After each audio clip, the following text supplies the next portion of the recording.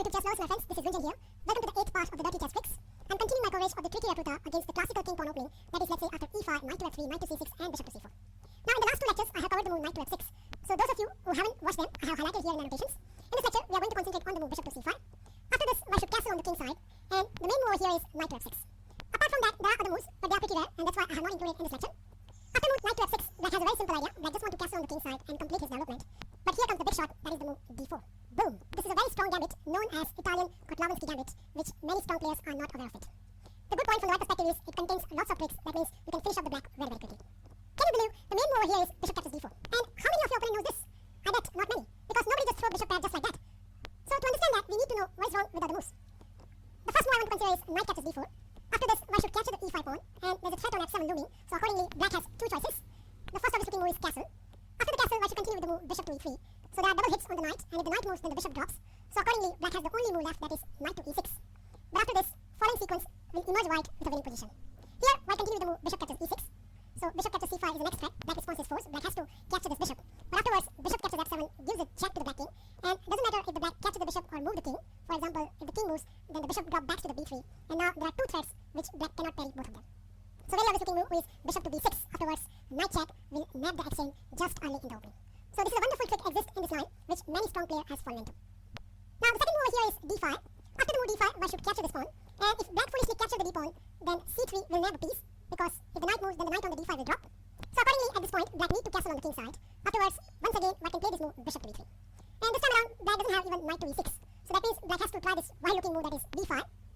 But here I can go for this sequence, that is bishop captures e3, bishop captures d4, queen captures d4, and d captures c4, and knight to c3. After the whole transaction, you can easily say that not only white emerged with a couple of pawns up, but black queen side pawns has been shattered. In the next few moves, white is going to eat that c pawn. So all in all, it's a winning position for white. So by this analysis, we can easily say that at this position, knight captures d4 is not good. The second move is bishop to b6. After bishop to b6, white will capture the e pawn, and black has few choices.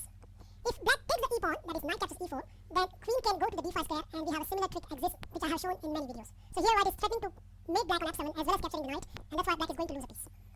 The second move is if knight goes to the g4, then white has this dazzling piece sacrifice, that is bishop captures f7. Boom, number 2. Very obvious is black has to accept this, and after this we have this knight check, which not only gain the piece, but black needs to be very careful over here.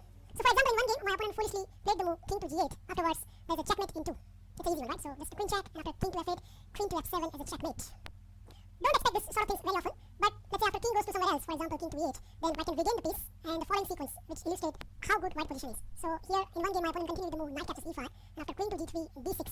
Not only white emerged with a clear pawn up, but black has lost the castle right. The third move at this point is e captures d4, but here white can continue with the move e5, and it looks like we are in some sort of similar position, right? Yes, it's a max line attack position, which I have covered in detail in the Dirty Chess Trick 6. So it's a great way, if you know the max line, then you can force your opponent to fall into via a different route. For those of you who haven't seen this max line attack, here I have highlighted in the annotation, so you can watch that video and learn what you should do after the move e5. So finally we come to the move bishop captures d4. After this, white should certainly capture this bishop, and there are two moves exist over here. The main move is knight captures d4, which I am going to look at first. After knight captures d4, white has two good replies. If you know that your opponent is an aggressive player, you can try some tricky stuff via the move bishop to g5. Bishop to g5 more or less invite black to play the move x6 and then g5, but this is exactly what white wants, because now comes the third blow, that is the move f4. Boom, number 3. Here black has few options, but all leads to disaster. So let's see each by turn. The first move is g captures h4. After this, white can capture the e pawn, and you can easily see that two of the black knights are hanging, and the knight on f6 cannot even move because there are some nasties looming on f7. So white will gain back the piece via big interest. The second move is e captures f4. After this, white can capture this knight, and when the black recaptures the piece, now white can play the move rook captures f4. And there's a nasty p on this diagonal, that's why black cannot move the knight, and white will emerge with a clear piece up. The third move is knight captures e4.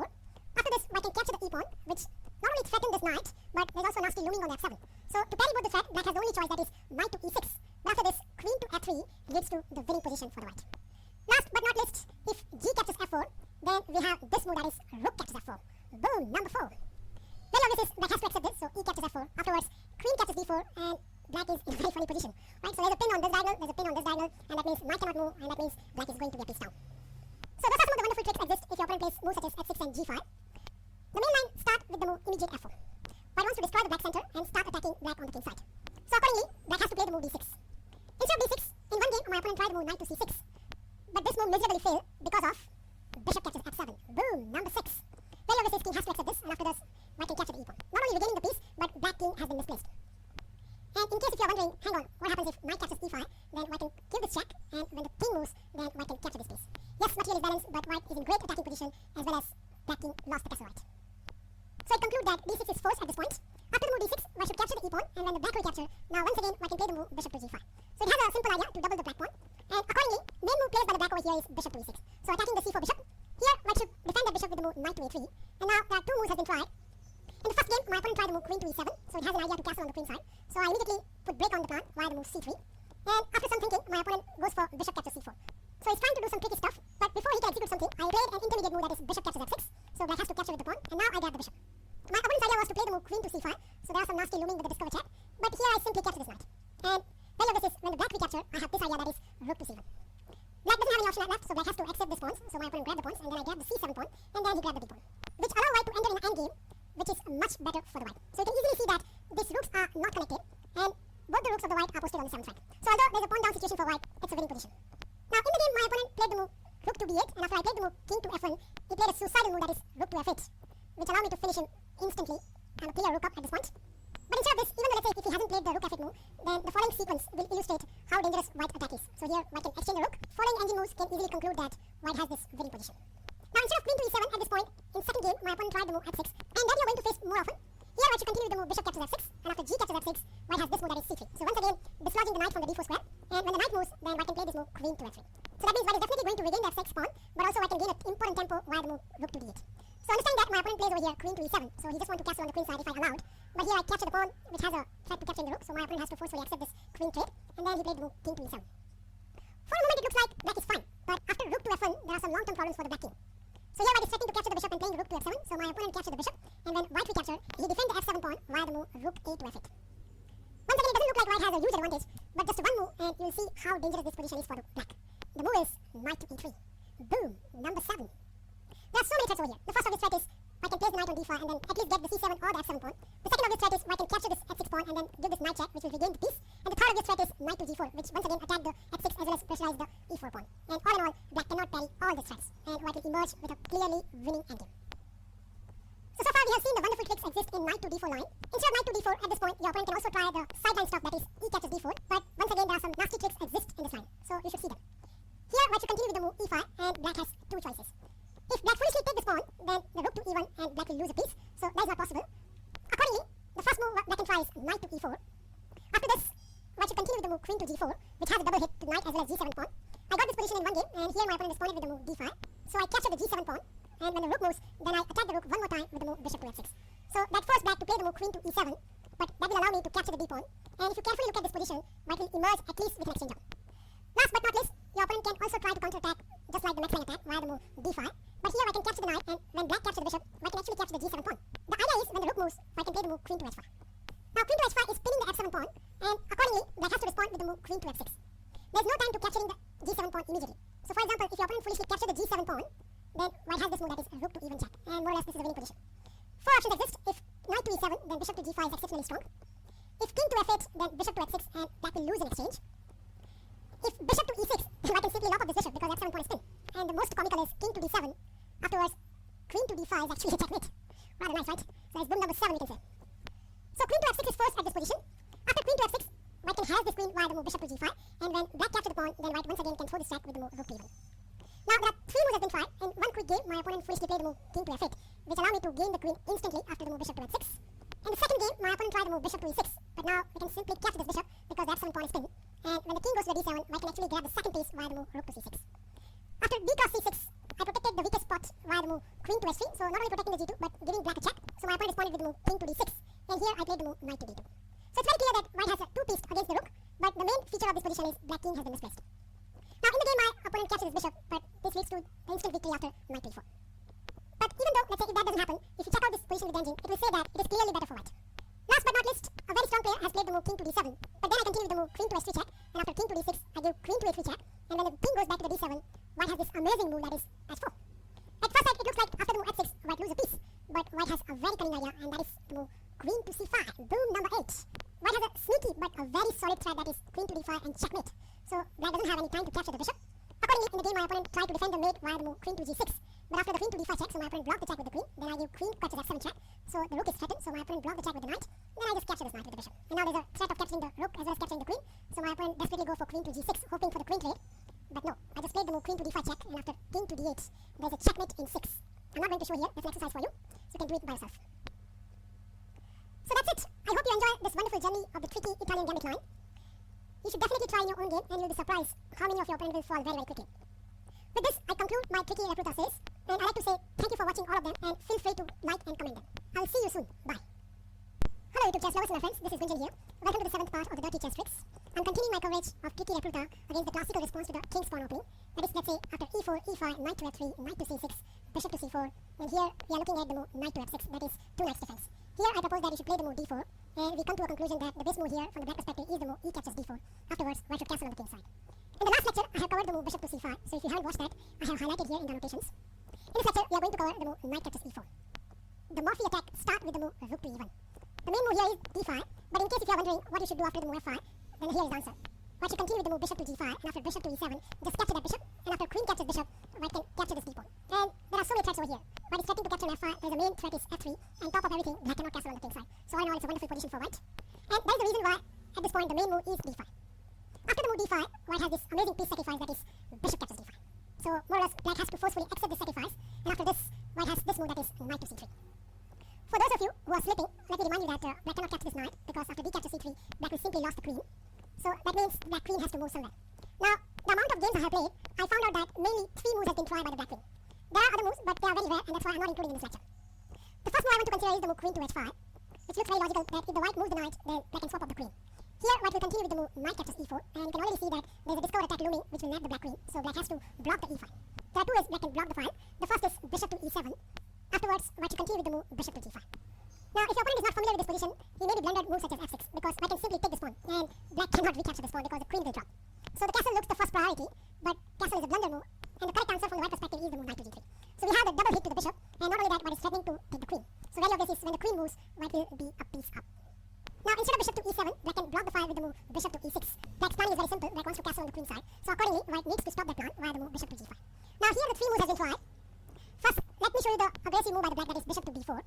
So it has an idea of attacking the rook, but here white can sacrifice a pawn via the move c3. After bc and dc, black bishop has to move to the a5 square, and afterwards white will continue with the move queen to d2. Here 2 moves have been tried, both leads to instant disaster for black. In one game, my opponent played the move bishop to b6, but to his horror, he find out that knight to g3 and the black queen is a goner. If the queen goes to the g4, then the rook to e4 will trap the baby, and if the queen goes to the g6, then knight to h4 will do the same. So it's very obvious that at this point, the main move is the castle, but after the castle, still black loses because of the move knight to g3. Once again, the queen is trapped, so queen has to go to the g6 square, and when white played the move knight to h4, black has this idea that is bishop captures c3. So counter-attacking the white queen, and if the queen captures bishop, then white's own bishop will drop. So here white will continue to move queen to e3, so black needs to follow the queen with the move bishop to d4. Afterwards, now there's a sequence of capturing happens. So here I capture the queen, my opponent recaptures the queen, and now I capture the rook, and after the sequence bishop captures and knight captures bishop, pawn captures knight, and rook captures. After the whole transaction, white is a clear exchange up. The second ugly move is f6, but you can already see there's something wrong in this move, and the way to exploit is knight captures f6, forking the king and a queen, so black has to accept this, and afterwards white will capture this bishop with a check. The most obvious response is king to d7, afterwards white has this amazing shot that is rook captures c6. And the funny part is, black cannot capture either of the white piece. For example, if king captures rook, then the very simple knight captures d4 will nab the black queen, so that is not possible, and if the king goes to the c8 square, then rook captures f6, and white has to save all the pieces and emerge with a clear piece and a pawn up.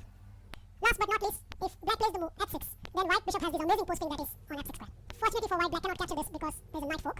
Accordingly, 2 moves have been tried. In the first game, my opponent played the move bishop to e7, but after this I just capture this bishop, and after black recapture, I capture the d-pawn, which leads to the endgame, which is a very good for white. In this game, my opponent continued with the move queen captures queen, and after rook captures, there's a threat of capturing the bishop and isolate the pawn, so my opponent dropped the bishop back to the d7. And now I once again hit the bishop and the b-pawn via the move knight to c5, so my opponent again saved the pawn via the move bishop to c8.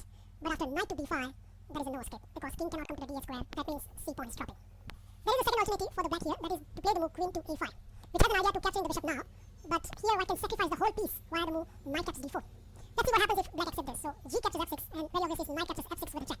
Now king cannot go to the d8 square because of the discovered check, and black lost the queen, so the king has to come up. Afterwards, I'll give you a few seconds. Can you find an amazing decoying move which will finish off the black? Okay, the move is b4, and it turns out that this is an amazingly strong move. Let's see the consequences of different black moves. If queen captures b4, then the very simple is knight to d5, and black loses the queen. If knight captures b4, then white can capture this bishop, and the best move over here is king captures f6. Afterwards, black king is in mating net via the move queen to d4 check. Of course, king has to go to the g6 square. Afterwards, white will simply snap up the rook. And the following continues continuation, which will illustrate how dangerous white attack is, my opponent continued with the move knight captures c2, so forking two rooks. But here, white first of all give this check, so the only move left is king to f5, because if the king goes to g5, then rook to e5 will nab the queen. So king f5 is forced. Afterwards, white can give this check, which will gain the black knight. And if black becomes greedy and go for the knight capturing, then black king will be mated after rook to e4. The only move left is king to g5. Afterwards, white has this silent killer move, queen captures f7, and there is a mate in 3 maximum. Last but not least, one of my opponent try here, queen to g5. But after this, once again, white can capture this bishop. And in this game, my opponent captured with the f pawn, which leads to the instant finishing after queen to d7 check. The only move left is king captures f6. Afterwards, the black king dance will continue with the move rook captures e6. Let me show you the rest of the moves very, very quickly. The king fall on the floor after queen to h3. So those are some of the amazing tricks that exist in queen to h5 line. Let me show you some good tricks in queen to a5 line. After queen to a5, white should continue with the move knight captures e4. And once again, we are threatening a discover check, so black needs to block the check. Once again, there are two moves. First, we are looking at bishop to e7. After bishop to e7, white will continue with the move bishop to g5. And no need to mention the move f6 that leads to a disaster. So in this game, my opponent tried the move bishop to e6. Afterwards, I continue with the move bishop captures e7. And after knight captures e7, I just grab the d pawn, so which forced black to castle on the king side. Afterwards, knight to c5 create a great difficulty for black, because black cannot move the bishop. And in the game, my opponent decided to counterattack with the move rook to d8. But he missed this move, that is knight captures d7. And white emerged with a superior position. So that's why the main move over here is bishop to e6. Afterwards, there are two moves you can try. But before looking at them, there's a one nasty trap that white need to aware that white cannot capture the d4 pawn, because black can simply capture this knight and white cannot recapture because the rook on e1 is hanging. So don't fall for this one. Instead of this, I'm suggesting that you can try two moves. The first move is bishop to d2. And after the logical move queen to d5, white can set up a nasty trap via the move bishop to g5. Now the most usual response from the black perspective is the move bishop to b4, attacking the white rook and planning to castle on the king side. But this can be made via the move c3. And at first sight it looks like black can simply capture this pawn. But in fact, it's turned out as a blunder. Now I can play a super shot, that is knight to f6 check. Bam! So black lost the queen. How? Let me show you. So earlier his response is g captures f6. Afterwards, white can snap up this queen and that bishop is pinned. So black cannot recapture. The same story can be said if your opponent play moves such as bishop to c5, because now white has this second good move, that is c4. Once again, d capture c3 is not possible because of the knight check, and black loses the queen. Once again. And if the queen goes to the f5 square, then the very obvious is knight to h4, and once again black lost the queen. If queen to g4, then f3 and g4 nab the queen. And if the queen goes to the e5 square, then f4 trap the queen forever. Now at this position, instead of bishop d2, white can also try the mainline stuff, that is knight e to g5, which has a knight of hitting the bishop. If black tries to defend the bishop via the move queen to d5, then once again white has this amazing shot, that is knight captures f7. King captures f7 is forced, and afterwards knight to g5 will not only regain the piece, but king has been misplaced. So after knight e to g5, the main move is to castle on the queen side. Afterwards, white can regain the pawn back, and here the main move is bishop to d6. White should continue with the harassing the black rook via the move bishop to g5, and if rook to e8, then queen to e2 is exceptionally strong. So that's why the main move over here is rook to f8, which has a cunning idea to capturing the knight and then capturing the bishop. But here, white can set another good trap via the move queen to e2, allowing rook to f3, because now white has this finishing shot, rook to e8 check. If rook captures, then the queen captures and black king will be mated. And if black block the check with the knight, then the very simple is rook captures rook, and two of the black pieces are hanging. The last move I want to consider is queen to d8. Afterwards, white should take this knight with the check, and once again the main move is bishop to e7. Afterwards, white can capture this d pawn. Now there are two moves that have been tried. In the first, black captured the knight, white should capture with the rook. And now, if the black blocks the file with the move bishop to d6, then he will lose the pawn after bishop to f4. So the following sequence is like this. And you can already see, not only white is emerged with a clear pawn up, but black pieces are not ideally placed. In the second continuation, if black blocked the check with the bishop d7, he run into the bigger problem, because now white can still continue with the move bishop to f4, and black cannot castle on the king side. So in one game, my opponent tried this c6, and after knight to e4, queen to c8, and bishop to d6, he found that he doesn't have anything except c5. Here I continue with the move rook to d5, and he played the move bishop to e6, which will allow me to enter into the endgame, which is exceptionally good for white. So you can see this, white emerged with a clear 2 pawns up and a far better position. The second move is castling on the king side. Once again, white can play the move bishop to f4, and black is having a huge difficulty defending the c7.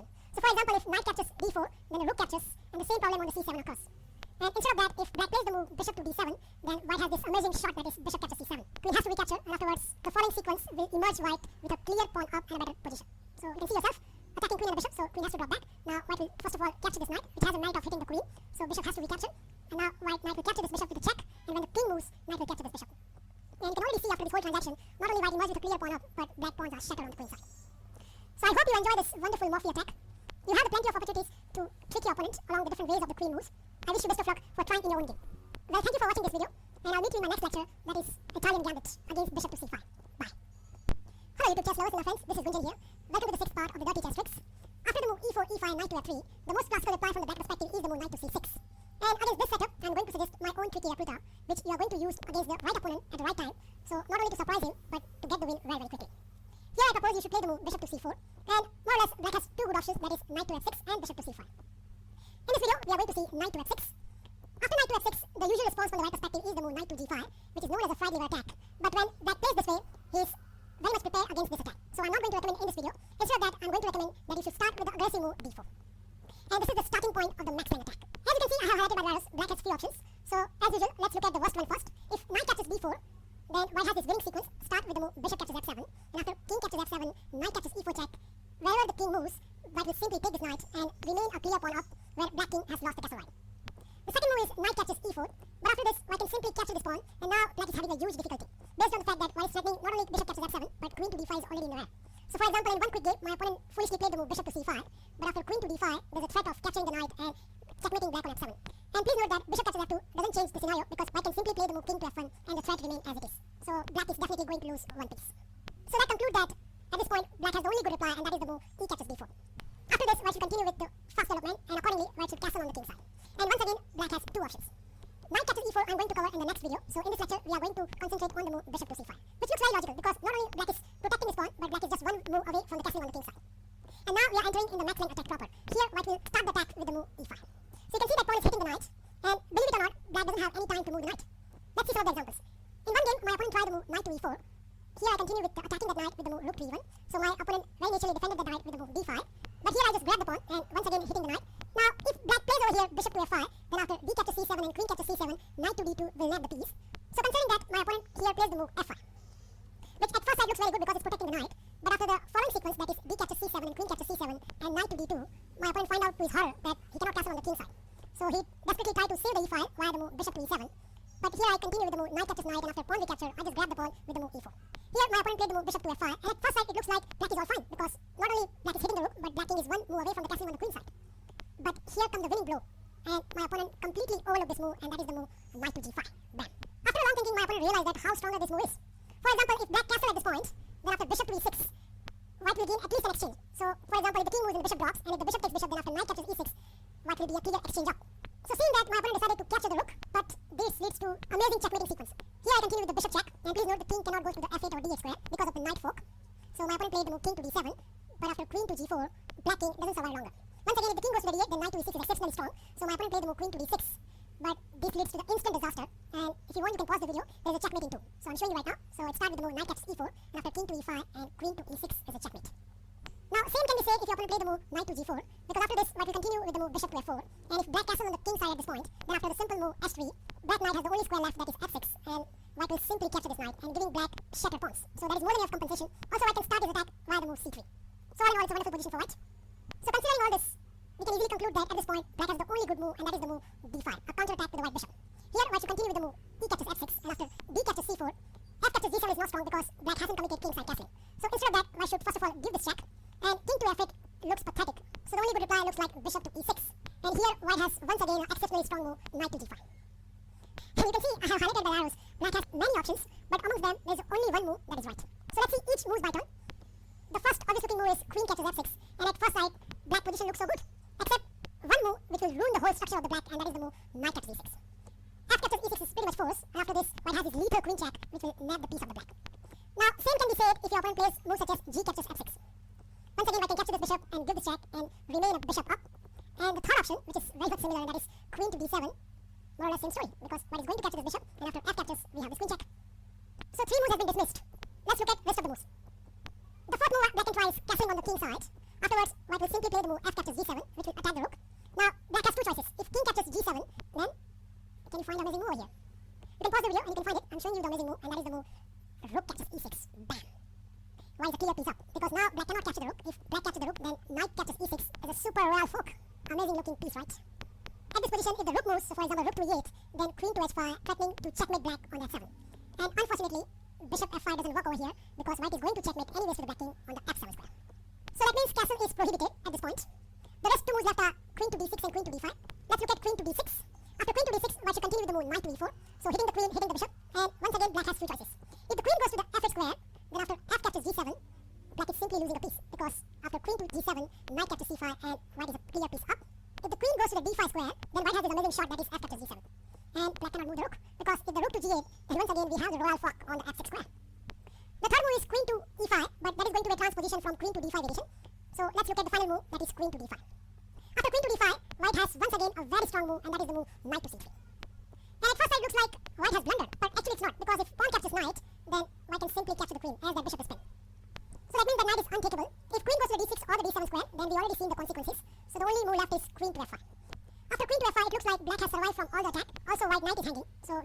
has to move that knight to the e4 square, which will allow black to castle on the queen side. But before we look at the castle, there's a one more I like to mention, that is g captures f6, which has been played in one of my games.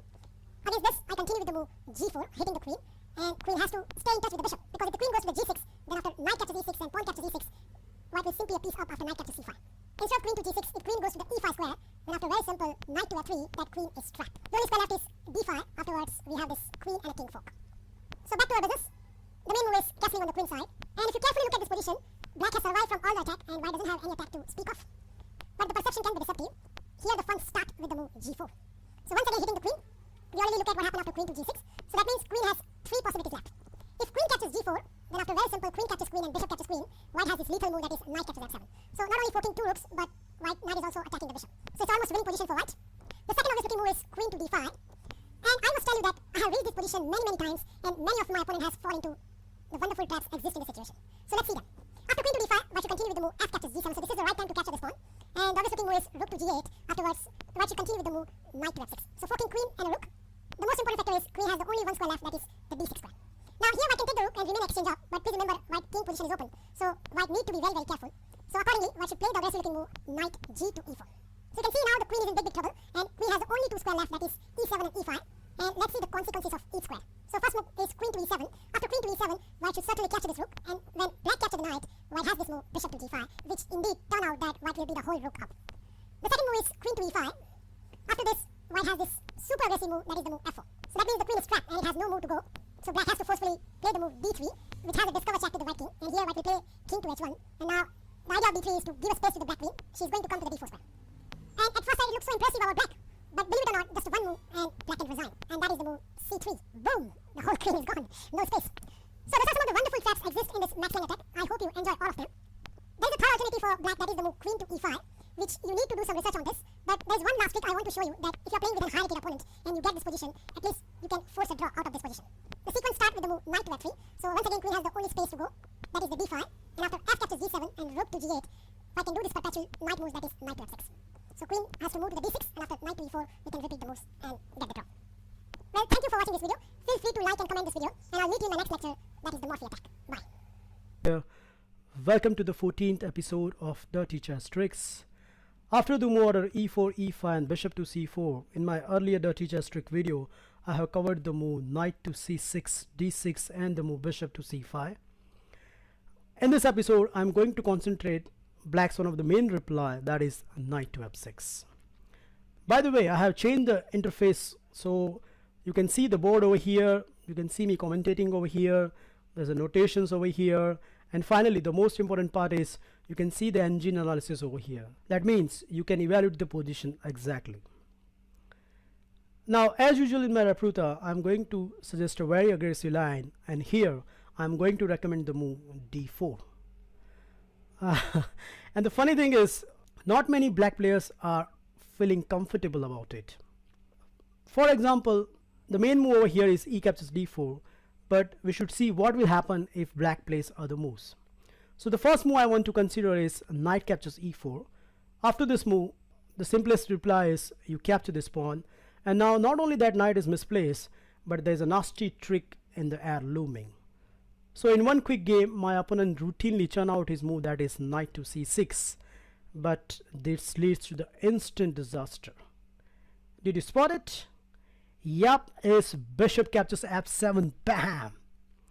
After king takes and queen check, not only white will regain his piece, but black king is clearly misplaced, and on top of everything, white has an extra pawn. So that cannot be recommended for the black. The same can be said if your opponent plays the move such as d6, because it's a very passive move, and you can immediately exploit this with the move d captures e5, d captures e5, and bishop captures f7. Well, it's not that you are gaining black queen, because after queen captures queen, black has this check, that is bishop to b4, discover attack to the queen. So white has to drop his queen back to the d2, but after bishop captures, knight captures, after the whole transaction, white emerged with a clear pawn advantage and a better position. So with this analysis, we can easily conclude that the best move over here is e captures d4. And after this, I'm going to recommend a very aggressive Urosov gambit, starting with the move knight to f3. Well, with this move, white offered the e4 pawn, and believe it or not, but the best move over here for the black is to capturing this pawn. But with my own experience, what I found out is, especially below 2000, many players get afraid of capturing the second pawn. They feel that way their development will be very bad and there will be some nice trick, so they try to get avoid of it. So what I have done is, in this lecture I'm going to concentrate on the line where black declined this gambit, and in my next lecture I'm going to concentrate where black is going to accept that e4 pawn. So what are the ways black can decline this gambit? Well, as I have highlighted over here, black has a quite different choices, and we are going to see some nasty tricks in all of them. So the first move I want to consider is knight to c6. Well, against this, the simplest reply is you do a castle on the king side, and once again, if your opponent plays the move bishop to c5 or knight catches e4, then we enter into the Max Planck and the Morphy attack territory, which I have covered in detail, Dirty Chess Trick 6th and the 7th episode. So the only independent move over here is d5. Well, against this, I'm recommending that you capture this pawn. And now, if your opponent plays the move knight to b4, then the bishop to g5 is a very strong move. So the only good reply over here is to recapturing this pawn with the knight. But after this, I have specially cooked a nice move which will give you great victory in opening, and that move is knight to g4. Well, what's the idea? The idea is very simple. You are going to sacrifice your knight on f7 no matter what black will do. Let's see some examples. If black plays h6, well, you sacrifice your knight. And after king takes and queen check, if black wants to hold on to his piece, then he has to come forward. But then we can play the move rook to even check. And now the only good way to defend this is to place the knight on e5. Afterwards, white has this lethal move, that is bishop to f4. And not only white will regain his piece, but black king will hardly survive in this open position. Here my opponent played the move bishop to d6, but then after queen to d5, it doesn't last long. Okay, let's see what happens if other moves. For example, instead of h6, if your opponent plays the move bishop to e6, well, pretty much same story. Here first you are going to play the move rook to e1, and when the black defend the bishop with the move queen to d7, then now you are going to sacrifice with knight takes f7. If queen takes, then d5 knight will drop, so the obvious move is king captures. But afterwards we can do the pretty much same story. So right, we play the move queen to f3 check. If king goes to the e file, then the d5 knight will drop. So in this game my opponent played the move king to g8, but he completely missed my next move, that is, yep, rook captures e6, bam. So the queen cannot take the rook, because after bishop captures d5, black will lose a queen. So those are some of the wonderful tricks if your opponent plays the move knight c6 and the move d5. Okay, now the second move I want to consider over here is the immediate d5. Now what we should do against this? Well, pretty much same setup. What I'm recommending over here is you capture this pawn, and there are two ways black has tried in this position. So the first is recapturing this pawn, and the second is bishop to b4 check. Now bishop to b4 check, the lines will be transposition, which I'm going to cover at the end of this video. So let's check out what will happen after knight captures d5. Well, against this I'm recommending a very simple move, that is castle on the king side. And now if black doesn't hang on to his pawn, then white has a very good leading development, and white can gain his material back. So in other words, black has to hang on to his pawns. There are two ways he can do it. The number one is to play the move c5 immediately, but this is a blunder move, and the easiest way to exploit this is our same old trick. You play the move knight to g5, and no matter what black will do, you sacrifice your knight on f7. So that means the good move is knight to b6, attacking the bishop. Well, no matter, our bishop will drop back, and now only good way to hang on to this pawn is to play the move c5 right at this point. Well, that's a good side for the black, but the downside is white has a very aggressive move, that is knight to e5, and it's a kind of very hard to defend on f7. So for example, if bishop to e6, then you capture this bishop, you give this check. Please note, if g6, then knight captures g6, and if black foolishly play the move king to e7, yeah, bishop to g5, and that queen is a goner. So that means if black wants to save the f7, then he has to play the move c4 at this point. Well, if this is the best black can have it, then I have a doubt that black can survive in this position, because the simplest refutation is you capture this pawn, and after knight captures and bishop captures, not only white has a leading development, but black has an isolated pawn which can be ready-made target for the rest of the game. The third move black can try over here is bishop to c5, which is recommended by GM Jane Gustafsson from the Germany, and it's a very tricky move. I found an advantageous line for the white in some depth analysis. So I just like to show you that analysis. Here I'm recommending that white should continue with the move e5, and after, as this analysis continues, that is d5, e captures and d captures, white give this check, and after bishop to e6 we should capture this pawn, and after rook to g8 we play the move bishop to g5. So the whole idea is after queen to d7, white plays the move knight to d2, regaining his pawn back.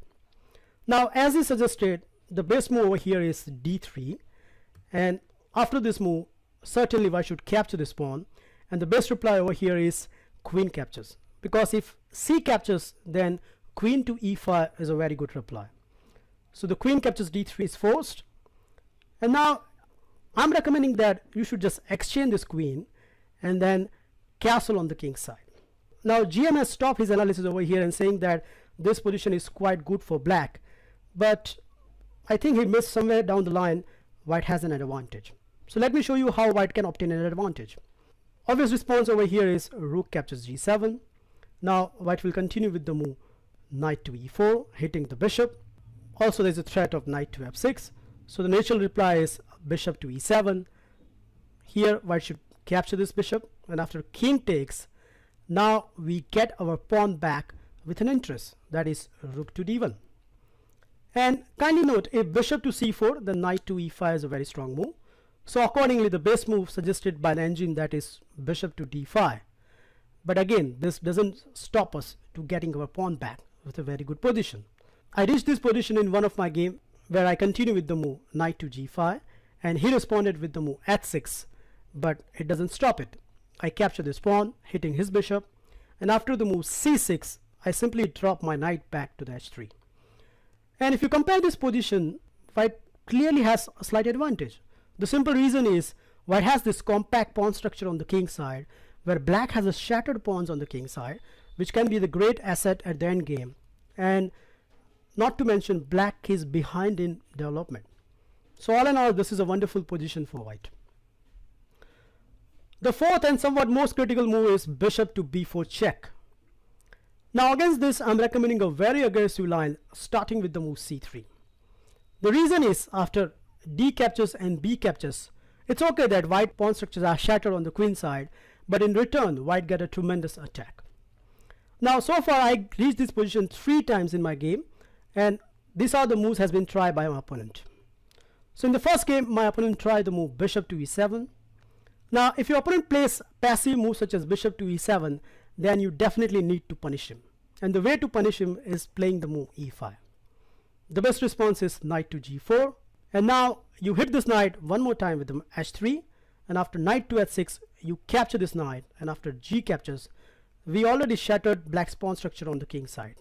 And not only that, on top of everything, we have this threat that is queen to d5, and it's a kind of hard to meet because black doesn't want to play the move rook to f8, and if he castle on the king side, consequences are very dangerous. I continue with the move bishop to d3. He responded very naturally with the move d6, but this move is not good enough. I responded with move queen to e4, so hitting that 7. The only way to defend this is to move f5, but after n%, the threat remained as it is. My opponent responded with the move rook to f7, but my next move, that is bishop to c4, and black lost an exchange. So the game continues with the move bishop f6, bishop captures, king captures, queen to h7, bishop to g7, and castle on the king side with a completely naked king. The final move I want to consider is the move d5, which has a counter attacking the white bishop.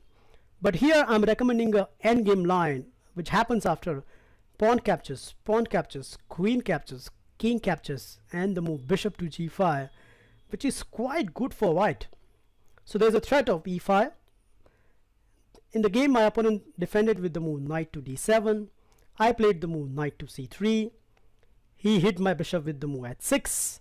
I capture his knight, he recaptured, and now I played castle on the queen side. There's a check, so my opponent played king to e7. Now I played some forcing move with the move e5. He played knight to d7. I played knight to d5, so hitting two spot. So my opponent has to forcefully play the move king to d8. And now when you have such a leading development, there should be some tactics. And I found it after some time. So here I sacrifice my e pawn with the move e6. He captured it, and now I played knight to f4. Hitting the pawn, he defended with the move rook to e8, and now knight to d5. And you are about to see what will happen when one side get leading development. My opponent played a natural move, that is e5, but after knight to e6 check, king to e7, and knight to c7, black has lost in an exchange. I hope you enjoy and learn the beautiful world of Uroso Gambit decline. I have put the detailed analysis of these lines and some of the lines which I haven't covered in the video in the PGN, which is available in the description. So kindly go through it. Well, thank you for watching this video. Feel free to like, subscribe, and comment on my video, and I'll meet you in my next lecture of Uroso Gambit Accepted. Bye.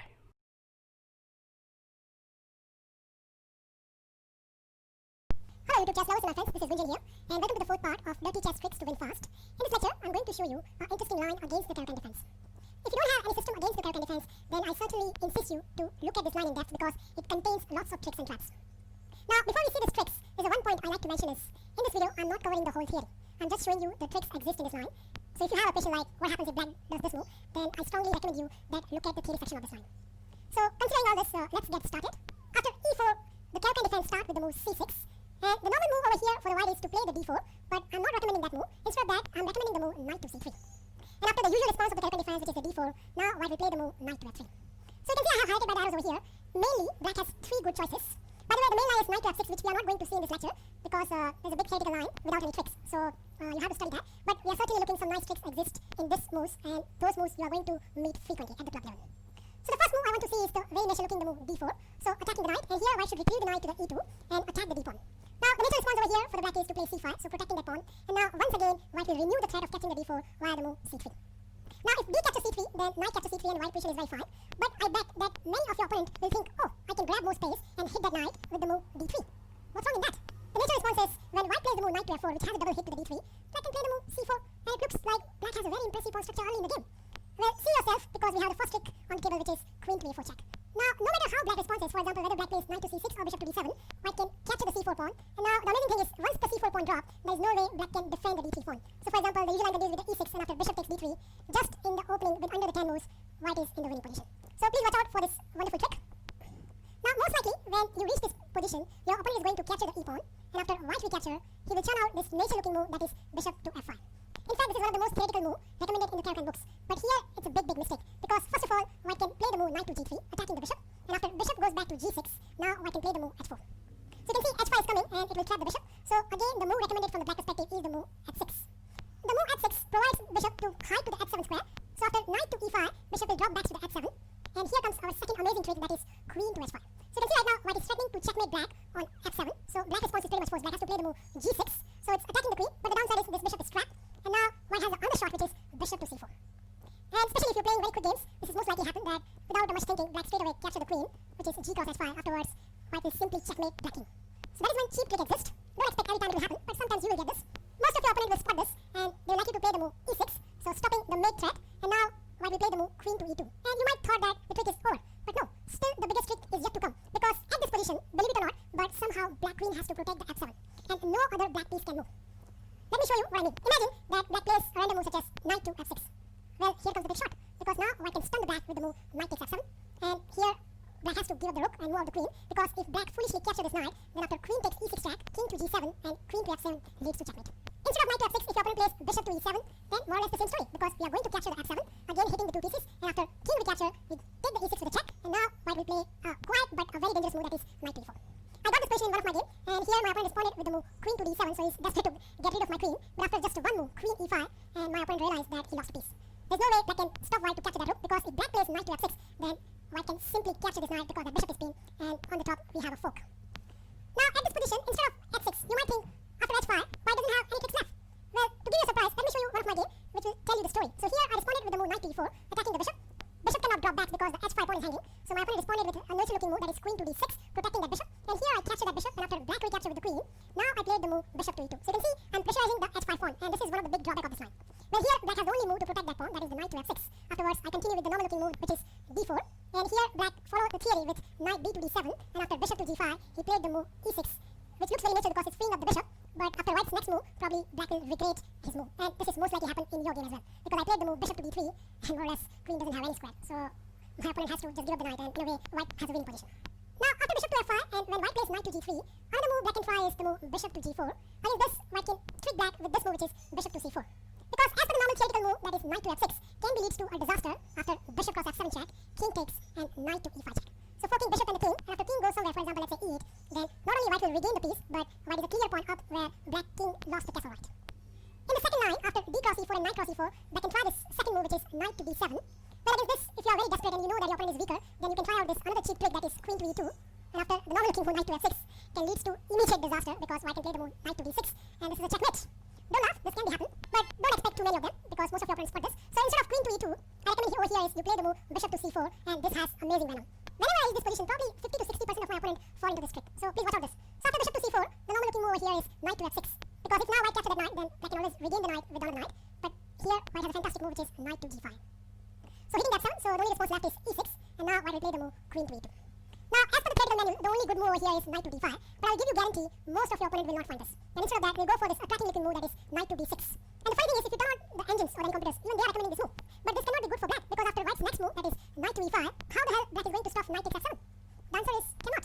The most accurate reply over here is knight captures bishop and queen captures bishop, and after queen to d5, white will simply exchange the queen and then take the free pawn. And no matter how black wriggles over here, those knights can easily come out. So for example, at this point black has to play the move rook to g8, and then white will simply castle on the king side. And you might thought that f6 will nab the knight, but no, white can play the move rook to even check, and after bishop to e7, knight to d6 check, because that bishop is pinned, and let's say king goes to the d7, then white can simply capture the bishop. If now black capture the g knight, then white will capture the bishop, so more or less black has to capture the c knight, afterwards this knight will come back, and after all the transaction, white is a clear pawn up. Now at this point, instead of knight to d6, if your opponent play the move such as bishop to e7, then this is another big trick, because now white can again go for our old friend, that is knight takes f7. I think you get a hang of this knight to f7, because it leads to a great victory for white. Again, black cannot capture the knight, because if black captures the knight, then queen takes e6, black cannot go either f8 or e8, so queen has to come out, afterwards it's a mating 4. So white will continue with the king to f7 check, and if king goes to f6, then d4, and the only reply left is g5, afterwards black will simply capture this pawn, and it's a checkmate. And instead of king to f6, if king goes to f5, then it's more funny, because now we are going to play bishop to e6 check, and king has again the only space left, that is f4, afterwards white will play the move d3, and this is also a checkmate. Last but not least, if your opponent is very aggressive, he might try out this move, which is bishop to g4, but there are some nasty tricks exist in this line as well. Here white will continue with the move h3, black will continue with the move bishop to h5, there's no point of giving up the bishop pair just for nothing, and now white will take the d pawn. And after black recapture, it's time for the bishop check. Now black cannot block this check with the knight to d7 because the d4 pawn drops, so more or less knight c6 is forced. Afterwards, white will continue with the move g4, attacking the bishop, and after bishop to g6, white will play the move h4. So you can see now h5 is threatened, so there is a one kind of nuisance for the black, so the most natural looking response over here is the move f6, but now our dirty chess trick start with the move knight to e4. We are pressurizing more on c6 square, which black has to defend with the move rook to c8, afterwards we are going to play the move queen to f3. So it's a double attack to the d5 pawn, and when black defends this pawn with the move e6, now we have the very amazing trick, that is the move h5. Black will find his horror that he cannot move the bishop, because if the bishop moves anywhere, then queen takes f7 leads to the checkmate. So I hope you enjoy this wonderful tricks. Please feel free to comment on my video, and I'll meet you soon. Bye. Hello YouTube chess lovers, my friends, this is Gunjan here. Happy Christmas to all of you, and today is a very special day for me, because GJ Chess has reached more than 10,000 subscribers. I'd like to thank you from bottom of my heart, and all the credit goes to you guys. Thank you for your wonderful ongoing support. In today's lecture, Dirty Chess Tricks 5, I'd like to show you some of the nice chess tricks exist against the Filaro defense. Now, before we move on, once again I'd like to mention that here I'm only going to cover the tricks. I'm not covering the whole theory, so if you have any doubt, please look out the theory section of this edition. After e4, e5, and knight to f3, the usual response from the black side is the classical, which is knight to c6, or the other defense is the Petrov defense, but there's a third alternative, and let's start with the move d6. And this is known as the Filaro defense. Eventually, Filaro defense lost its popularity because of the very dangerous central attack by the white, and let's start with the move d4. You can see I have highlighted by the arrows over here. Black has few options, but amongst them, e catches d4 leads to a very passive position for black, and same can be said by knight to f6, which can be easily met by d catches e4. So other two moves need to be considered, and the first move I like to consider over here is knight to d7, and this is probably the starting point of the Filaro defense. Well, here there are few moves, but the best move from the white perspective is bishop to c4, and it contains lots of tricks. Once again, black has few options, but believe it or not, they all leads to a very miserable position, and it's great fun to watch all of them. So let's see each by turn. First move I want to consider is knight g to f6. So nature looking move, developing the kingside piece, but once again it leads to a disaster after d catches e5. Here black has three options, but all leads to a worse position for black. If d catches e5, then after very simple knight to g5, black has a huge problem defending the f7, and I don't think so there's any satisfactory way to defend this pawn. So that's not good. If knight catches e4, then after queen to d5, black is in a great danger of losing a piece, because not only white is threatening to capture this knight, but white is also threatening to make black on f7. So black has to more or less forget about the piece and try to defend the f7. And the third option, which is knight captures e5, once again leads to favorable position for white. So here white will continue with knight captures knight, and after d captures knight, white will give this wonderful check, which is bishop cross f7, and black king will capture this bishop. For a glance, it looks like white gained the queen of the black, but after the whole sequence, which is bishop check, and there's a discord attack to the queen, so queen has to drop back to d2, and after bishop captures queen and knight captures, after the whole transaction, white emerged with a clear pawn up and a better position. So that means at this position, knight g to f6 is prohibited. Let's look at another move, which is bishop to e7. After bishop to e7, once again white will capture the e5 pawn, and black has two options. If d captures e5, then after queen to d5, once again black is having some problem on the f7 square. And the only way to defend this square is by playing knight to f6, which can be easily made by bishop captures f6, and black has the only choice left is to castle on the king side. Afterwards, white will just simply drop the bishop back and emerge with a clear piece up. If at this point knight captures e5, then white will capture this knight, and after black will capture with the pawn, white has a sneaky move that is queen to h5. So hitting the two soft spots, and black cannot defend both of them. So in this variation, let's say after black plays g6 to save the mate, white queen will simply snap up the e5 pawn and at least remain a pawn up.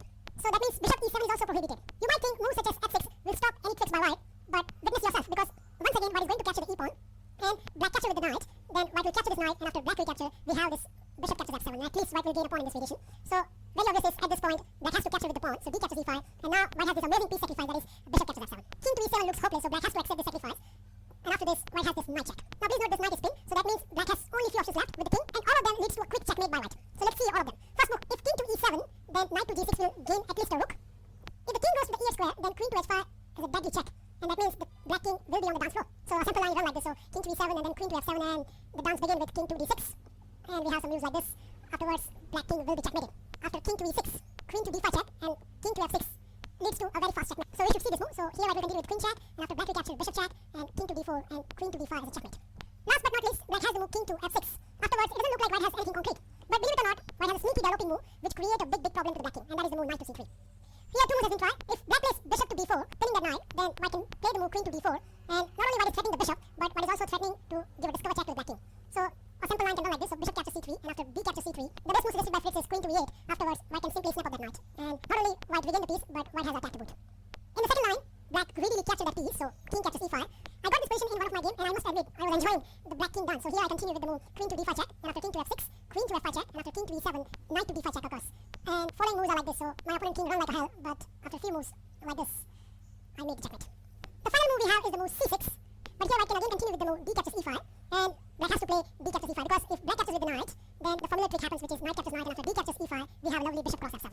Here, instead of immediately capturing the knight, if your opponent tried to be smart with the queen check, so queen to a5 check, then white can continue with the move knight to c3, and after d captures e5, the white can develop all of his pieces, starting with the move queen to h5. So threatening on f7, and a simple line can run like this, so after g6, queen to f3, which is once again renewing the threat to f7. So that more or less forced black to play queen to c7. Afterwards, white can play the move bishop to g5. And you can already see, although material is balanced, white has almost developed all of his pieces, and white has a flexibility of castling which side. So that means knight captures e5 is prohibited.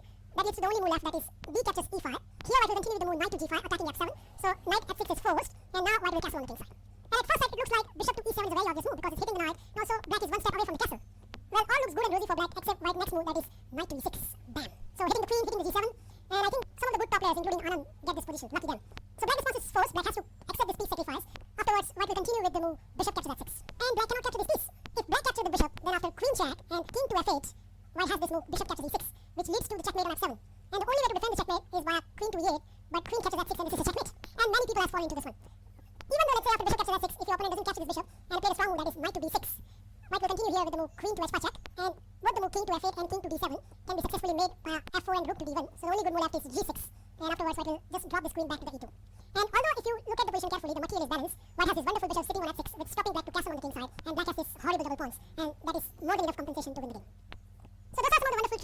knight to d7 variation. Now let's look at some of the tricks exist in the move f5, which is known as Finado counter gambit. After the move f5, it's not advisable for white to take in either of the pawns. Instead of this, white should continue with the move bishop to c4. And again, the ball is back into the black's court, because if black is going to capture either of the pawn, then there are some nasty tricks waiting to be hit. So let's see them. First, obvious looking move is f captures e4, which has a knight of hitting the knight. And here, white has this amazing piece sacrifice, that is knight captures e5. No matter how black react, for example, whether black captures the knight or push forward, it all leads to a bad position to the black. If pawn catches knight, then after this queen check, black is in a great difficulties. Because the simple looking move g6 can lose a rook in the corner, so that's not possible. And if the king goes to the e7, then after queen captures e5, white queen is asking black where are you going, sweetie? And after king to d7, queen to e6 will simply trap the black sweetie. So that's not good either. The last move, king to d7, will allow black king to come to the dance floor once again after queen to f5 check. I got this position in one of my game, and the game continues like this. So after king to c6, I simply capture the e pawn. And now there are so many threats are looming. So the first threat is queen to b5. I can also capture this e pawn. There's also threat of bishop to f4. So all in all, after long thinking, my opponent responded over here with the move a6. But after this, the task becomes very easy for me. So game continues like this. I give him this d5 check, and after king to b6, I just give this another bishop e3 check. And after a few moves like this, I made him the checkmate. So that means at this position, pawn captures e5 is not good. If black plays the move d5, then after once again queen check and g6, white will simply capture that pawn. And the h pawn is pinned, so black cannot capture the knight, and white is threatening to capture the rook. That means black response is pretty much forced. Black has to play first of all knight to f6, hitting the queen, and here white will continue with the move queen to e5 check. And no matter how black plays this position, white will have a winning continuation after all the fireworks. So let's see them. After bishop to b7, knight captures bishop and queen captures knight. Here, white has this move bishop to g4. And two continuation has been tried. In the first move, white captures the queen, but after very simple d captures e5, hitting the knight. And if the knight moves, then the d5 pawn drops. So black has to forcefully accept this bishop, and after white will gain the knight. And after this, not only white is a clear pawn up, but black's king side pawn are shattered.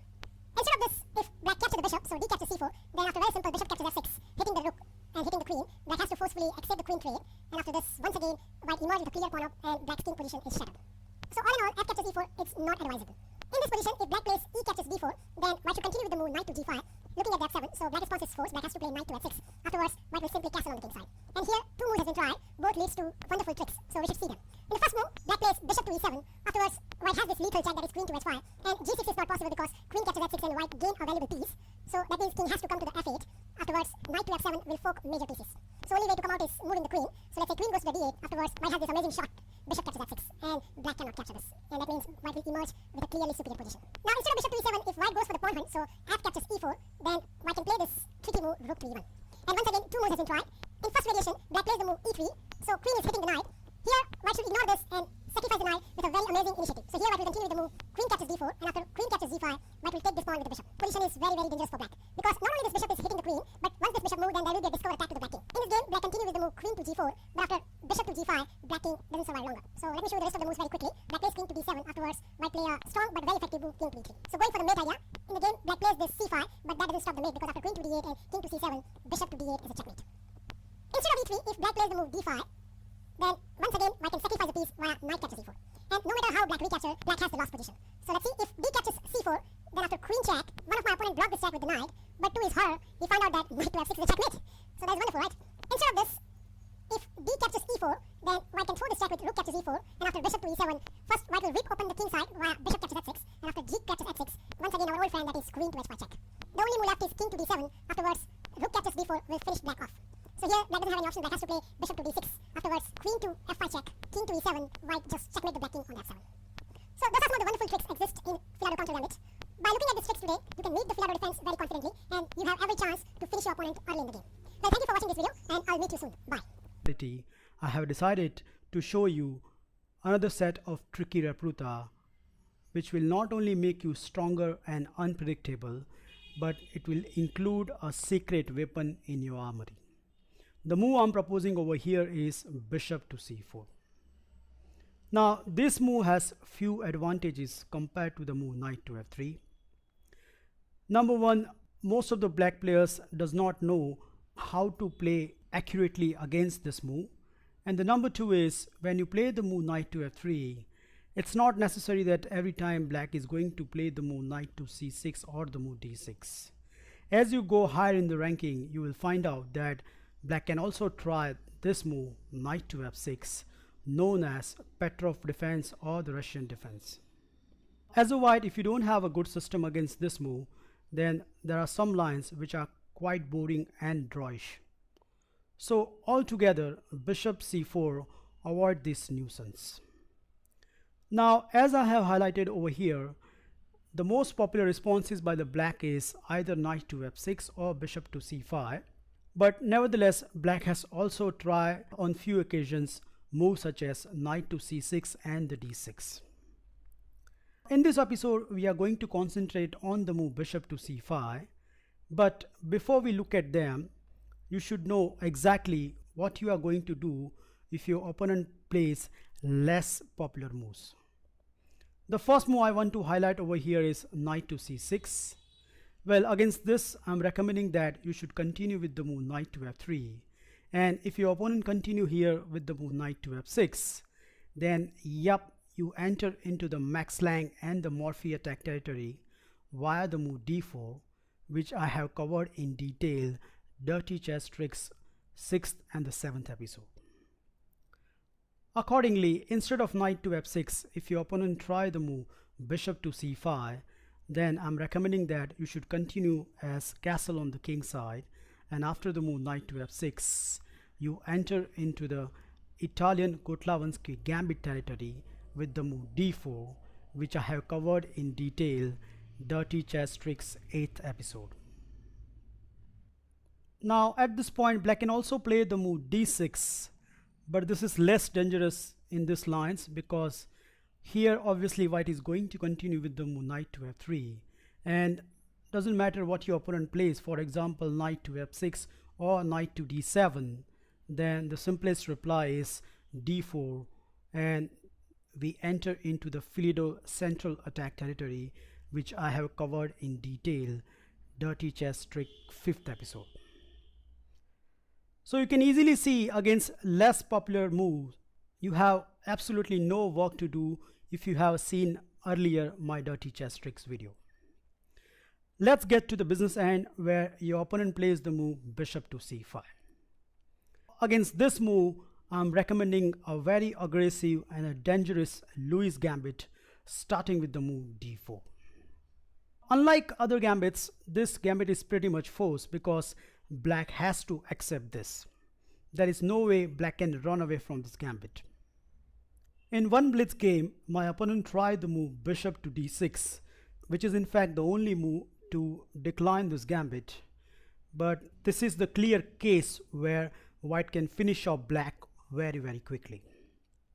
Here white will continue with the move d captures e5, and after bishop captures e5, we have the first trick on the table. Yup, is bishop captures f7, bam. After king captures f7 and queen to d5 check, if black wants to hang on to his piece, then the only move left is king to f6. At first sight it looks like black has saved his piece, but after a very quiet but the amazing move knight to f3, not only white will regain his piece, but black is in a danger to losing the game outright. Kindly note, this bishop cannot move. For example, if bishop to d6, then the simplest is bishop to g5. It's not about the skewering the queen, but black king will be checkmated in few moves. If you want to find out, you can pause the video. I'm showing you right now. King to g6, queen to f5 check, and after queen to h5, g4 is actually a checkmate.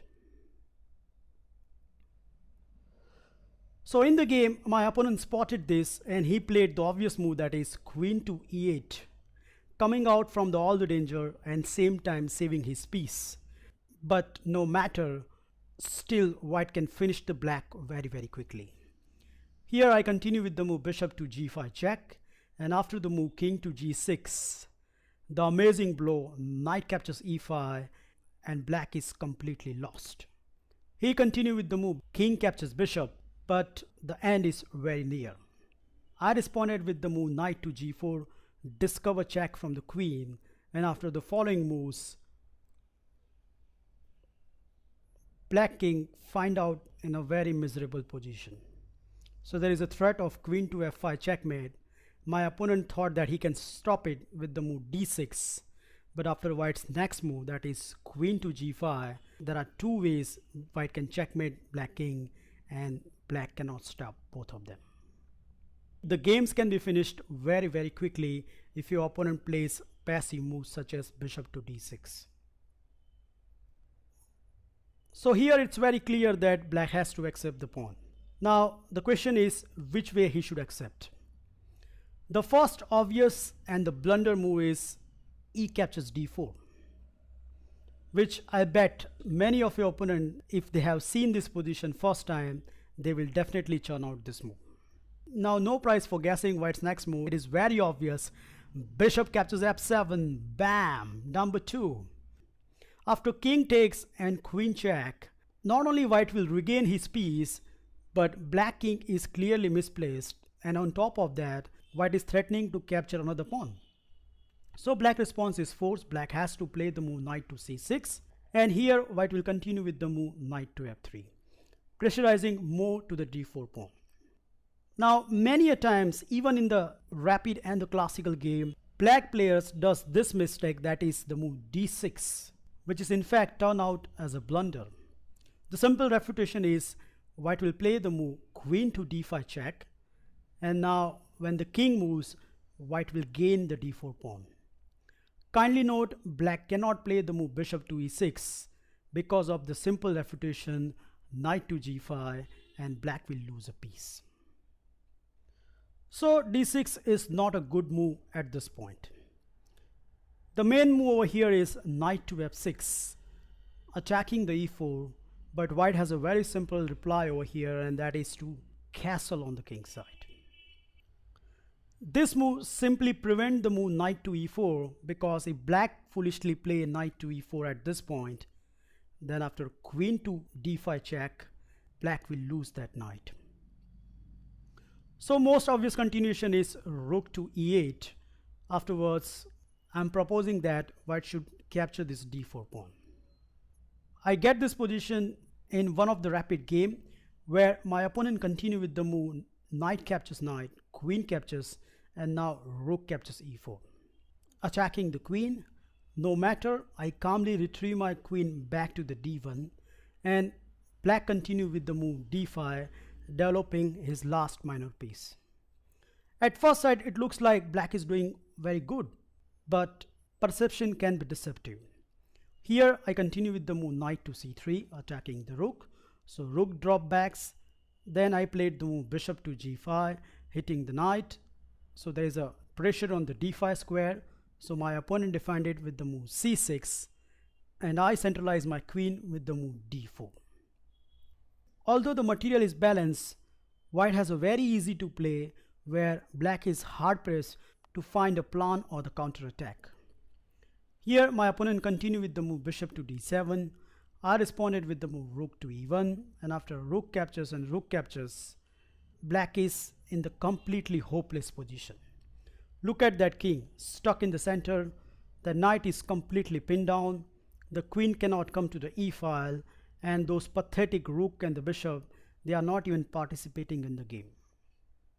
Completely frustrated by his position, my opponent churn out with the move b5.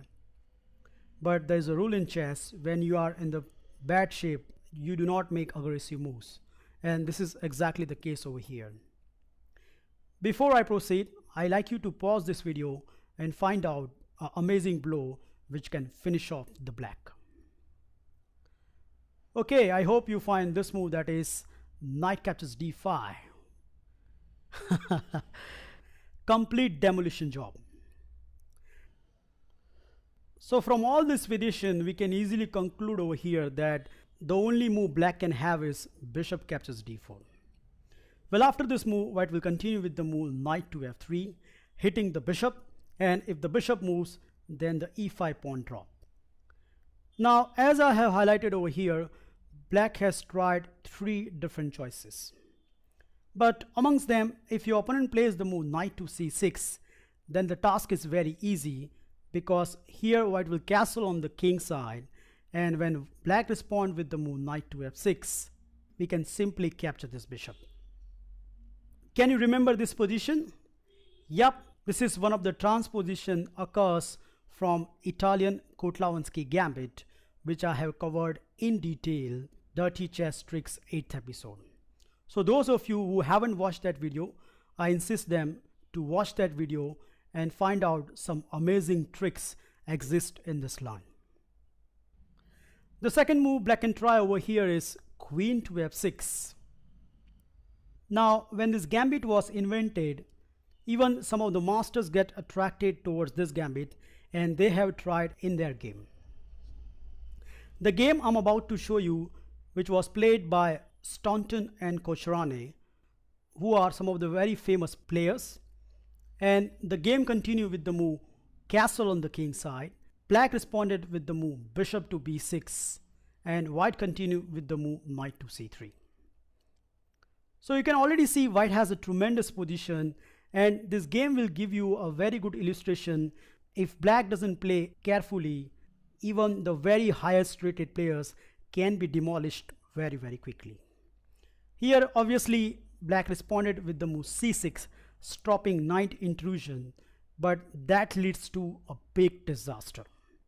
I give you as an exercise, can you find a move order which will completely give upper hand to the white? Okay, I hope you find this move, that is bishop to g5. So queen has the only square left, that is g6, and after this the amazing stunner knight captures e5, more or less trapping the queen. So queen has the only forced reply left, that is queen captures g5. Afterwards knight captures f7, hitting two major pieces, and when black responded with the move queen to c5, white has calmly played the move bishop to b3. So after just 10 moves of the game, one of the world-class player getting exchanged down in Lewis Gambit with a completely losing position. The third and the final move black can try over here is knight to f6. But against this, I'm recommending that you should capture this bishop, and when black recapture, as per the Max Lang attack style, we are going to continue with the move e5. Kindly note, black has the only decent reply over here is d5. Afterwards, white has to give this check, that is bishop to b5. Now the king is attacked, the knight is attacked, and only good move black is having is either to play the move c6 or bishop to d7. Black cannot play the move knight to d7, which will be the case of many black player, but this is outright mistake. The simple refutation is queen to g4 and white obtain a clear advantage. There are a few funny lines over here. For example, if your opponent plays the move g6, then after bishop to g5, that sweetie is trapped in the corner, so that's not possible. If black castle on the king side, then after bishop to h6, there's a mate threatened on the g7, so only move to defend the mate is to play the move g6, but after bishop captures, knight captures and queen captures d4, within 11 moves white obtain an exchange. Last move black can try is king to f8, but this is hardly describe a good move. The simple refutation is you can continue with the move queen captures d4, and after the move c6, the simplest is bishop to e2, and black get a very funny king side position. So all these good tricks suggest that black has to play the move c6 or bishop to d7, but against each of them white obtain a very comfortable position. To illustrate this, I like to show you my own game where my opponent continued with the move c6. I responded with the move e captures f6. He grabbed my bishop. I captured the g7, attacking the rook, and my opponent tried the move queen to e7. So his idea is to misplace my king, but I have a very sneaky reply, that is bishop to e3, and black cannot capture this bishop because his own rook hanging. So my opponent continued with the move rook to g8, and now I get the d4 pawn.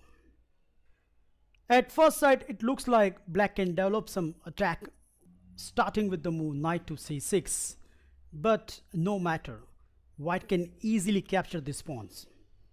The simple reason is, let's say after the move bishop to e6, queen captures b5 and castle on the queen side, Yep, black is far ahead in the development, but white is rock solid and white position will be consolidated very soon. I played a very important move at this junction, that is knight to d2, and I'm all set to castle on the queen side. Afterwards, black is really scratching for the counterplay. Seeing that, my opponent come out with the following move order, that is rook captures g7, attacking g2. No matter, I responded with the move g3. He played the move king to b8, and I simply castle on the queen side. Yes, black can obtain one more pawn, that is bishop captures a2, but after queen to a4, bishop to e6, and rook to e1, not only white obtain a wonderful position, but white is a clear pawn ahead, and black has some shattered pawn on the king side, which is a deciding factor at the end game.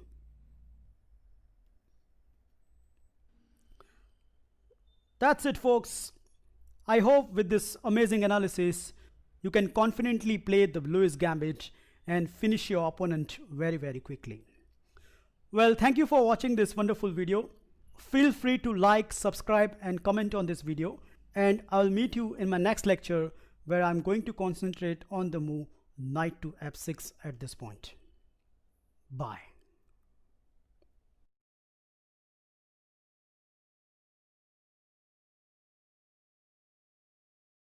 Here, welcome to the 15th episode of Dirty Chess Tricks. After the move order e4, e5, bishop to c4 and knight to f6, I propose here a very aggressive line starting with the move d4, and after e captures d4, I suggest a dangerous Uroso Gambit starting with the move knight to f3. With this move, white offers a second pawn to the black, and in my last Dirty Chess Trick video, we have gone through some of the reply of the black where black declined this gambit. In this lecture, we are going to concentrate on black's main reply, that is knight captures e4. Now, first things first, whenever your opponent captures the second pawn from inside, you should feel like this. Yes.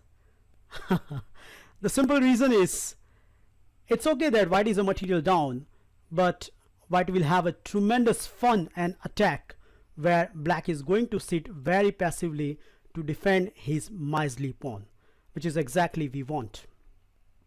There are two good things which I like to mention before we move on. Number one is the piece layout of Uroso Gambit accepted lines are pretty much fixed. That means you can do a heavy research on this line and get a good result out of it.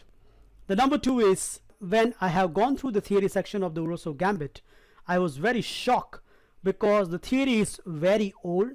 There are many good nuances exist, and if your opponent rely on this old theory, then there is always chance that you can surprise him and finish him very quickly. Now, the move I'm going to recommend over here is queen captures d4. Afterwards, if black try to defend the knight with the move queen to e7, then white has a very good reply, that is castle on the king side. That means black has to move the knight at this point. Now, the question is where knight should move. There are three places this knight can go. Amongst them, knight to f6 is the main line. But we should see what will happen if your opponent plays other moves. For example, the first move I want to consider is knight to d6. Well, after this move, I'm recommending that white should castle on the king side. If black is tempted to capture the active white bishop, that is knight captures c4, then we have the first trick on the table. Yup, is rook to e1 check. Only good way to defend is bishop to e7, but afterwards queen captures g7, attacking the rook, and after rook to f8, you spot it. Yup, is bishop to h6. Boom. So just early in the opening, at least white will have exchange up advantage. The same can be said if your opponent plays knight to c6 at this point. The simple refutation is you give this check. We already look at it, what will happen if your opponent plays the move bishop to e7. So the only other moves to look out is knight to e7. But then white can simply drop his bishop back to the b3 and black is in complete zugzwang. In one game, my opponent tried the move knight to f5. I responded with the move queen to d5, hitting the f7. So he dropped his knight back again to the d6. But this knight dance will not help the black, because I come with a very strong reply, that is knight to g5, and black is finished right there. He tried the move f6, but he missed my next move. Queen f7 check, knight takes, and bishop to f7 checkmate. So with this analysis we can easily conclude that knight to d6 at this point is not a good move. Let's look at another move, that is knight to c5. Well, this is a very dubious move, and the easiest refutation is you play the move bishop to g5, hitting the queen. And kindly note, if bishop to e7, then the simplest is queen to g7, and this position is quite good for the white. So accordingly, black has to play the move f6. But after this move, white will simply drop his bishop back to the e3. And it's a very funny position for black. Not only black cannot castle on the king side, but it has a stupid knight on the c5, and on top of everything, white has this tremendous leading development. So with this all analysis, we can easily conclude that at this point the best move for the black is to play the move knight to f6.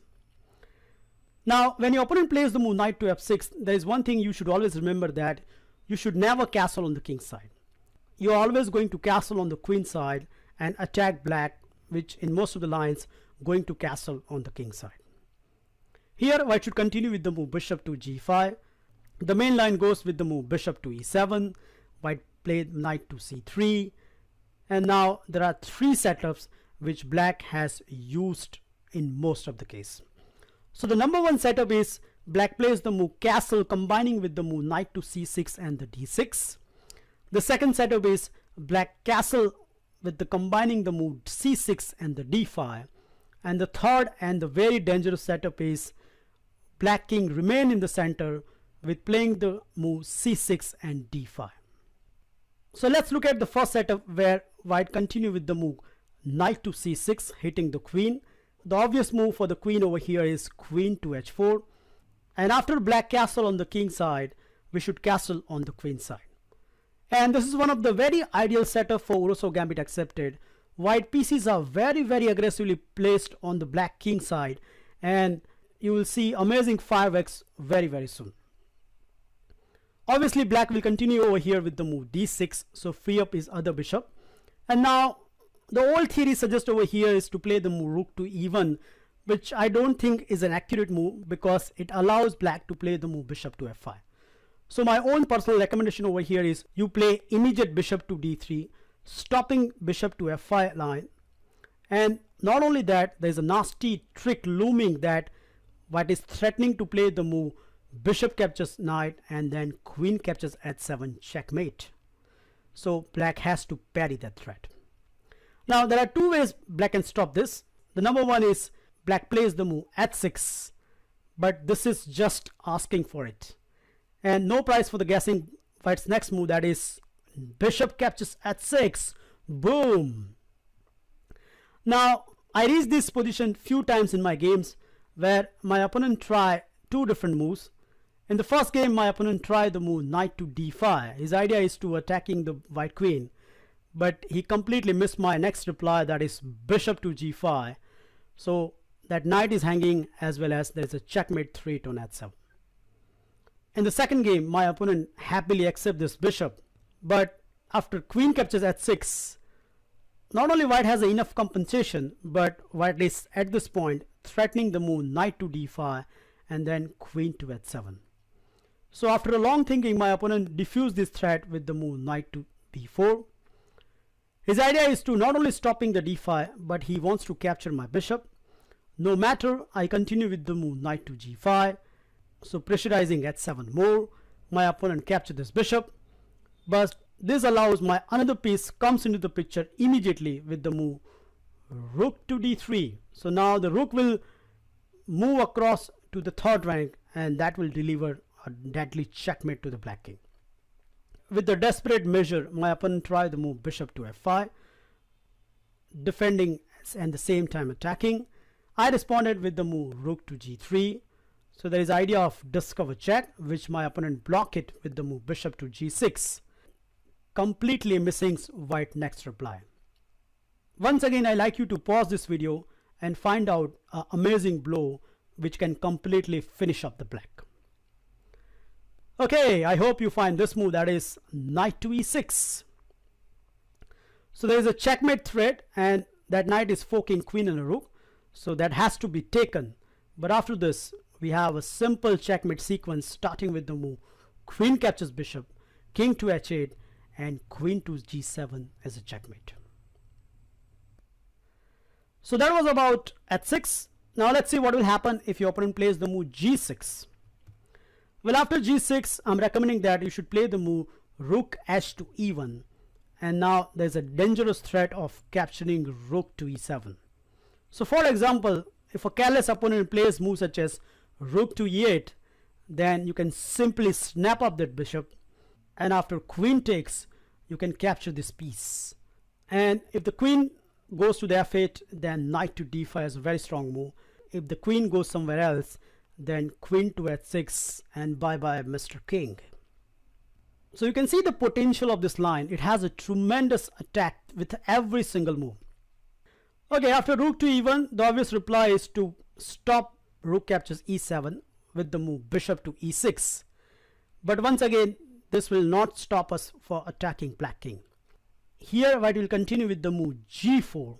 So idea is to play the move bishop to f5. Let's take a random move, for example, from the black side, that is a5. Then the simplest is you play bishop f5 and now you destroy that defender and then grab the e7 bishop. I reached this position in one rapid game with a very high rated opponent, and after a long thinking he come out with the move knight captures g4. So his idea is to stopping bishop to f5, but he missed. What he missed? That he has played the Uroso Gambit accepted line, and white is always going to surprise black, and in this case, yup, is rook captures e6, bam! After f captures e6 and queen captures g4, the game doesn't last long. My opponent continue with the move bishop captures g5, I continue with the move knight captures g5, and now he played the move rook captures f2, which is equal to the resignation because I continue with the move queen check. Kindly note, if king to g7, then queen to e3 nabbing the rook. So my opponent played the move king to h8, but after knight to f7 check, rook takes and queen takes, white emerged with a clear piece advantage. Okay, let's have a look to the second structure played by the black, that is castle on the king side. And after a white castle on the king side, black plays the move c6. So his idea is to play the move d5 as quickly as possible.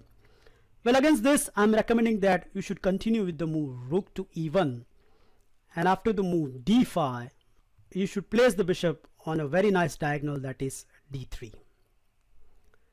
Instead of d5, if your opponent plays a very cheeky move, that is h6, then he will be thrilled by white's next obvious move, bishop captures h6. After g captures and queen to e3, white is attacking two spots, and if black defend with the move rook to e8, then he is in for the big surprise. Now folks, question is on your side. What is the best move white played at this position? Okay, I hope you find this move, that is bishop captures f7, boom! Amazing stuff. Black has to capture this, and after this we continue with the move knight to e5 check, and after king to g7, white simply play the move queen to g3. So black king is clearly naked, and on top of everything, the king dance is going to continue. The game continues with the move knight to g4. I capture the piece. Now my opponent played the move bishop to g5, but after the move f4, I regain every single material which I have sacrificed with a big interest. So let me show you the rest of the moves very quickly. My opponent played the move d6, attacking the queen. I played queen to g3. He responded with the move queen to f6, but after pawn captures, queen captures, pawn captures, and rook captures d6, white emerged with not only clear pawn advantage but a tremendous leading development. So that's why h6 is not a good move at this point. The main move is d5. Afterwards, white will play the move bishop to d3. And now, as per the old theory, black has to play the move bishop to e6 and complete his piece development with the move knight to d7. Well, bishop to e6 is not an accurate move, and the easiest refutation is you play the move queen to h4, creating a similar threat, that is bishop captures h6 and queen captures h7. There are three replies black can try, but amongst them the worst one is knight b to d7, because here white has this surprise, that is bishop captures h7. Boom! Kindly note, if king to h8, then bishop to f5 is a very strong move, and if black captures this piece, then after bishop captures e7, white will come out with an exchange up. So knight b to d7 is not at all a good move. The second move black can try over here is g6. But after this move, I propose that white should continue with the move knight to d4, hitting the bishop, and that bishop cannot move. Why? Let's say if the bishop moves, then yep, you got it, our familiar trick, that is rook captures, and after queen captures we have bishop to f6, and bye bye miss queen. So if bishop cannot move, then any move, for example let's say rook to e8, then after knight captures, pawn captures and rook captures, not only white has regained his all material, but white has a tremendous attack going on. The third and the final move black can try over here is h6. Well, against this you can do bishop captures h6, but with the help of engine I found a very strong move, rook captures e6. Boom! Black has two choices, but both are not good. Number one is if h captures g5, then white can capture this pawn with the knight. So the idea is to capturing the knight and then deliver a checkmate on h7. I reached this position in one of my game where my opponent forcefully captured this rook, but in fact this is not the best move. So I give you as an exercise, there is a checkmate in 6 guys. You can pause the video and find it by your own. I am showing you right now. So the first move is bishop check, king h8, bishop to f5, discover check, king to g8, bishop to e6 check, rook to f7, bishop captures f7, king to f8, queen check, knight to g8, and queen captures g8 as a checkmate. Okay, what about f captures e6? Well, against this we have another super reply, that is bishop captures h6. Boom! Well, what's the big idea? The idea is very simple. When black captures this piece, then we have this queen check, and after king to h8 we have queen to g6, and it's very hard for black to defend this threat. For example, in one game my opponent tried the move queen to e8, then I continue with the move queen check, and after king to g8 there is the move knight to e5, which more or less stamped the victory. My opponent continues with the move queen to h5, but this is a blunder move, and the simplest refutation is you give this check, which more or less napped the queen. Because if king to h8, then knight to g6, and in the game my opponent plays the move knight captures, but then I simply capture his queen, and black doesn't have enough compensation for this queen. Okay, now third and the final setup black can try over here is to play the move c6 and d5, combining with completely avoiding castle on the king side, or maybe castle long. And this is probably the choice of very high ranked players such as GMs and super GMs. Now, as a Urhoso Gambit player, the good news is 3 world champions, Lasker, Steinis and Karpov, has been demolished with the help of this gambit. This is exactly I'm going to show in this part. I'm going to show 2 amazing games in Urhoso Gambit where 2 world champions go down the line very quickly. So the first game I'm going to show you is between Fendrich and Steinitz, where at this point Steinitz responded with the move c6, and after the move castle on the queen side, he played the move d5. Well, against this I'm recommending that you should continue with the move rook to e1, completely pinning down that pawn, because if black foolishly captures this bishop, then there comes queen captures d8, checkmate. Rather nice, right? So that's not possible. Now, as per the old theory, the old move is bishop to e6.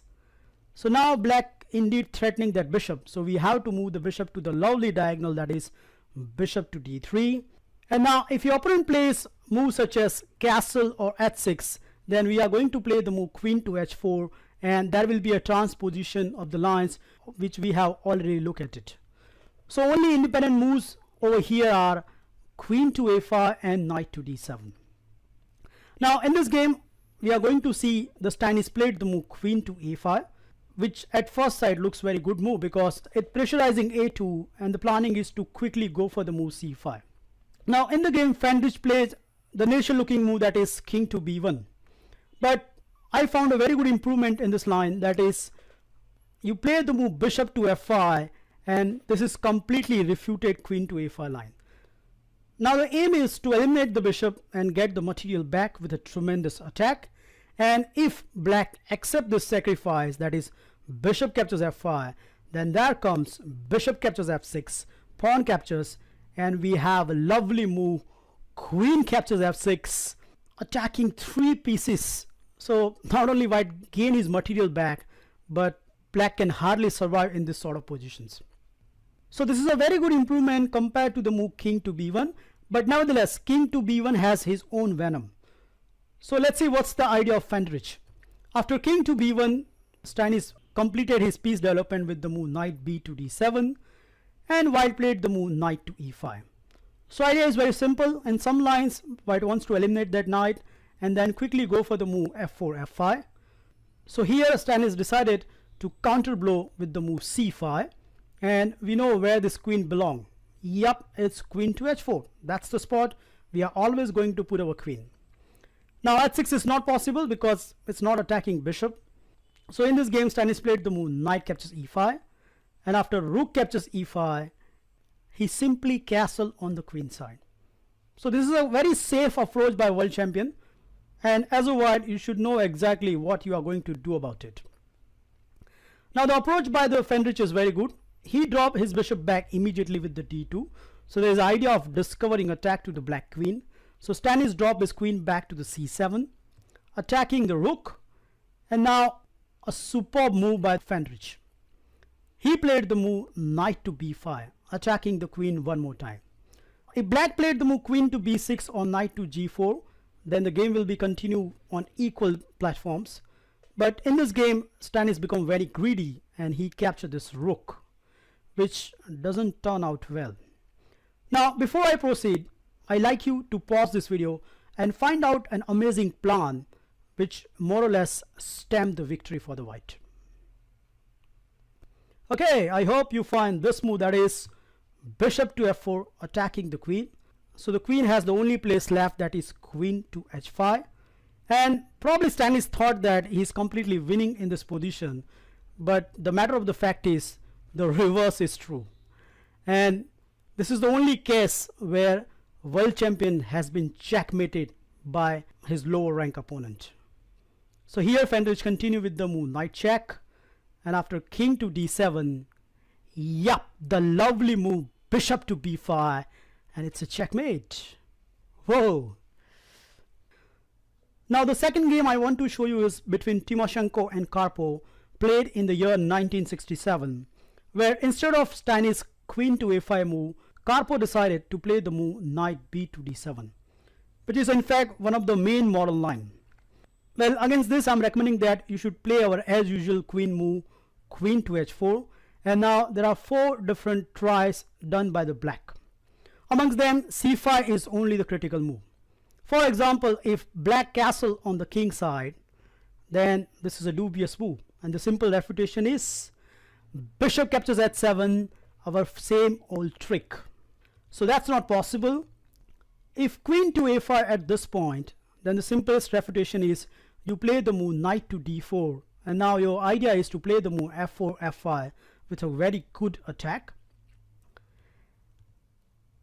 If knight to c5, were pretty much same story. You play the move knight to d4 and go for the f4, f5 move.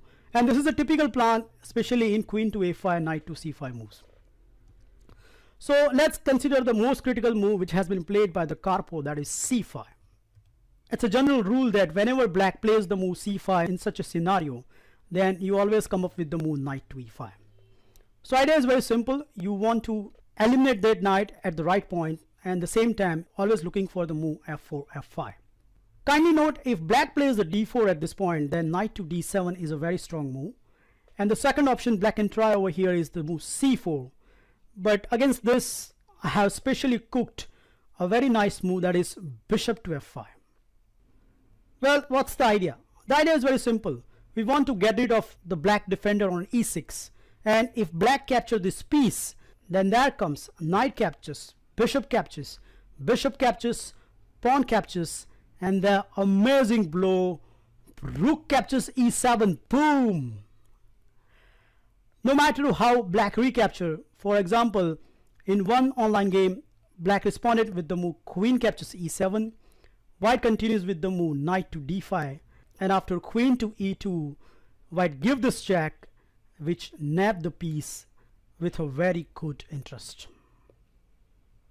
So I think considering all this, Karpov played the move knight captures e5, and after rook captures e5, he responded with the move d4.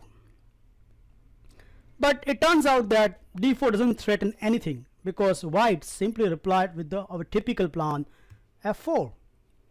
And now, to his horror, probably Karpov find out that he cannot capture a piece. The simplest reason is, after bishop to b4 check, black just loses the queen.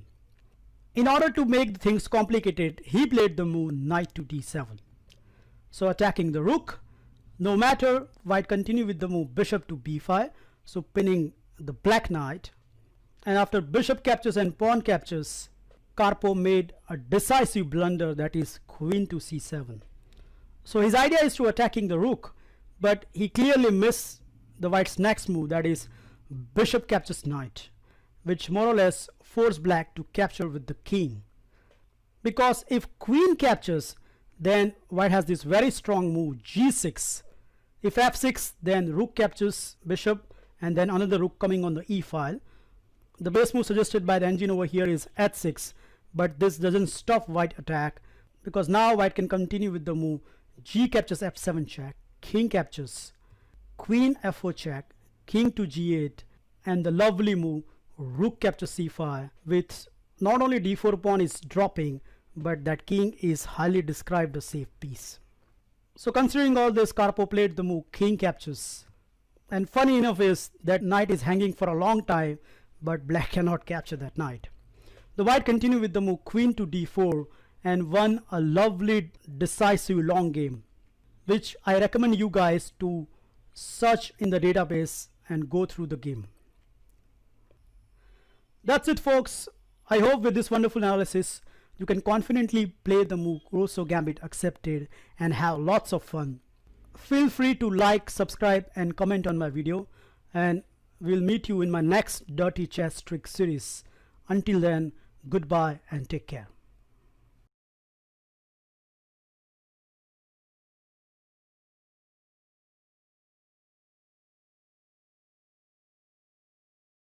Of Dirty Chess Tricks. I'm continuing my tricky replica against the French defense, which arises after the move order e4, e6, and here my recommendation is you play the two knights attack system, which start with the move knight to f3, and after the usual French move d5, you are going to continue with the move knight to c3. Now, in the last Dirty Chess Trick video, I have gone through the move c5, so if you haven't watched that video, I strongly insist you to go and watch that video. In this episode, I'm going to concentrate on black's main other three replies, such as d4, d captures e4, and bishop to b4. In my next Dirty Chess Trick video, I'm going to concentrate on the main line, which arises after the move knight to f6, and which is in fact the choice of many high rank players. But against it, I'm going to show you some of the very high profile tricks, which you can use it in official FIDE rating tournament. Yes, you heard it right, so please don't miss that. The one point I like to mention before I start, that is, in this video, I'm not covering the whole theory. I'm going to show you only tricks and the opening ideas by the white. If you want to add this replica in your own games, then I'm strongly insist you to go through the theory section of this line. And one of the good resources which I can mention you over here is this book, A Starting Chess Opening Replica by Chris Baker, where he covered this line in detail. So kindly Google it, buy it, and go through it. Okay, the first one I want to consider over here is d4, which is a case of many intermediate to advanced player. But here, this is not a good choice by black. The simple reason is, not only black is out of his theory just early in the opening, but after the obvious move knight to e2, black has to play very careful to avoid some nasty tricks by white. For example, the usual response over here is c5, and here white will continue with the move c3. Now, kindly note, if black captures this pawn, then after b captures c3, not only white will gain a center in the middle game, but that will give a consistent advantage to the white. So that's why, instead of capturing that pawn, many black players come up with these two choices, which in fact allow us to win the game in the opening stage. But the number one is d3, which on the surface looks like black is cramping the white. But see yourself, after knight to f4, attacking the d pawn, black has the obvious choice, that is c4, and at first glance it looks like black is doing very good. But after just one move, that is queen to a4 check, not only white will win the c4 pawn, but once that pawn falls, then the d3 pawn also falls, and in fact the game. So pushing the d pawn is not possible at this point. At this position, probably the highest played reply against me is knight to c6, which on the surface looks so good, but I'm afraid this is a big mistake. And the simple refutation is, after c catches and c catches, white has this lethal move, queen to e4, and black has lost the pawn just early in the opening. So the following continuation can be like this. If bishop to d7, then after knight captures, and queen captures, white is a solid pawn up. And if d3 at this point, then the simplest answer is you play knight to d4, attacking the c6 knight, and after bishop to d7, you can simply grab this pawn and emerge with a winning position. The second move I want to consider over here is d catches e4, but I think here white is more than happy to see this line, because after knight catches e4, white has a simple but very effective plan. So for example, what white wants to do is to play the move d4, followed by the move bishop to d3, and if this d4 attack, then he can consolidate this pawn via the move c3, the queen comes to the e2, and then white can decide either castle long or a shot. And although black has plenty of choices over here, it is the white who is having all the fun in this line. So to illustrate this, I'd just like to show you my best win in this line. One of my very high-ranked player, which is around 2000, continued here with the move bishop to e7. I continue with the move d4, as per our plan. My opponent plays knight to f6, and I immediately capture this knight, my opponent recapture, and I consolidate my d pawn with the move c3. My opponent castle on the king side, and I played the move bishop to d3. So just in the opening, we can compare this bishop pair with the black bishop pair, and it's clearly indicating that white is going to have so much fun in the middle game. Okay, black continued with the move b6 because he has to develop this bishop on this diagonal, as e6 pawn is blocking his view. Now exactly here, after some thinking, I come up with a very concrete plan. Some of the moves of white is very forcing one. So here I continue with the move queen to c2, attacking h7. My opponent defended with the move g6. Now I played another forcing move, that is bishop to e4, hitting the rook. So my opponent has to play the move c6. And now when you have a sitting target on g8, you need to open up some lines for your pieces. And the easiest attacking model in most of the cases, yep, you guessed it, h4. So I used to play h5 and open the line for the rook. My opponent didn't like it, so he played h5 himself. But again, this has turned out as a serious mistake. I continue very energetically over here. I played bishop to g5. And my idea is to now sacrificing on g6, as bishop cannot retreat to the g7 square. My opponent defended with the move king to g7. Now I create another threat with the move queen to d2. Now if my opponent has played the move rook to h8, then knight to e5 is a very strong move. So in the game my opponent decided to play the move rook to e8, so he wanted to keep his rook active. But it's not going to happen for a while. I continue with the move queen to f4, so pressurizing f6, and my opponent decided to resolve the center by capturing the bishop. Now here, after long thinking, I think I come up with the most accurate move, that is h captures g5, and you can already see the pathetic position of black. Not only none of the black pieces has been developed, but his king will be surrounded by many white pieces. Here finally my opponent developed his piece, bishop to b7, but I think it's too little too late. His idea is to play the move knight to d7, but after white's next reply, that is knight to e5, I think black has some serious issues on both the points such as c6 and the f7 point. After some thinking, my opponent played the move queen to c7, which in fact decides the game. I wonder if you can spot it. Okay, I hope you find this move order, that is queen to f6 check, king to g8. And now, can you see white's next move? Congratulations if you see this move, that is rook to h5, boom! So white has a lethal idea of checkmating black king, and black doesn't have any option. Black has to accept this piece sacrifice. And after this, the second dazzling sacrifice, yup, you guessed it, bishop to f7 check. Kindly note, if king to f8, then knight to g6 is a checkmate, so black has to forcefully accept this piece sacrifice. But after this, knight to f7, and black king is going to be mated in 3 moves. You can try all different moves by black. One more move is played by black, my opponent plays king to g8, but after g6, there is no escape. So after d captures e4, the resulting position is quite fun to play as a white. Now let's look at the third option by black, that is bishop to b4, which can be played by many French Vinois players. But here, as white has not committed the d4, I think this is a big mistake by black. Now there are 2 lines I can recommend you over here. The first line is starting with the move a3. Here black has 2 options. If bishop to e7, then after e captures and e captures, white can simply play the move d4. And it's very funny that we are entering into the French exchange variation, where not only this bishop is badly placed on e7, it should be rather on d6, but white has an extra tempo on a3, so which will help to play b4 in one go. So this is a very good position for white. If black decided to capture this knight and thinks that he can win a pawn after d captures e4, well, he's completely wrong. The simple refutation is you exchange the queen, and after king captures, you play the move knight to g5, which will not only regain the pawn after king to e7 and knight to e4, but kindly note white has a bishop pair and a wonderful leading development. So if you check this position with any computer, it will give white a good advantage. I think against bishop to b4, the most trickiest line which I can recommend you over here is you play the move e5, and if black plays here knight to e7, then you can continue with the move a3. But what I found with my own experience is many French Vinois players, they just automatically continue with the move c5, and this is exactly what we are hoping for. The simplest refutation is knight to b5, and the knight is jumping on d6, and there are hardly any piece which can stop it. So black has this forced reply now, that is c4, so stopping knight to d6. But now white has this wonderful move, c3, attacking the bishop, and black has to decide what he is going to do. I used this position 2 times in my games. In the first game, my lower rank opponent played the move bishop to e7. I continued with the move d3, and now he attacked my knight with the move a6. But I think after the move knight to d5, where not only this knight is wonderfully placed in the center of the board, but g8 knight is having a severe difficulty for developing. So this line is quite good for white. And it's justified because the game finished very quickly. My opponent plays the obvious move, which is b5, so consolidating the center, but just one move, and black is losing. Can you spot it? Yes, it's a4. So we are attacking b5, and there is no easy way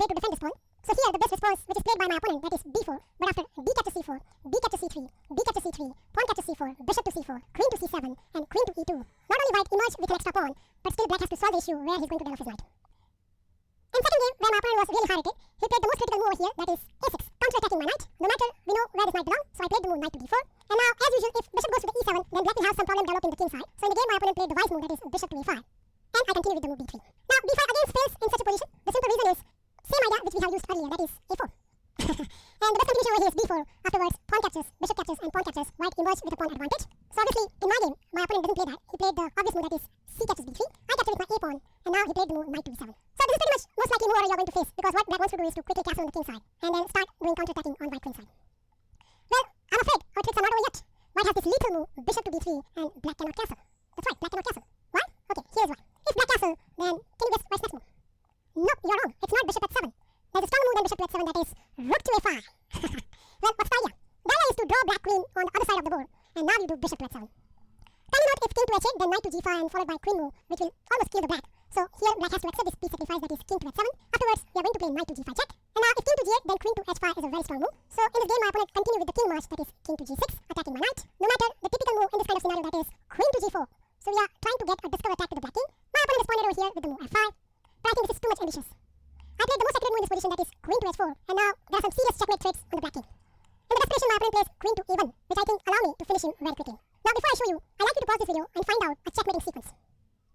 Okay, I hope you find this move order, that is queen check, king captures. And now the super accurate move, yeah, knight to f3. No matter where king goes, for example in this game, my opponent plays king to f4, but after queen to h5, it's a checkmate. So if black castles early at this point, then he will be in a huge trouble. So some of you might think, well, what happens if black plays the move f6, which is obvious choice of many French players before they do castle?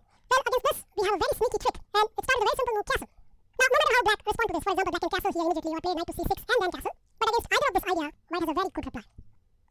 Now, I get a victim in this line just before recording this video, so I'd like to show you this game, where my opponent continued with the move castle on the king side. I played the move bishop to b1, and now we continue with the move knight to c6. So at first sight it looks like black is doing very good, but after white's next reply, that is queen to c2, whoa! So we have a bazooka looking at black king side, and I think it's going to be very hard for black to defuse this. My opponent feels the heat immediately, so he played the move g6. I continue with the move capturing the knight first. He captured with the b pawn, and now the obvious response, d4. Not only consolidating the center, but hitting that 6. My opponent defended with the move king to g7, and now no prize for guessing white's next move, which is very obvious when you're doing a king side attack. Yup, you throw your h-pawn. So idea is to weak black king side and then launch a devastation there. As usual, my opponent sees this, so he stopped himself by playing h5. But I think this is again a serious error, and which allow me to play very aggressively, so I continue here with the move bishop to g5. Now white has a simple threat of capturing the knight and then capturing the bishop, so my opponent dropped his bishop back to the d6. I continue with the move bishop to f6 check, and after king to h7, I played a very sneaky but cunning move, queen to e2. Now, I don't know whether my opponent was exhausted by his very cramped position, but he played a very casual move, that is queen to c7. Probably he wants to unplay his knight, but the end is near. The first obvious move is knight to g5 check, and my opponent responded with the move king to g8. And now the final puzzle of the video. Take some time out and find the best move over here for the white. Okay, I hope you find this move, that is boom! What a wonderful move to play on the board, and I feel very proud about this move. However black responds, the next move is checkmate. That's the beauty about this move. Probably the best of it if black captured this queen, but after bishop to f7, I think your opponent is not going to sleep at the night if you're doing such a wonderful checkmate.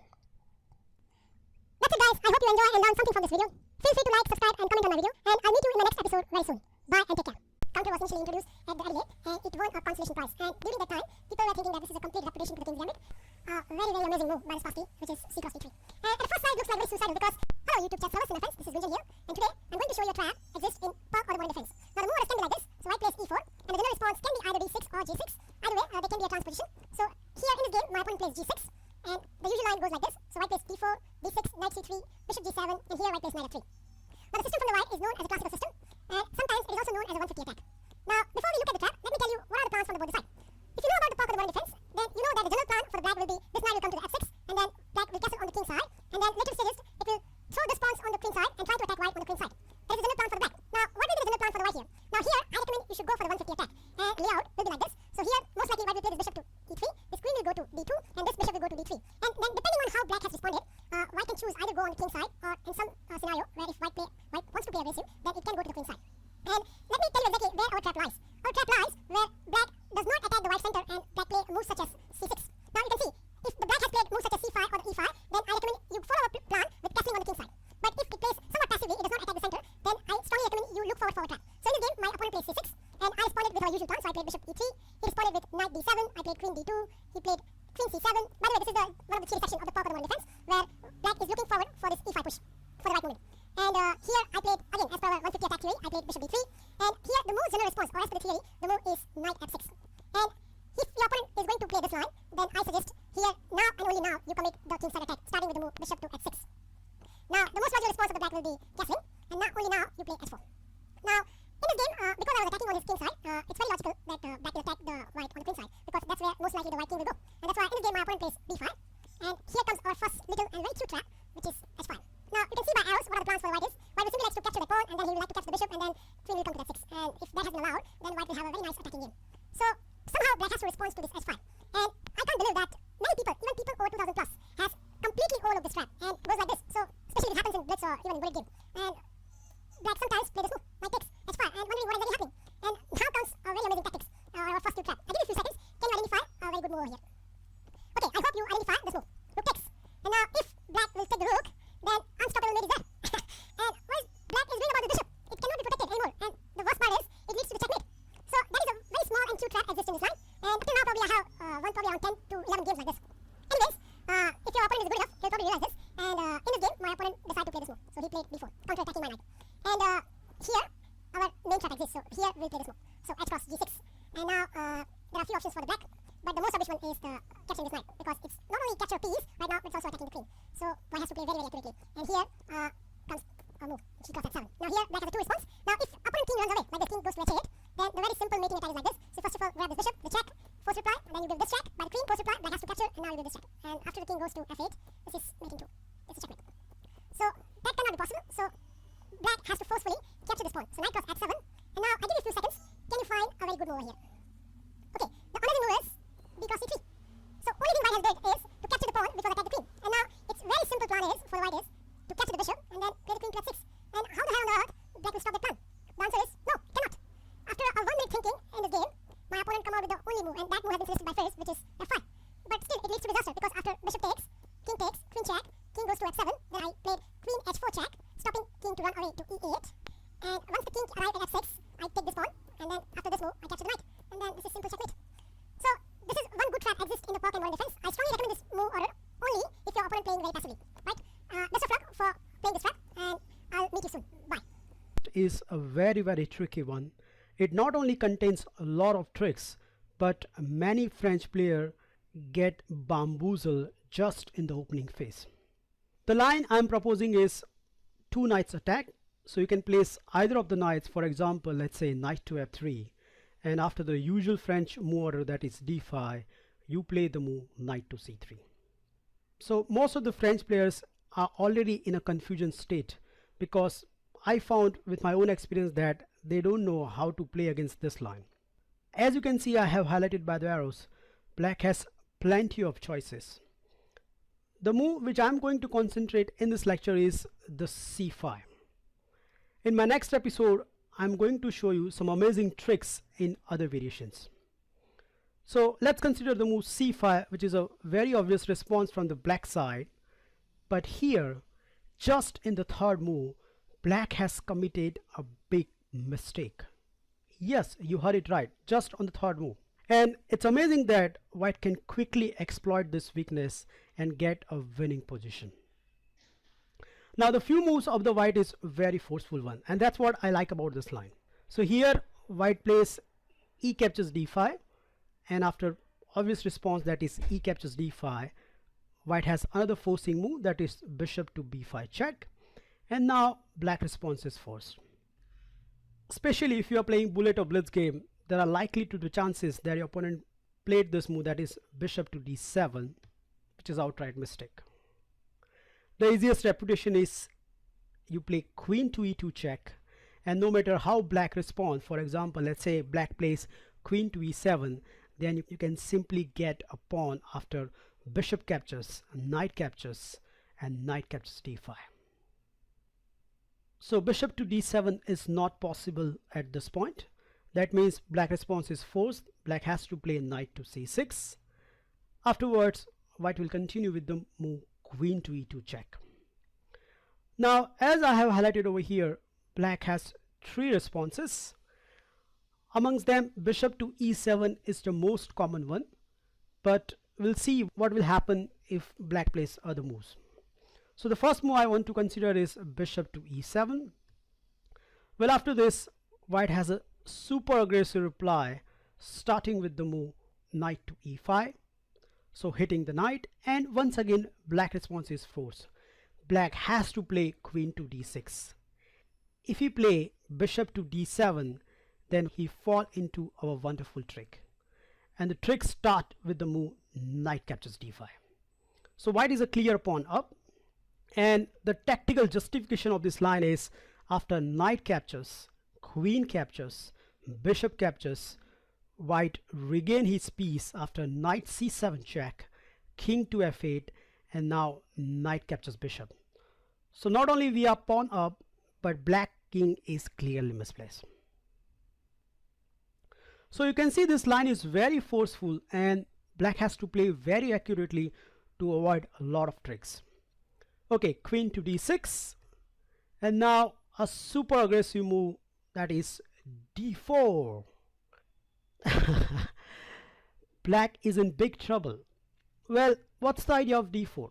The idea is very simple. What white wants to do is white wants to capture the c5 pawn, and when black recapture, white wants to play bishop e3, and that way it will not only speed up the white development, but it will create an isolated d pawn on the black camp, which can be easily exploited in the middle game. Now I reached this position many times in my games, and there are 4 main replies played by the black. By the way, to tell you the surprise value of this line, I checked this position in Mega Database 2016, and this is what I come up. So far this position reached 5 times in real games, and in all these 5 games, 3 games white won and 2 has been drawn. The reason why I have given the name Subtooth trick, that is, this line was played first by Mr. Subtooth, and he crushed his opponent within few moves. I also come to know about this trick when I actually fall into this trick. One of my high rated opponent played this line against me. I was black at this position, and I thought for a while in this position, and I thought, okay, the best response is you have to accept this pawn. So the first response we are going to look at is c captures d4, which I played in my game. And here my opponent revealed his nasty idea, that is bishop to f4. So now once that knight moves, then there will be a nasty discovery on the queen. Once again I have to thought for a long time, and I thought, okay, well, if white wants to sacrifice his material, then let him justify what he get. So I accept this piece sacrifice, that is d captures c3. My opponent plays knight captures c6, and I grab another piece because I don't have any choices. So I capture this bishop. My opponent capture the bishop, and there's a discover check to the king. And kindly note, the king has the only place to go, that is king to d8, because if king to f8, then after knight to g6, it's not only forking king and a queen, but there's a checkmate in one. Any pawn capture, let's say f captures, then queen to e8 and checkmate, majesty. So that was happened in the Subtooth game. Well, we should see what happens after king to d8. Well, after king to d8, white has the simple reply, that is knight captures d5. So not only attacking the queen, but we have a checkmate threat on e8. In this game, I have to play the only reply, that is queen to d2 check. My opponent captured the queen, and after pawn captures and king captures, I found to my horror that I'm a pawn down with virtually no compensation. So this is what you have to do when your opponent greedily capture all the pieces. Okay, the second move here black can try is knight to f6, but this is a big mistake. Idea of black is to castle on the king side, but here white can diffuse everything with the same idea, that is bishop to f4, and now that queen has a lot of problem. So for example, if black castle at this point, then the simplest reply is knight captures, queen captures, knight captures e7 check, king to h8, and after knight to d5, not only hitting the queen, but at this point white is a clear piece up. So developing moves such as knight to f6 is not going to help black at all. Let's look at some of the critical reply by black. The first one is bishop to d7. Well, after bishop to d7, we are going to continue with the move bishop captures knight, and now there are two ways black can recapture. If b captures c6, then the simplest is you are taking this pawn, hitting the queen, and if black doesn't capture the pawn, then we are going to consolidate this pawn with the move b4. So black has to accept this, and now the simple but very effective move, knight captures d7, which draw black king in the center, that is king captures, and now after queen to g4 check, king to e8, queen captures g7, bishop to f6, and queen to g3, white emerge with clear pawn advantage. If bishop captures c6 at this point, then you continue with the move castle on the king side, and after the move knight to f6, you simply play the move bishop to f4. So once again the similar idea. If black escape from the pin, which is queen to d8, then the simplest is you capture this pawn, and now black cannot capture this pawn because of the discover check of the knight. So black has to castle first, but then we can simply consolidate our pawn with the move b4. Not only white emerge with a pawn advantage, but black has an isolated pawn on the d5. So that was about bishop to d7. Now let's consider the most critical reply by the black, that is a6. Well, against this I'm recommending that you should continue with the move pawn captures c5, queen captures. Now you play the move bishop to a4. Now if black continue with the move knight to f6, then white has a wonderful move, that is bishop to e3, and later on white can exploit the isolated d5 pawn. So accordingly there are two critical replies. The first one is d4. Well, after this white will go with this critical sequence, that is knight to d3 attacking the queen, queen to a5. Black is trying to pin our knight. No matter, we continue with the move b4, so queen to d8, and now the simplest is you go with the move knight to e4. After further developing moves such as bishop to e6, castle on the king side, knight to f6, and knight to c5, black has to withdraw his bishop back to c8, otherwise he's going to lose the b7 pawn, and in all these cases black has an isolated pawn and far behind the development. So d4 doesn't work. The most critical reply over here is b5, but after this I'm proposing a very simple solution, that is knight captures c6. Kindly note, queen captures c6 is not possible because the simplest reply, yep, knight captures b5, and the best move engine suggests is king f8, which is rubbish. Okay, so what happens if b captures a4? Well, against this I'm recommending a simple solution, that is knight captures bishop, knight captures, and now simple move castle. So idea is to play a rook to e1. Now if black castle at this point, then black is going to lose the pawn, so obviously black has to find a better way, and the best move over here is a3. Well, against this I'm recommending following sequence, that is knight to a4 hitting the queen, queen to d4 hitting two spots, but here comes the forcing sequence, that is bishop to g5, f6, rook to e1, castle on the king side, and now b3 supporting the knight, and after f captures g5, queen captures knight. Yes, material is balanced, but this is not the kind of situation black wants because his all pawns are crippled. So that's pretty much you need to know against bishop to e7. Now let's look at some of the other sideline replies by black.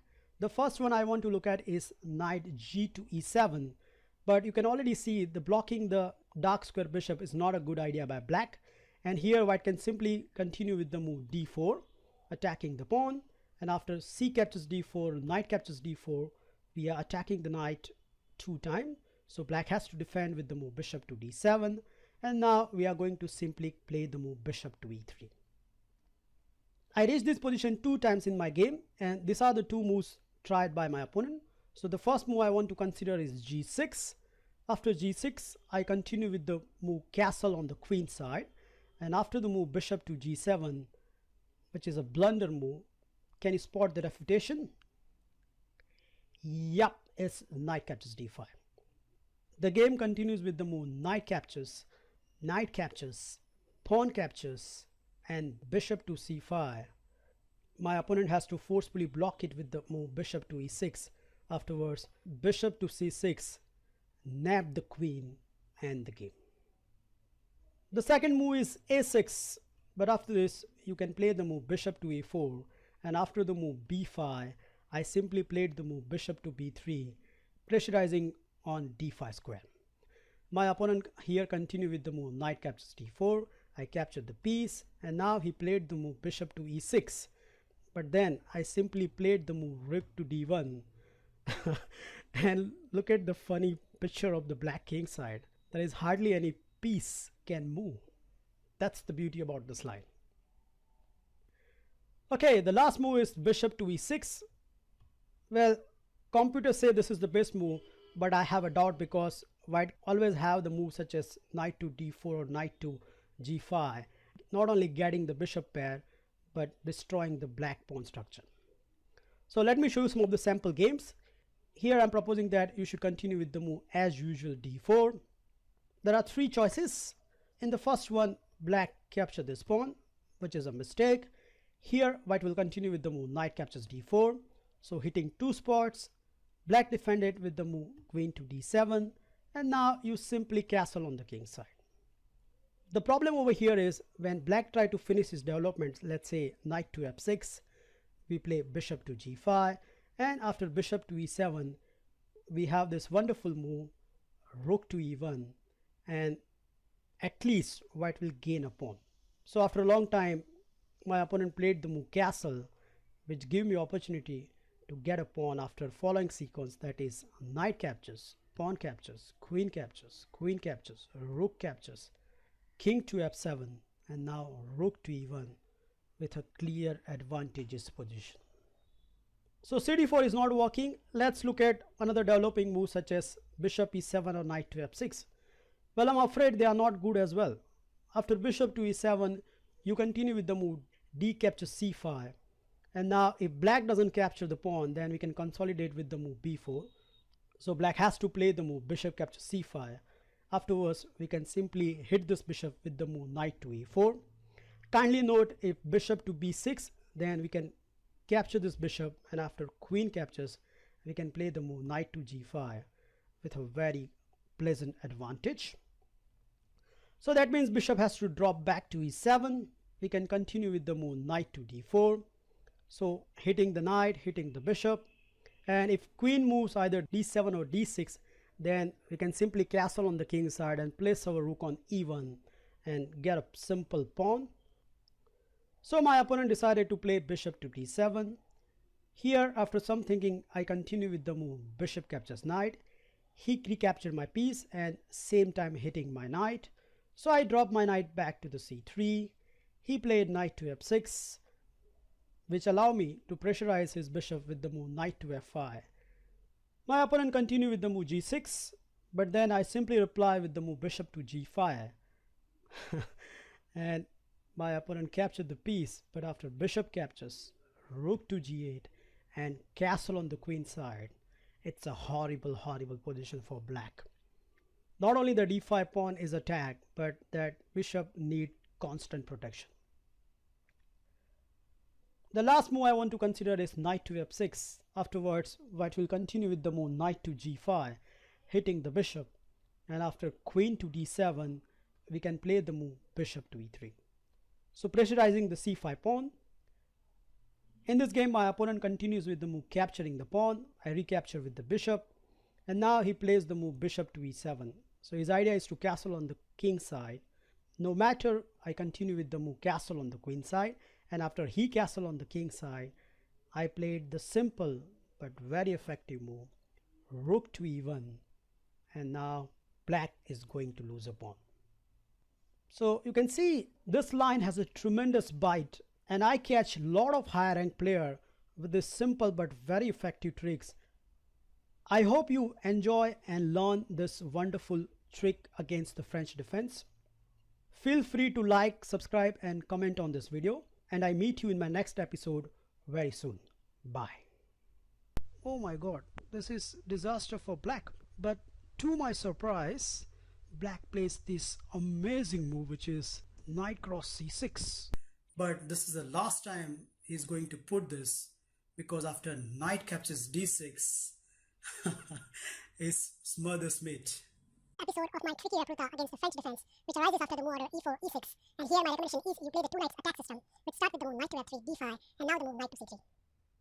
Now all the sideline moves which I have highlighted by the green arrows, I have covered in my earlier Dirty Chess Trick series 16th and the 17th episode. So if you haven't watched them, I strongly insist you to watch those videos and then continue with this video. In this video, we are going to concentrate on the main line which arises after the move knight to f6, which is in fact choice of many high-rank players and especially players above 2000. Now, against this move, I'm going to show you a very high-profile trick, which you certainly want to consider in your FIDE rating tournament. The reason is, the line is a very forceful one. It has a tremendous amount of depth, and so far I have catched few title players with this trick, so you can see the potential of this line. Okay, here white will continue with the move e5, so attacking the knight, and the most obvious response to the black is knight to d7, where we have to continue with the move d4. Here black responds with the move c5, so this is all pretty much theory, the Spanish variation of the French defense, and here I'm going to suggest a very tricky move, that is bishop to g5. Now, especially if you're playing a short version of the game, there is a chance that your opponent immediately play this move, that is bishop to e7, which is outright mistake. The simple explanation is you simply take this bishop, and after queen recapture, now you can see this juicy hole on d6 where you are going to plonk your knight with an ease after the move knight to b5. So we have two threats, and in fact black cannot parry both of them.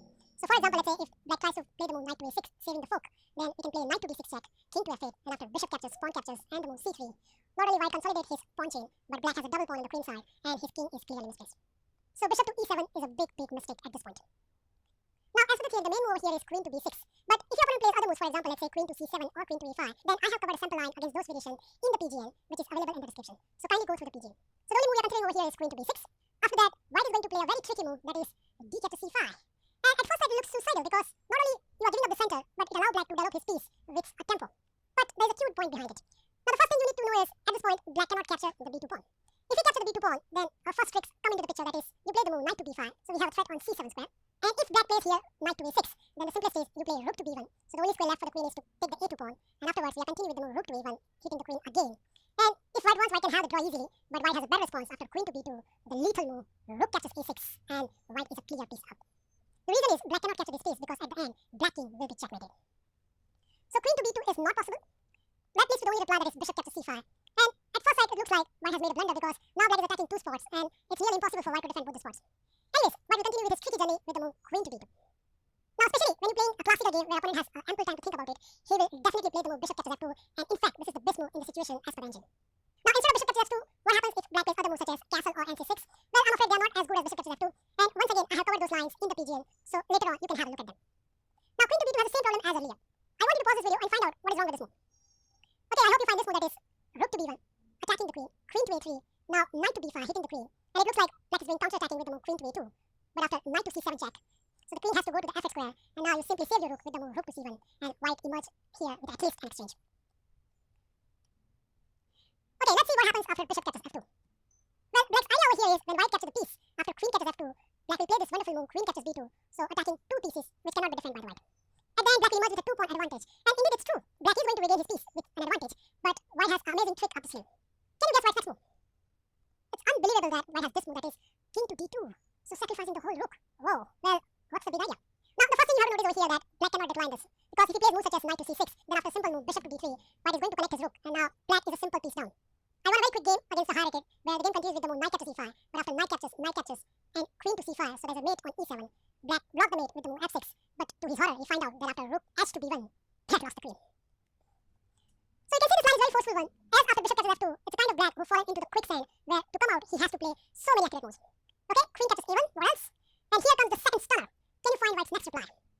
Well, it's amazing that white can play over here bishop to b5 and sacrificing second rook. So amazing. Well, once again, black cannot decline this offer because if he plays the move such as queen to b2, then after queen to c5, so we are threatening the mate on e7, and after the move f6, e captures f6 and g captures f6 and bishop captures f6, there is no way white can save this mate. So the forcing move again, black has to accept the second rook, that is queen captures h1, and now the whole idea of white is revealed after the next move, that is queen to c5. So white is simply threatening queen to e7 checkmate, and believe it or not, but it looks so scary. Even though white is allowing this check, that is queen captures b2 and after king to c1, if you count the pieces at this point, white is 2 rook and 3 pawns down, but still winning. That's the beauty about this line. Okay, in order to save the mate, black has to give up the queen, so either black can play over here knight to c6 first or queen captures g5, in any order, but the result will be the same. So for example here, black continues with the move queen captures g5, and after knight captures, white has a threat of capturing the bishop. If knight to a6 then queen to d6 is a very strong reply. In other words, black has to forcefully play the move knight to c6, afterwards white is going to capture this knight. After b capture and queen capture,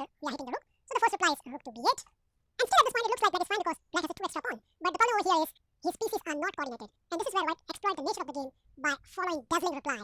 I hope you guessed it. Yes, it's knight captures d5. Boom!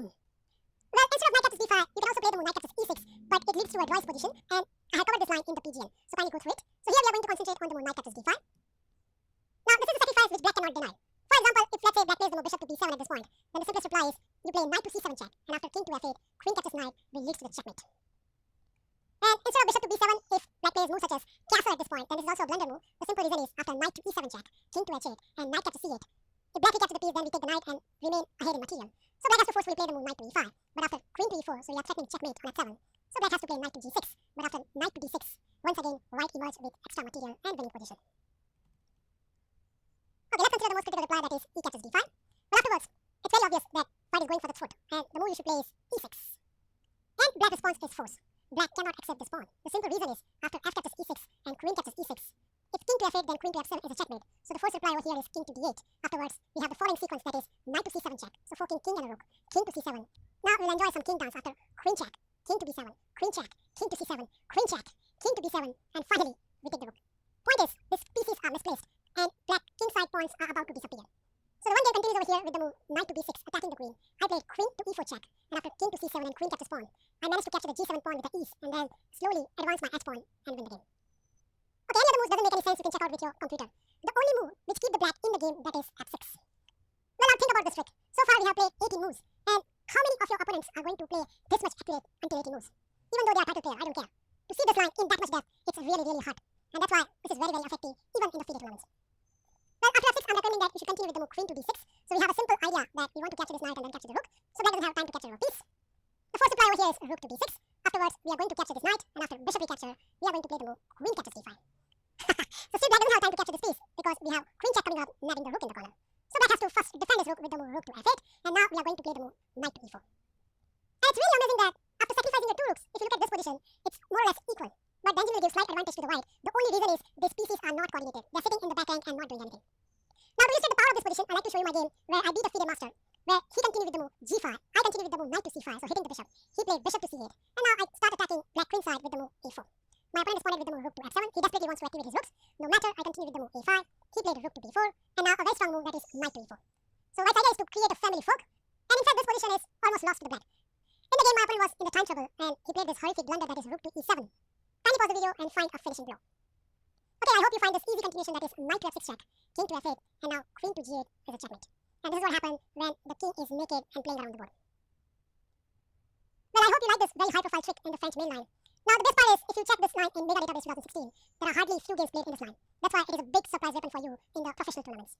Well, good luck to you for playing this line in your game. Thank you for watching this video. Feel free to like, subscribe, and comment on my video, and I'll meet you very soon. Bye and take care. You that c captures d4 create an amazing high-profile trick just in the fourth move of the game, then you will be amazed. So let's say here we start with the move c6, followed by the d6, queen goes to the c7 square, and meantime, when white plays knight to f3, we are going to pin that knight with bishop to g4. Hey to chess lovers and my friends, this is Gunjan here. Welcome to the 25th episode of Dirty Chess Tricks. In this episode, I'm going to show you some amazing tricks against queen a5 Scandinavian defense, which arises after the move order e4, d5, e captures d5, queen captures d5, knight to c3, and now queen to a5. This is one of the good reply to the e4, and even in the modern world, it is considered as reliable weapon. Well, to some extent it's true, but I'm going to show you a very tricky move order, which will contain a lot of tricks. If your opponent doesn't know the theory in depth, then he might end up at the trouble line, and the game can finish very, very quickly. Here I'm proposing that you should continue with the main line, that is d4, and now doesn't matter how black responds. So for example, black can play over here c6, or the most popular move, that is knight to f6, and after that we are going to continue with the move knight to f3. Now if your opponent plays bishop to g4 at this point, then it will transpose to the line, which we are going to see at the later part. So the good point is there are not much deviation can be done by the black. Okay, c6, and now we are going to play this amazing move, knight to e5. Now in order to understand knight to e5 move, first of all you need to know what is black idea. Well, in most of the cases, what black wants to do is, he wants to put this bishop outside the pawn chain before he commits the e6, and knight to e5 completely prevents this idea. Now the main move over here is bishop to e6, which we are going to see at the later part, but the first obvious move I need to consider is what happens if your opponent plays bishop to f5, which in this position most frequently played move as per the database and the live book. Personally, I found that this is a great mistake, and here white revealed his amazing attacking idea, starting with the move g4. Well, believe it or not, the only move to keep black in the game, that is bishop to e6, which I doubt that if your opponent sees this position first time, then he may be able to find it. Okay, before we look at bishop to e6, let's see what's wrong with other moves. So the first move I want to consider is bishop to c8, which already look very ugly, but nevertheless, white get tremendous initiative after bishop to c4.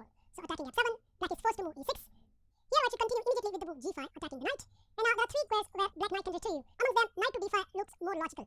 As this knight is specialized in the c3 square, and black's idea is if white takes this knight, then he can capture back with the e pawn, and that way his light square bishop will get liberated. Now instead of knight to d5, other moves I have covered in the PGN, which is available in the description. So kindly go through them. After knight to d5, white play is very much forceful. Here white will continue with the move queen to h5, attacking f7. So black has to defend it. If queen to c7, then g6 is a very strong reply. So at this point, g6 looks more natural. After that, white is still attacking f7 with the move queen to f3. And the only way to defend is now to play queen to c7. Afterwards, white has this lethal move, knight to e4. So simple idea, bishop catches knight and knight to f6 check. And it's not easy to defend this. For example, in one game, my opponent continued here with the move bishop to g7, covering the f6 square. But then comes the ultimate shot, knight to d6 check. Black doesn't have any good choice, black has to accept this piece. And after that, I come up with queen check, king to d8, queen takes bishop, rook to f8. And now, the simplest is, I capture this dangerous knight, and after pawn recapture, I capture the f7 pawn. So just in the opening, not only black king is misplaced, but white is a clear 2 pawn up. The second dubious move I want to consider is bishop to e4, which has the idea of rerouting the bishop to the d5 square. But here, white has this ultimate reply, and in the most of the e4 bishop line, you have to remember this move, that is knight to c4, attacking the queen, queen to c7, and now you simply take this bishop, and after knight captures, here my recommendation is you continue attacking on the black structure with the move queen to f3, attacking the knight. If knight to d6, then bishop to f4 is a very strong reply. So here black has the obvious choice, that is knight to f6, and after that, we are going to keep rolling our initiative with the move bishop to f4, attacking the queen, queen to d8, and now other forcing move g5, attacking the knight, and after the move knight to d5, we are going to place this bishop on a wonderful diagonal with the move bishop to g3. Black's obvious choice over here is to play e6 to liberate his other bishop, but now comes another attacking blow, knight to e5, attacking f7, so black hand is forced, black has to play queen to e7, defending f7, but once the queen goes to the e7, then it's very hard for the black to develop his kingside pieces. And this is exactly the feature of this game. I did this position against 2000 rated player, where I continue with the move h4, defending the g5. My opponent responded with the move knight to d7, and now I castle on the queen side. You may ask, well, what's the point? Even black can castle at this point, right? Well, no. Can you find out why? White has this dazzling reply, knight captures c6, bam! Well, the first key point behind it, that if black foolishly captures this knight, then after bishop to a6, it's a checkmate. And apart from it, black doesn't have any good choice. For example, if queen tried to run away, let's say queen to e8, then after knight to h7, we still have a checkmate. So considering all this, my opponent find out that he cannot castle on the queen side. So that leads to the only good reply, that is knight captures e5, and after bishop captures, and now he decided to castle. But the good point about these structures are, white always keep the attacking hand. Here white continue with the move c4, hitting the knight, knight to b6, and now a retreating but a good attacking move, bishop to g3. So still, black has to solve his kingside pieces, and in fact, my opponent played the obvious looking move f6, attacking g5, but here he get the ultimate shock, queen to f4, and black position is completely collapsing. He played queen to d6, so trying to exchange queen by giving up a pawn, but he completely overlooked white's next reply, that is queen captures, rook captures, and now simple move, c5, nabbing a piece. Okay, now let's see the third and the most popular move in this position, that is bishop to g6. Well, against this, I'm recommending that you should start harassing this bishop immediately with the move h4. Now the same position can be arrived via different mode. So if you remember at this position, instead of c6, if your opponent played the move bishop to g4, then you can continue with the move h3, and after the move bishop to h5, we can play the move g4, bishop to g6, knight to e5, and after the move c6, we play h4, and we got the same plot. Well, h4 doesn't create a threat yet because black has always the move bishop to e4, so accordingly, most frequent reply played over here is e6. Apart from e6, black has other replies such as immediately bishop to e4 and knight b to d7, and against each of them, I have covered a sample line which is available in the PGN, so kindly go through it. Okay, let's consider the move e6. Well, here many games continue with the move h5, which I personally believe that it is a big time inaccuracy, because instead of that, white has this lethal reply, f3. So completely stopping bishop to e4 idea, and now indeed white is threatening the move h5. So black doesn't have any choice, black has to give his bishop some air, and accordingly, h6 or h5 fits in the bill. Now to illustrate the danger in this position, I like to show you one of my game against a 2200 rated player, where here he continued with the move h6. And as soon as h6 or h5 comes on the board, it's time to capture this bishop with the knight, giving black some horrible pawn, and now I played a very strong move, queen to e2, attacking e6. Well, believe it or not, but as per the position, king to d7 is the best reply, but if the 2200 rated can't spot it, then how many opponent will spot that? Nevertheless, I have covered that line in the PGN, but in the game, he decided to play the obvious move, king to f7, which protects both the pawn, but it turns out that this is a big time disaster. Here white continues attack with the move g5, hitting the knight, my opponent captured the pawn, and now I reveal my nasty idea with the move bishop to h3, attacking e6. So now there is no decent way to defend e6 except the move which is played in the game, that is g4, attacking the bishop. I simply capture this pawn, and after knight captures, pawn captures, there are some open f5 disasters are looming. My opponent tried to defend his position with the move knight to d7. I castle on the king side with a check. Kindly note, if knight to f6, then g5 will nab a piece, so that's not good. And in the game, he decided to run away with the king, that is king to e7. But after that, bishop to g5, attacking the king, knight to f6, and now the obvious move, rook a to e1, and black is completely defenseless. The game finished very quickly. He played king to d8, I captured the e6 pawn, and now he played bishop to b4, which activate my rook instantly with the move rook to e5, attacking the queen, queen to c7, and now the super attacking blow, rook captures f6, bam! Black cannot capture this because at the end he will be checkmated. In the game he decided to play bishop to e7, but then comes rook check, and after rook takes and bishop captures e7, black has to simply resign. Okay, so the fourth and the final move I want to consider is bishop to e6, which as per the situation is probably the best reply. But nevertheless, against it, I'm going to show you once again a tricky setup. Here I'm proposing that I should play the move bishop to c4. Now mainly there are two moves tried in this position. Among them, bishop captures c4 is the main reply.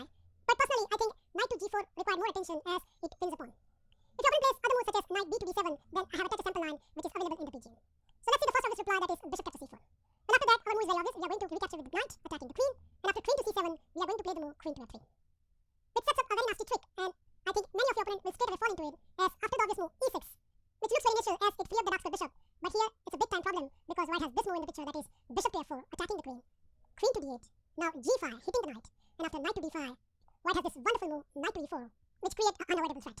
The best line goes over here is knight captures f4, but after queen captures f4, it's very clear that there is something will land on d6. After bishop to e7, knight d6 check, and after bishop captures, knight captures, king to e7, white can simply win this b7 pawn, as in the resulting position, that is let's say queen to d7 and knight to c5, not only white is a clear pawn up, but black king is clearly misplaced.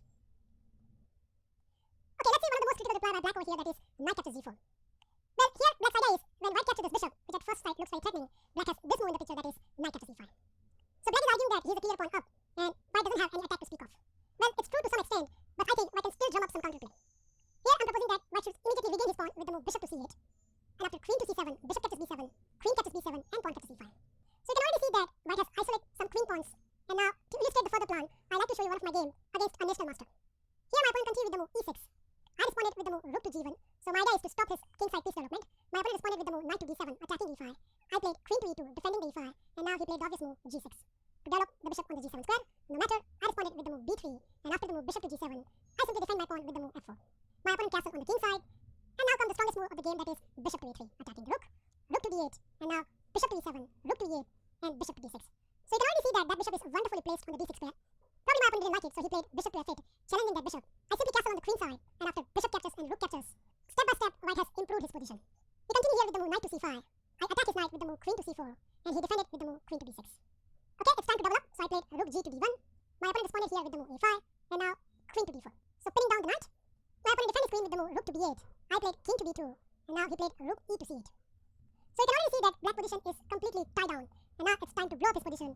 After some thinking, I indeed find one of the best reply in the position, that is f5. My opponent captured this pawn, and now I reveal my nasty idea, that is knight to d5, attacking the queen. He played queen to a7, but they straight away ran into the tactics with the lovely move rook to d7. So the knight cannot take this rook, and if the queen takes, then knight to f6 will nab a queen. So here my opponent played rook to d7. Well, after that, the task becomes very easy. I give knight check, and after king to f8, I wonder if you can spot white's best reply. Kindly pause the video and find out what is the best reply or the sequence for the white. Well, I hope you find this wonderful sequence. There's a mate in 5 dice, and it goes like this: rook check, rook takes, king to g7, and now knight to f5 wins the game on the spot. So this game will highlight the problem in the black camp and how you can exploit those problems. Considering whatever we have seen so far, it is very obvious that if your opponent played bishop to f5, then you should be very, very delighted. Okay, let's consider the theoretical move bishop to e6. Well, personally, I found that this is a very artificial move, and the way you can exploit this is bishop to c4. In other words, I'm pretty much recommending the same setup, so it will be easy for you to remember all this stuff. There are only 2 good moves over here, and let's see each by turn. The first move I want to consider is bishop captures c4, which more or less create the same trick after knight captures c4. Here, queen to c7 is a very bad reply. The simple reason is after queen to f3, e6, bishop to f4, queen to d8, and now castle on the queen side. White has completely finished his piece development, where black has only developed one piece. So this is a horrible situation for the black. So accordingly here, black has to play queen to d8.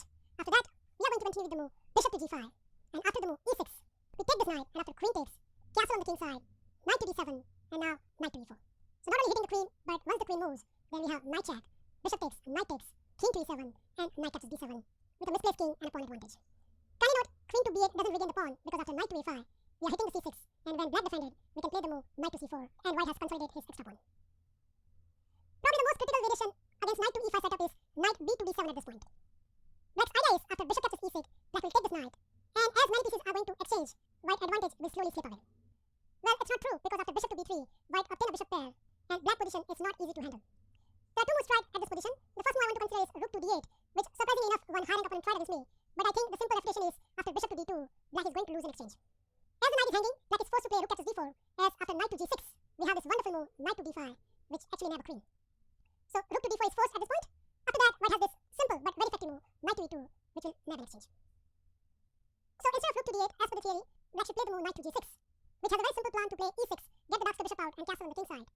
But I think this setup has one good drawback. And the following model game will show you not only white has some good tricks along the line, but white attacking chances are not to be underestimated. In this game, a grandmaster crushes his international master opponent very instructively. White continued with the move bishop to d2, so there's an x-ray on queen, so black responded with the move queen to c7, and now the obvious move queen to f3. Black executed his plan, that is e6, and after knight to e4, he responded with the move bishop to e7. Instead of bishop captures e7, e7 if white captures this knight, then after queen captures e4, white queen is very aggressively placed. That's why in the game bishop to e7 happens. White continue here with the move h4, and this is a very important move in this situation because not only this h pawn is hitting the g6 knight and creates some problems, but it also gains space on the king side. Obviously black has to stop it, so in the game he played h5, and now the consolidating move c3. Black castle on the queen side, and white played the obvious move knight to g5, attacking h7, which black defended with the move bishop to d6, and now white castle on the queen side. So at first sight it looks like there's not much happening in the position, and black is doing very good. But in few moves you are going to see the dark side of the structure. In the game black responded with the move rook h to f8, so overprotecting the f7, and now white shows the problem in the position with a wonderful move bishop to c2, attacking the knight, and black has to play a very accurate move.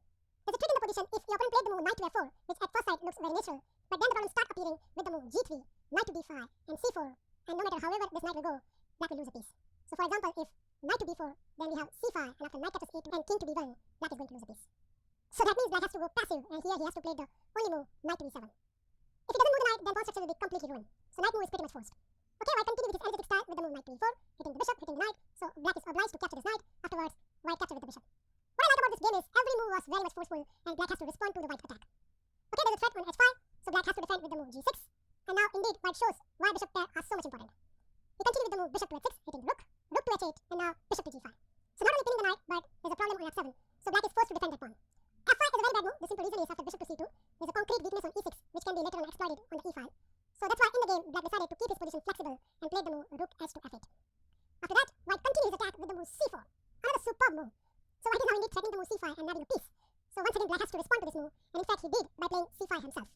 No matter, white took this pawn, and after bishop takes, can you believe white obtained a winning position? It doesn't look like, right? But it is. Let me show you how. So first of all, white exchanged one pair of rook, and in the view of f1 pawn hangs, black has to play king to f8. Now white activates his rook with the move rook check, and after king to c8, bishop to h6, stamp to victory. The reason is, after the move played in the game that is rook to h8, white has this winning move, queen captures f7, and not only e6 pawn drops. Okay, let me show you. If queen to b6, then we have bishop to f8, and black is completely busted. And instead of that, if black foolishly takes this bishop, then at the end we have checkmate. That's it guys. I hope you enjoy and learn this wonderful setup against queen to a5 Scandinavian. The setup I have recommended throughout the video is very attacking, and you will see the potential of this line as soon as you try to implement it in your game. Well, thank you for watching this video. Feel free to like, subscribe and comment on my video, and I'll meet you in my next episode very soon. Bye and take care. And here is my vital point. In order to free up black's queen side piece development, black has to either move his d pawn or b pawn. And whenever it happens, what we are going to do is we are going to exchange this pawn and remain a pawn up for the rest of the game. But here black reveals his trick after the move knight to f6. Well, it's very funny that at first sight it looks like white has a problem on d4, but now black has really tricked the white and shows that the real problem exists on the e4 square. This is Gunjan here. Welcome to the 42nd episode of Dirty Chess Tricks. Since the chess evolution, if there is one opening which consistently played from beginner to master level, then it has to be Italian game. Due to the Berlin Wall, nowadays many good players are switching from roller pace to Italian game, and it has been frequently appearing in tournament practice from both the colors. Now, during this episode, I'm going to demonstrate a tricky line in the modern Italian game against one of the most popular setup by black. The opening arises after the following order: e4, e5, knight to f3, knight to c6, bishop to c4, and now the Italian game appears with bishop to c5. Okay, the line continues with c3, so if allowed, then white will definitely play the move d4, so accordingly, black do the counter attack with knight to f6. And white can play d4 and enter into the Greco's attack, but the modern Italian game continues with d3, where white aim for the slow positional play. Now, as I highlighted over here, black has tried numerous moves, but the move which we are going to concentrate in this video is d5. This is one of the most popular choice by black, and in fact, in online database, there are more than 700 games played from this position.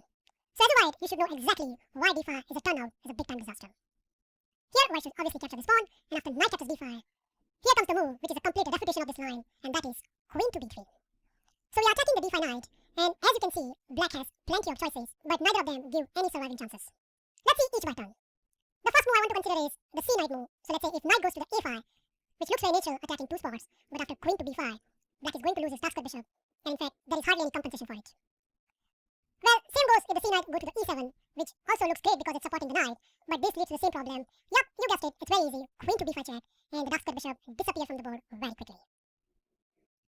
Okay then, well how about if black try to support the knight with the bishop, let's say bishop to e6. This is again a big time mistake by black, and the easiest refutation is, here you can take this loose pawn on b7 with the queen. Once again the c6 knight hangs, and it cannot move, because then white can deliver the check and nab the dark square bishop, so accordingly, black has the only reply in this position, and that is knight d to e7, supporting the c6 knight. But unfortunately, this allows the following transition: bishop captures e6, pawn captures e6, and now simple castle on the king side. And not only black has a horrible pawn structure all around the board, but white emerged with an extra pawn. In fact, I have reached this position in a blitz game against a 2000 rated opponent, and I just like to illustrate how easy this position is to play as a white.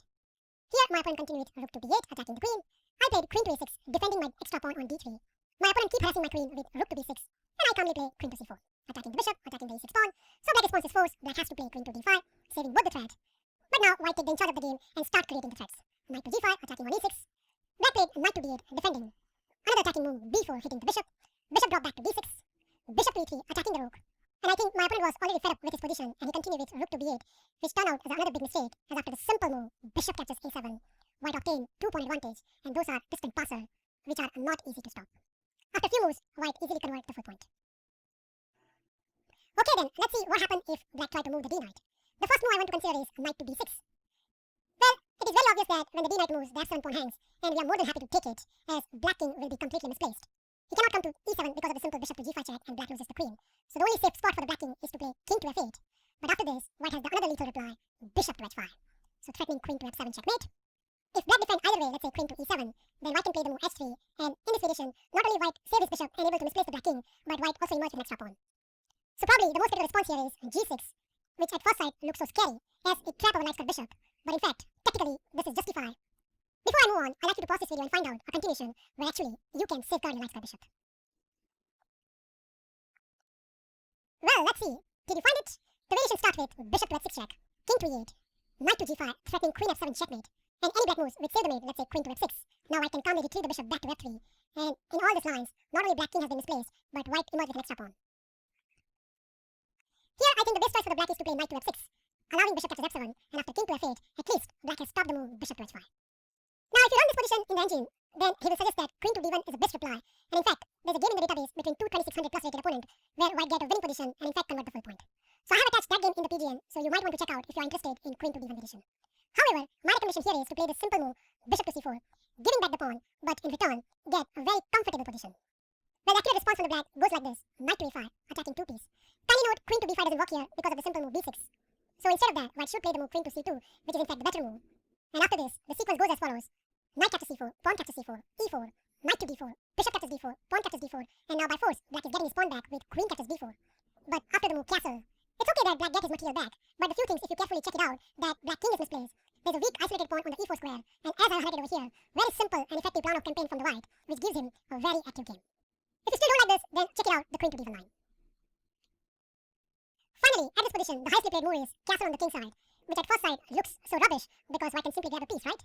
Yes, indeed, but black's idea is, after knight to e5, he gets his piece back, and also create a nasty trap. First of all, let me show you what white needs to avoid, as this has happened in few games. White played the obvious move, queen to d5, which attacking two spots. But in fact, it is just an illusion, as black can simply recapture the piece, and white queen cannot even touch this knight, because of, yup, bishop f2, and your queen is a goner. So kindly don't fall for this. Also, another attractive move is bishop to f7, and wins a pawn.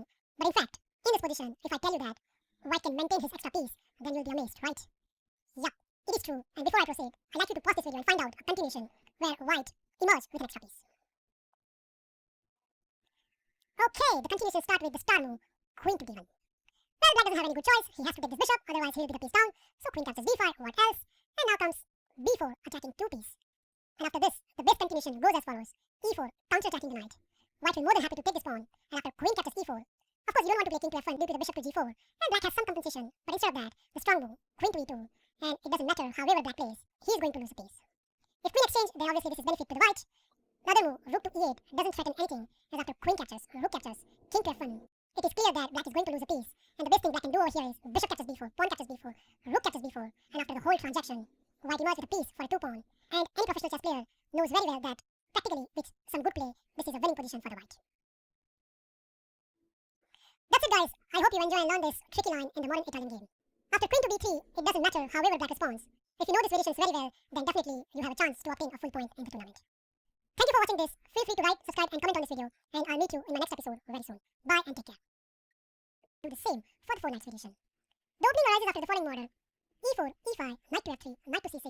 And by far here, the most popular choice by white is to play royal pace with bishop to b5, or to play gioco piano with bishop to c4. However, in this video, we are going to start the third big alternative for white, namely knight to c3. Now, as the name suggests, we have 3 knights on the board, and at first sight, white's last move looks completely innocent and harmless, as it blocks his own c-pawn, right? But here comes the vital point, as even though black has plenty of choices, only specific moves are the right way to move further, with especially below 2000, not many people are finding it more often. Recently, I have included this in my Raputa, and I have tremendous success ratio with it. So let's join with me and find out how tricky this opening is against various black replies. with the dark square bishop moves, so the first obvious move which many Italian players play at this position is bishop to c5, as it more often played against bishop to c4. But here, just within third move of the game, black has made a blunder. And I can't tell you how often I have to face this response, and every time I give my opponent this rude shock. BAM! So just with an opening, white has completely destroyed black center, and even though black has two choices, neither of them give any satisfaction position for the black camp. The first move, very obvious, what happens if black captures this knight? Well, the simplest reply is you play the move d4, getting your piece back, and after bishop to d6, pawn captures e5, bishop captures e5, and the move f4. White has confirmed his space in the center of the board, and not only that, later on, white will get a tremendous attack on the black king. The base plan run as follows: black should capture on c3, so that way black can give white this double c pawn. But even though position is quite good for white, as white has these two bishops and a space in the center, which give him ample attacking activity on the king side. For example, a sample line can run like this: d6, so black liberates his light square bishop. White should continue with bishop to c4, and after queen to f6, which looks more natural in this position, attacking on c3, white can defend his c3 pawn with queen to d4. If queen exchange, then white pawn structure will be repaired, so naturally black wants to avoid it, and accordingly, queen to g6 is a fitting reply, attacking on g2, but after castle on the king side, white has completed almost his piece development, and he's already threatening the move f5, where on the counterpart, black has the only piece developed, and that is queen. The second reply, bishop captures f2, is very obvious, and many low-rank players are afraid of this because they think that their king has been exposed. But after the continuation, knight captures e5 and the move d4, once again you can see the space white is gaining on the center of the board. And if black gives any of this check, then white can safely negotiate it. So here, the best reply goes with knight to g6. Afterwards, white can continue with queen to f3. After some natural reply, d6, liberating the light square bishop.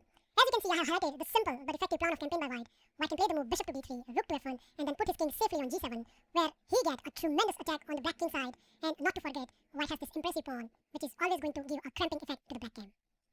So after bishop to c5, black enters into the positional trap, where white can destroy black center and get a very good attacking game. The second move I want to consider is bishop to b4, which is rarely played, but still we need to know what we are going to do about it. Here, my recommendation is you should play knight to d5 and attacking the bishop. If white can get the bishop pair, then in the long run, black is going to suffer, so accordingly, black has to preserve his dark square bishop. If bishop to c5, then you already know what to do. Yup, it's boom boom time, knight to e5, and the same trick works here as well. So after knight to d5, the obvious choice for the black is to play bishop to e5, keeping his option open, but I think this is already a small mistake, as white has a very strong reply here, c3. The big idea behind this move can be revealed after black's next obvious choice, knight to f6, which hitting two spots, but here comes the whole point, white lash out with d4. Attacking the black center, and accordingly black has two good replies. The first move, e captures d4, is a pretty bad one. The simple reason is, after the move b4, attacking the bishop, bishop to b6, and now a very strong move, bishop to g5. So white is all set to give black double pawn on the f file, and look at this dark square bishop, it has been completely misplaced. On top of everything, white is a threat of e4, something which black has to pay attention immediately, as in one game, black become greedy and capture on c3, which at first sight looks attractive because at this point, black is a 2-pawn up, right? But the perception can be deceptive, as white continues with e5, attacking the knight. f6 doesn't work here, and I leave it to find it by yourself. But black has another idea, and I think he was relying on this move, bishop captures f2, so that if white foolishly captured the bishop, then knight to e4, regain the piece with an interest. However, what black missed is this simple looking move, king to e2, and now black is definitely losing the piece. The second move, knight captures e4, is not good either. The simple reason is, after pawn captures e5, that knight is trapped at the center of the board. Knight to c5 is not a location, as b4 will trap the piece, so black has to somehow destroy white center. The baseline goes as follows: d6, trying to undermine the white center. White plays queen to c2, attacking the knight, and black has the only response to save the knight, and that is f5. Afterwards, white will take this ampersand, and when black recaptures with the knight, can you guess white's next reply? Yup, it's very obvious, our typical theme, bishop to g5, pinning down the f6 knight, giving black a shattered pawn on the king side, and in this variation, you can even castle long and start attacking, which can be turned out very lethal for the black king. The third move I want to consider is bishop to e7, which can be played by many Hungarian defense players, but against knight to c3, this is not a right move, as after the simple reply, bishop to b5, which we are going to see more often in this opening. The idea is very simple, we want to capture on c6 and then capture on e5, so black response is almost forced, he has to play the move d6. Afterwards, we will continue with this thematic break, d4. Threatening to play d5 or capture on e5, so more or less, black is forced to capture this pawn. Afterwards, white will recapture with the knight, precising c6, so again black response is forced, he has to play bishop to b7, and now we are going to simply castle on the king side. After the most obvious response, knight to f6, white is going to capture on c6. If bishop to c6, then knight to f5 is a very strong reply, so black should capture with the pawn. Afterwards, white has this tricky move in this position, bishop to f4. The whole point is, when black castle on the king side, white intend to play the move e5. If knight to d5, then knight captures d5 is a very strong reply, and after the best reply suggested by the engine, d captures e5, bishop captures e5. Although material is balanced, black has this shattered pawn structure on the queen side, which are more than enough to exploit and win the game. So this is one of the wonderful tricks exist when your opponent plays bishop to e7. There is one important point I like to to mention before we go to the next move. If your opponent plays bishop to d6, then do not capture on d6 and repair black pawn structure, but white should play the move bishop to g3. And I have attached a model game in the PGN which will give you a very good idea. Black position can crumble from this point on. The fourth move I want to consider is d6, which is again very popular at the club level. But after the move bishop to b5, black is having some great difficulties. If knight to f6 or bishop to e7, then it will transpose to the line which we already looked at it. So the only independent move over here is bishop to g4, pinning down the f3 knight. But because white has pinned the c6 knight, this variation is completely harmless. I like to show you one of my game which will give you a very good idea how easily white get win position. This is my game against the 2000 rated CM, where I continue with very logically d4, putting pressure in the center of the board. Black response is almost forced, he has to capture on d4. By the way, if he had played the move bishop captures f3, then it still leads to the same position which we are about to see. Okay, e captures d4, queen captures d4. Black cannot play bishop to e7, so he continues with a6, asking my bishop what he wants to do. Well, I obviously capture on c6, my opponent recapture, and now comes the same question to the black side, h3, what you are going to do next. If bishop has been dropped back, then white will castle on the king side, and once again these structural weaknesses can be a headache from the black perspective, so my opponent decided to give me double pawn on the f file with bishop captures f3 and g captures f3. Okay, knight to f6, what else? And now I continue with developing move bishop to e3. If bishop to e7, then rook to g1 can be very lethal for the black, so accordingly, my opponent finds the best route to develop his bishop. He continues with g6, and after I castle long, bishop to g7 is obvious response. So far black's position looks so good, right? But after white's next reply, queen to c4, I think game is over. Why? Well, obvious thing is, white is hitting on c6, and there is no good way to defend except queen to c7. Afterwards, white has this lethal reply, e5, attacking two spots, and black has the only good reply, knight to d5. Afterwards, white will take this knight, and after pawn takes and queen takes, we are attacking the rook. And at the same time, hitting on d6. My opponent decided to castle on the king side, but after pawn captures, instead of grabbing the d6 and giving black a counterplay, I decided to exchange more pieces with very nice move, bishop to d4, completely neutralizing any attack from the black. The game concluded very quickly after bishop captures d4, rook captures d4, rook to d8, defending on d6. But after the move h4, not only white emerged with a 2-pawn advantage, but on top of everything, white can decide where he wants to go. He can play the move rook to d1 and pressure on d5, or the other plan is continue with h5 and then launch a devastation on the king side. Overall, I think if your opponent continue with 4 bishop g4, then you should more than happy, as resulting positions are quite favorable to the white side. The fifth move I want to consider is f5, which is known as Gothic defense. And if you don't know much about this, then you might end up on the trouble line. However, here white has a very strong reply, d4, so keeping the tension in the center, and black has two choices. Now, by far f captures e4 is the main line. However, if your opponent continues with e captures d4, then after knight captures d4, attacking on f5 twice. So black response is forced, black has to capture on e4. Afterwards, we are going to continue with knight captures c6, d captures c6, and now the star move, queen to h4 check. If g6, then queen to e5 and have the rook in the corner, so by force, black has to move the king, and after some attacking moves, bishop to g5. If bishop to e7, then castle on the queen side will nab the queen, so by force, black has to move the queen. Afterwards, we are going to castle on the queen side, and black can hardly survive from such positions. Okay then, let's see what happens if black continue with the main line, f captures e4. Well, after that, white response is very obvious, we are going to capture on e5. And now, in the view of knight captures e4, black response is almost forced, he has to play knight to f6, saving on e4 and also stopping queen to h5 check. But then he has to deal with another threat, bishop to c4. So something nasty is coming on f7, and the only way to prevail this is to play the move d5, which at first sight looks very obvious, stopping all white's attack. But after white's next reply, black can literally pack his bag and go home. Well, yeah guys, the ball is in your court. Before I move on, I'd like you to pause this video and find out that lethal reply. Well, I hope you find this deciding blow. Bam! Unbelievable, right? But yup, it's true. Let's see what's the whole point after knight captures d5. Well, not so surprising, white has this forcing sequence, queen to h4 check, g6, knight captures g6. If knight to f6 at this point, then bishop to f7 is a very strong reply, and after king captures f7 and knight to e5, black king can hardly survive from this position.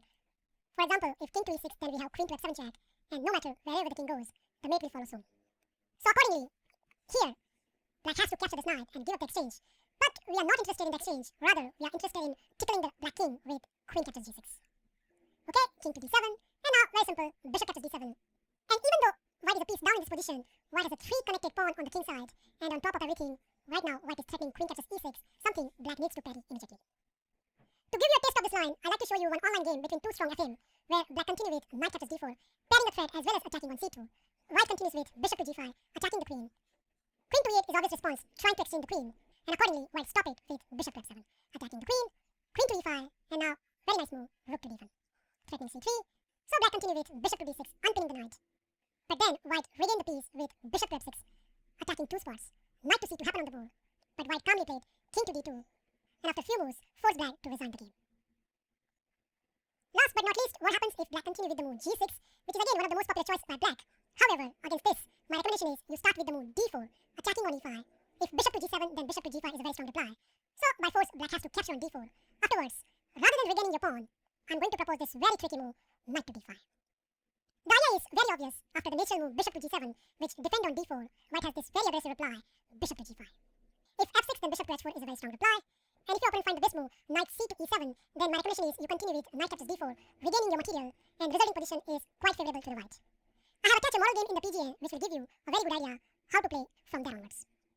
However, more often you will find that your opponent will continue with knight g to e7, which is a more natural move in this position, defending every threat and ready to castle on the king side. Well, everything looks so good except one problem, that black's last move is a big time disaster, and before I move on, I'd like you to pause this video and find the continuation where white is completely winning. Okay then, let's start. The first surprising move is knight captures d4. So idea is very simple. We want to capture this knight and then capture on e7 and trapping the black queen. And if black continue with knight captures d4, then again we can capture on e7 and nab the black queen. But the big question arises, what happens if black take with the bishop, which is very obvious in this position, diffusing all white threats? Well, here comes the answer, and I think I have covered one of the similar lines from the English opening in my queen trap set line part 2 video. And here white has this dazzling queen sacrifice. Yup, queen captures d4, boom! Obviously, black cannot capture this queen. The simple reason is after knight to f6, king to f8, and bishop to f6, black king is going to be checkmated, so that's not a good option. And other move, which more often played in this position, castle on the king side, again leads to the mate after knight to f6 check, king to h8, and now very strong move, knight to g4. And the mate is unavoidable, as after f6, bishop f6, rook f6, queen f6, king g8, and the smoothest mate, knight to f6. That's it, guys. I hope you enjoy and learn this small informative video on 3 knights mediation. In my next video, I'm going to concentrate on the move knight to f6. Afterwards, we are going to continue with bishop to b5, and we will see some nice tricks in this line as well. Well, thank you for watching this video. Feel free to like, subscribe, and comment, and I'll meet you in my next episode very soon. Bye and take care. Hello, YouTube chess lovers and my friends. This is Vinjan here, and today we are going to discuss about the trap against the French defense. Now, the good thing about this trap is it's not necessary it can only occur in blitz tournaments or let's say 1 or 2 minutes game. It can be occurred or you can play as a weapon in tournaments. So you can even try in classical games or even rapid tournaments. And what I have done in this video is we'll go step by step towards the trap, and I will also show you the sidelines which can occur if the trap does not occur in your game. So in that case, what you should do, that will be my own recommendation. So okay, without wasting any time, let's start. So the trap is against the French defense. Now French defense occurs when white starts with e4. So we have a more like this. So white starts with e4 and black responds with e6, and after d4, d5. Here I'm recommending you play e5. So it's an advanced edition of the French. Now the most obvious response is the c5, and after c5 there's a line which goes like we play c3 like this. But here I'll suggest a move which is again a repetition of my last trap. In that trap I have shown you the line which goes like this if black is refusing to take that pawn, and if he continues like a normal developing move such as bishop d7, then we'll continue like bishop d3. And after knight c6, you can watch my other video which I have highlighted over here in this on these captions. You can try this tricky move knight g5, which I only recommend if you're playing blitz or the very quick game. Otherwise, classical tournaments, please don't try this. In classical or in rapid tournaments, what I suggest you go with the main line which is e3, and please do study if you are going to play this trap in the tournaments. Right? So this is one way to tackle if black is refraining to capture that pawn. Okay, moving back now. There is one waiting move black can do, which is it can play black can play knight c6, and after bishop d3, now it can capture the pawn. Now, if it captured by the pawn, it will deviate to a main line. But the main idea is, let's say, if it captured by the knight, then here again, there are many lines exist. Fritz recommend you can castle, and then after recapturing that knight, you can play c3, so it's complete gambling the pawn. But instead of that, I'm showing you a very easy way to get an equal position with some kind of space. So the simple line goes like this. So you capture that knight, and after black recaptures, you give the check. And after black blocks the check with the bishop, you just simply capture that bishop, and after black recaptures with the queen, you simply regain the pawn. Now, the position is balanced, so roughly equal, but white has a more space advantage just because of this pawn. You can see this pawn is cramping black pieces to come out very freely. And we can have a good middle game from here onwards. So I'm not going further from here. You can analyze your own. So back to our trap, and here after let's say after black play knight c6, or it can capture this pawn very immediately, which is c plus d4. And here we'll continue with bishop d3, and you can see it's the current position of the last line, knight c6. And now I'm recommending the move castle. Now here there are a few moves for the black, and I'll suggest my own recommendation to against each of these lines. The first move we are going to have a look, which is kind of weird move, which is g6. Well, it's logical that the planning is knight is coming to e7, bishop is coming to g7, and then black will castle. It's all smooth and good, but the problem is in the long run, black has this huge weakness. This is a hole in the black, and in the long run white can exploit this hole. So we can straight away put this line in reservation because I can easily say white is already better here. Okay, other move black can play is this move, which is f6. Now, again, against f6 there are many variations exist even in the market, but there's one very simple way to diffuse this. Again, it's my own recommendation. If you don't have any line from here onwards, I recommend you should play queen e2. Again, it's a theoretical line, and a simple line can go like this. So after pawn takes, you take back with the knight, and if the knight takes knight, then the queen has a very good square. So most likely the response to black is developing the king side, so knight f6. Here I recommend you play bishop f4, and after bishop d6, which looks very logical attacking that knight, I recommend you play knight d2, and after the castle by black, you play knight f3. You can see now, after all the transition, white has a nice posted piece over here, and that will give a more than enough compensation for the pawn. Maybe a more aggressive line can go like this. So black can try this tricky looking move, which is knight to e4, which has the idea of attacking our bishop or some kind of tricks on that. But we can simply diffuse this trick by playing knight cross c6. So now you can see it's attacking the queen. So black has to forcefully take this.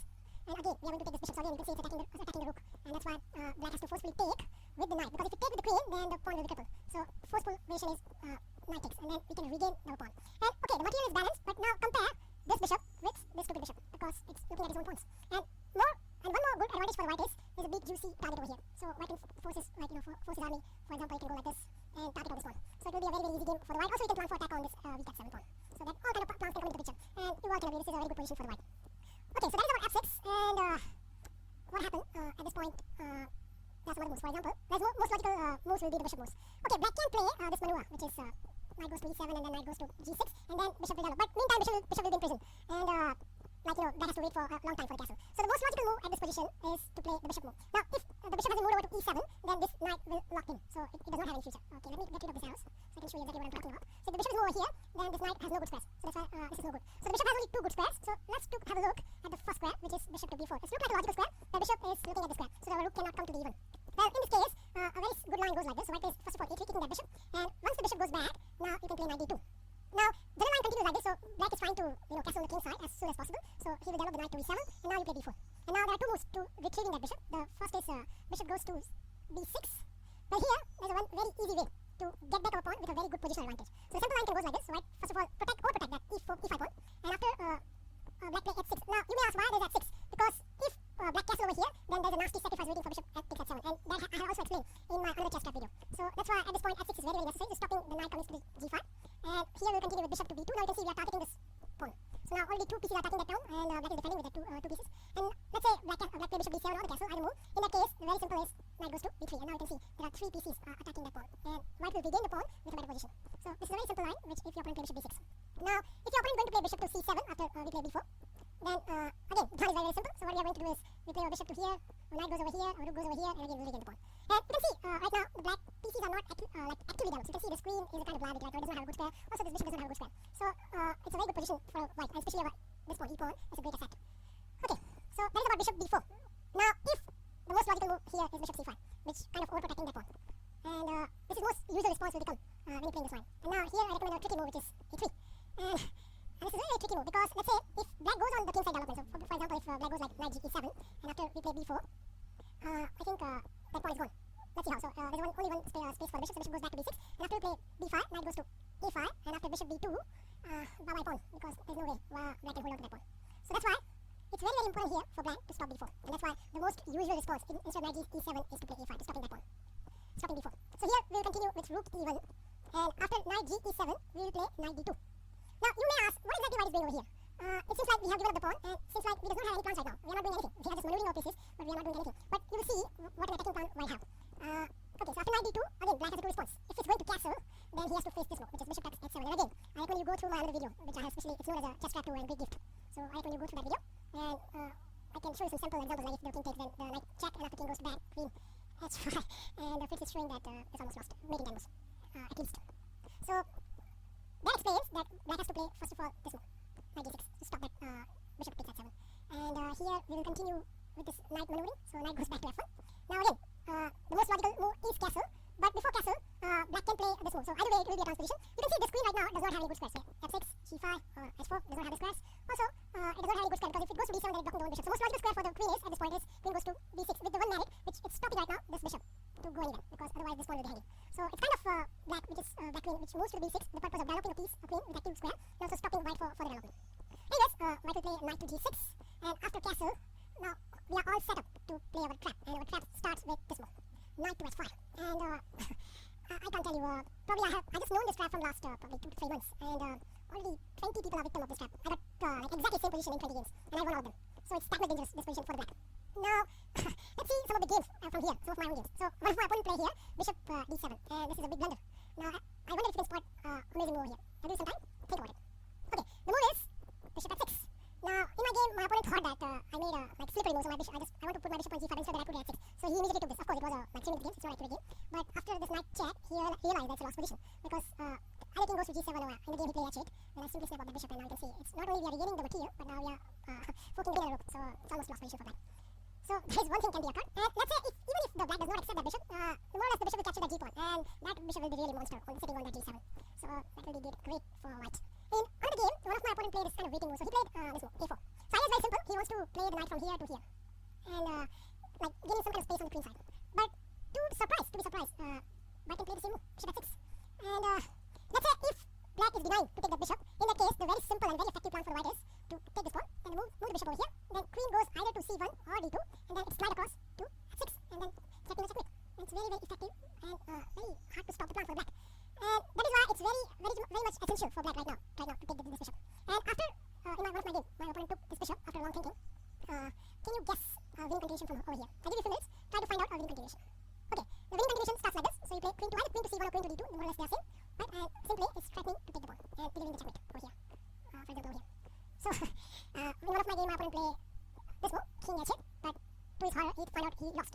And I took this pawn. And after he thought he stopped the mate, now comes another blow, which is knight to g5. And now you can see there's two ways white is checkmating the black. So one is I can take this pawn by the queen, or another is take this pawn by the knight, and that will be smallest mate. So that kind of attacking position you get from this kind of bishop sacrifice. Okay, so after this, in one of my game, once my opponent took the bishop, when I played queen to c1, he realized the danger exists in this trap, and I think he played the only move which is possible to stop the checkmate, and which is either f6 or move he played, which is f5. And now there's a very simple continuation here for me. So I played on plus 1, so I took that pawn, and you can see black rook cannot take the pawn. So he played rook to f7, stopping the checkmate. Anyway, I took that pawn, and after he played this move, bishop to f8, I simply put my queen over here, and now you can see so many threats over here. Okay, so this bishop is lining up to take the knight, and with the check, if it's not enough, I can play my knight over here, and then two pieces are attacking this knight. And look at the whole queen side for the black. So rook, the bishop, the queen, and the knight. They all are probably on the wrong side because black king wants them to defend the castle, but they are so far away. And this kind of fun you are getting in this line. So especially I was amazed by, you can see this knight maneuvering. For example, it goes from here to here, and from here, and it goes over here, and finally our bishop unleashed here. So this plan was very effective, and it's kind of very hard for black to see this one is coming, unless he probably know about this plan. And this turned out very well for me. So I wish you best of luck if you're planning to play this strat in your games. And I just suggest you try in some of the Blitz or the tournaments game before. You try in big tournaments, and it's very effective. Even it can work over 2,000 plus players. I wish you best of luck for playing this strat. Well, thank you for watching my video, and feel free to comment on my video. I'll post a new video soon. Bye. Hello YouTube chess lovers and my friends, this is Vijay here. Today we are going to learn about a system which is against the Caro-Kann defense, and which is known as a Spassky system. The name has been given from the famous chess player Boris Spassky, who actually invented this system, and it also known sometimes as the Spassky Gambit as well.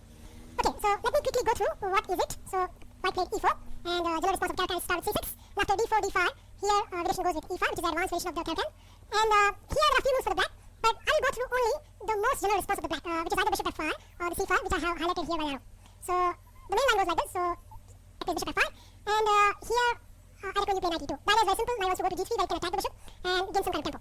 Where the main line goes like this. So black plays e6, white plays knight g3, bishop goes back to g6, h4, and here there are two choices for black. If your opponent know about the system, he most likely to play h5. So here there's a very simple line which gives you a plus position for white, and it goes like this. So white plays bishop e2, and targeting that juicy h5 square. And it's not only black has a weakness in h5, but also white has a weakness in h4, and black can exploit that as well by playing bishop e7.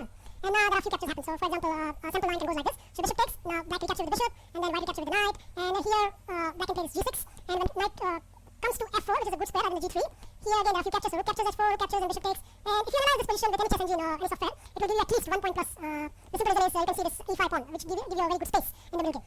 So anyway, this is a side line, and this line you can analyze further if you are planning to play this line in the two line, and it's a very comfortable game from here onwards for the white. Okay, that's not our part of discussion. Let's deviate to the main line, which is the Spassky variation. And Spassky variation start when black plays f6. And this will be the more frequent response of the black. And here, first we'll grab a space, so we'll attack that bishop. And once the bishop goes back, now we'll put this bishop d3. And main line goes like the bishop captures bishop, and now very amazing move by the Spassky, which is c cross d3. And at first sight, it looks like very suicidal, because now you can see this your d4 pawn becomes very weak, and it does not have any support from that side. And that's a weak side. Let me talk about the plus side of this move. Now the plus side is, first of all, if you notice the black position, it's very solid. But let's say if black wants to open the game up, somewhere down the line he has to play this c5 move. He has to play the c5 move. Well, in that case, most likely what will happen is white is going to capture that pawn, and then this pawn will go further. And that way, the pawn center of the white will remain intact. And that means black cannot reshuffle it or disturb it with the pawn. That's one good side. The other good side is white has very good and effective plan of attack on the black king side. And let me reveal a Spassky plan, which we are going to see in the rest of my video. And the plan goes like this. So the white is most likely to go castle. The queen most likely goes to the g4 square. And now you see the good side of these two pawns, e5 and h5. That gives you a great comfort of the queen, and that means queen cannot be harassed once it comes to the g4. And then our f1 will roll to either f5 or f6.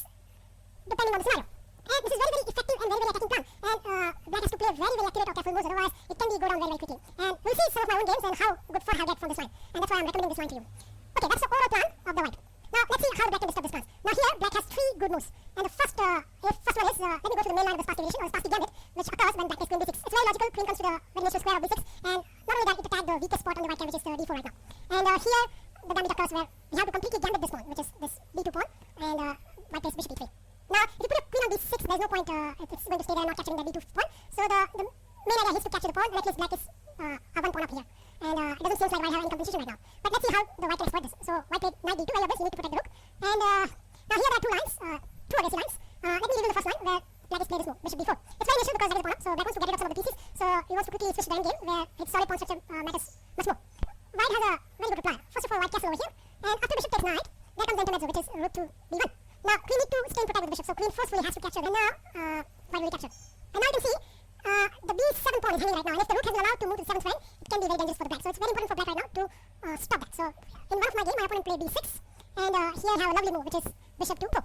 And what it does is stopping somewhat king side activity of the black. And here there are 2 main moves for the black. The first is knight to d7, and in either of the cases, our move will be very much similar. So first of all, we're going to play queen to g4, will allow to attack on g7, and the downside of the black is black cannot play g6 because our h5 is there. So that's why black has to forcefully play this move, rook to h7. And now there's an amazing move over here. I wonder if you can spot it. I'll give you a few seconds, try to find out our amazing move over here. Okay, the amazing move is knight to f5. And first sight it looks like you're giving up a piece for nothing, but it has a deeper idea. So there are 2 lines exist over here. Fortunately, I had 2 games. In one of my games, my opponent accepted the sacrifice. So he took with the e cross f5, and then I recaptured the queen. And now you can see that queen is attacking the rook, so rook has to go back. And now comes the amazing move, e6. So it's okay, your piece down, but you can see the black king is in center. So it's very logical that white is trying to open up the game. And here, my opponent played knight f6. He thought that it would be too dangerous to capture that pawn. So anyways, I took the f7, he recaptured, and now comes rook f1. And now you can see those squares, e7 and e6, they're so weak. And although I'm a piece now, it's a very, very attacking position for me. And as a result, my opponent goes down very, very quickly over here. My opponent played this move c5, so somehow stopping that bishop. But after queen e6, king f8, can you spot another amazing move? Okay, and that is, bam, bishop takes. And no place for hiding up the black king. So black has to forcefully capture this bishop, and then you can see it, yes, it is rook to b7, and bye bye king, it's all over. And see how amazing attacking position you're getting from this kind of system. And you'll see more and more as I'll go through the video. Okay, so that is one line when black captured the knight. In another game, one of my opponent played this move. So he played c5, counter-attacking my bishop. Okay, so first of all I did this check, so I saved my knight, so I played knight to d6 plus, and my opponent responded king to e7, and then I captured the pawn, he recaptured, and then I moved my bishop to c3. Now, of course, it's not a very accurate game, you can say, because the 5 minutes bit game, and here my opponent feel very, very aggressive. He probably feel intimidated because of the way I was attacking, so he thought he should be attacking as well, and he played this move. He played d4, but this is a disaster zone because now comes a very good move. Can you spot it? Yep, it's queen to f3, which has 2 knights. It's not only attacking the rook in the corner, but it's also attacking this one, f7. So black has to forcefully go this move, rook f8, and now I'll give you a few seconds, try to find a winning continuation for the white. Okay, and the winning continuation starts with this move, rook to b7. See, it's how amazing, you're sacrificing more and more material, but you are killing a black king, which is the whole point. And here, there are a few things. First, let me tell you what does not happen in the game. Let's say, for example, if your opponent play this b cross c3, then there's a Fritz shows this mate in 4. So you can identify by your own. It's very simple. Rook sacrifice again, and then after king takes, this is mate. So that doesn't happen in the game. My opponent was high rated, so around 2000 plus. So he identified that, and he played this good move, which is queen d5. His idea was very simple. He is material ahead, so if he can exchange the queen, then it can be very good for him. Of course, it's, if the queen has been exchanged, it is good for the black, but the situation is so worse for the black that it hardly can escape. And I played this move, knight f5 check, and he has to go back, so he played queen, king to d8, and now after a few calculations, a few thinking, I figured out that this is a winning position for me, and I captured the queen. And he recaptured, and then I did this check, and then when the king goes to the e8, I played this move, rook to c7. Now my plan is very simple, I want to go over here and make black king. And probably he's in time trouble or what, I don't know. He played this disaster move, he played knight to e7, he thought he could stop that rook, but that falling out of the way. It's a mate in 2. Yeah, it's easy. So you give this check, and king comes to the only square d8, and now double discover checkmate. So see, another very, very attacking and entertaining game for me. Now let's have a look to the other option, which is at this point, black can play another move, which is knight to e7, instead of knight to d7. Now here, again, our plan will be very simple, as you all know now. So we play queen to g4, attacking the juicy g7, and this time black has some options. So black need not to play f7, black can play this rook to g8. And in this game I decided to keep the king in the center, so I took the knight, recapture, and then here was my plan, so I played f4. Okay, my opponent responded with developing the knight to d7. Anyways, I carried on with the attack with the f5. See how easy it is. It's very easy to remember, and it's very, very aggressive. If your opponent play at this position e cross f5, then there's a very nice continuation, which goes like this. So first of all, queen check. And after king goes to e8, now you can recapture with the knight and you threaten the checkmate. So black has a, I think, so only reply, which is f6. And now you can play this e6.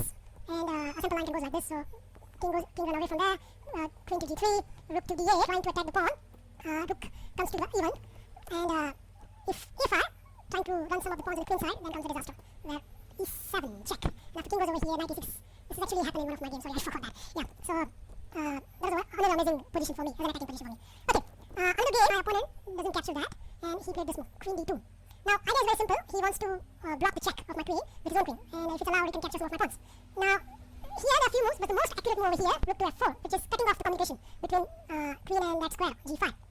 So, my opponent goes like this, my opponent gets the pawn, so it's now attacking my rook, and I played this first of all this check, and when the king was there, I played rook f1. Now, see, you are almost, how many, 3 pawns are down, and not only that, black has this queen side majority, you can see over here, and all he needs to do is to run this pawns on the board, and make a queens. But he does not have time for that, and you'll see, again, this time my opponent will run down very, very quickly. Now, here, he played this move, c5. It's very logical, you want to undermine my pawn chain. But now comes the tactic, so f cross e6, f cross e6, and now I played queen g4. Opponent decided to run away, so he played king d8, and I got the pawn. He played rook to e8, attacking my queen. I got the pawn, so I played queen cross d5. And now you can see, this rook is hanging right now, so he has to play this move, rook to c8. And now I played king to f2. But I don't know at this point it was the right move or wrong move, but I thought I want to play rook to f7. And if I play that, black has a chance of grabbing this pawn and simplifying my queen. So I don't want that, that's why I played this wonderful move, which is king to s2. And here, my opponent played queen e3, and I played one of his queen, rook f7, and the mate has been threatened, so he has to support the knight with the rook, and now can you identify a winning sequence from here onwards? I'll give you a few seconds. Okay, the sequence goes like this, so queen check, rook has to come back, and now come bam, rook takes. And it's every attacker's dream position, where you just sacrifice like this, and you threaten your opponents all kinds of tricks. And that was very delightful when I played this move. And no option, black has to capture, and now it's very simple, queen goes to d5 check, if king goes to e7, then rook f7 will lead to checkmate. So my opponent played king c7, but to his horror, he realized that's a lost position because after rook f7, it's at least mate in 2. Again, a very entertaining game. Okay, so that was all about bishop b4 line. You get this kind of fun. There's another move over here where black can immediately retrieve the queen, so it can play queen to d6. Then here, I recommend you should play castle, and after knight e7, you play f4. Now, this is a very solid system by the black. What he's planning is stopping your f5 by putting his own knight to f5. So now no more f5 pushes there. But anyways, we'll see how we can force this issue. So here we'll capture the knight.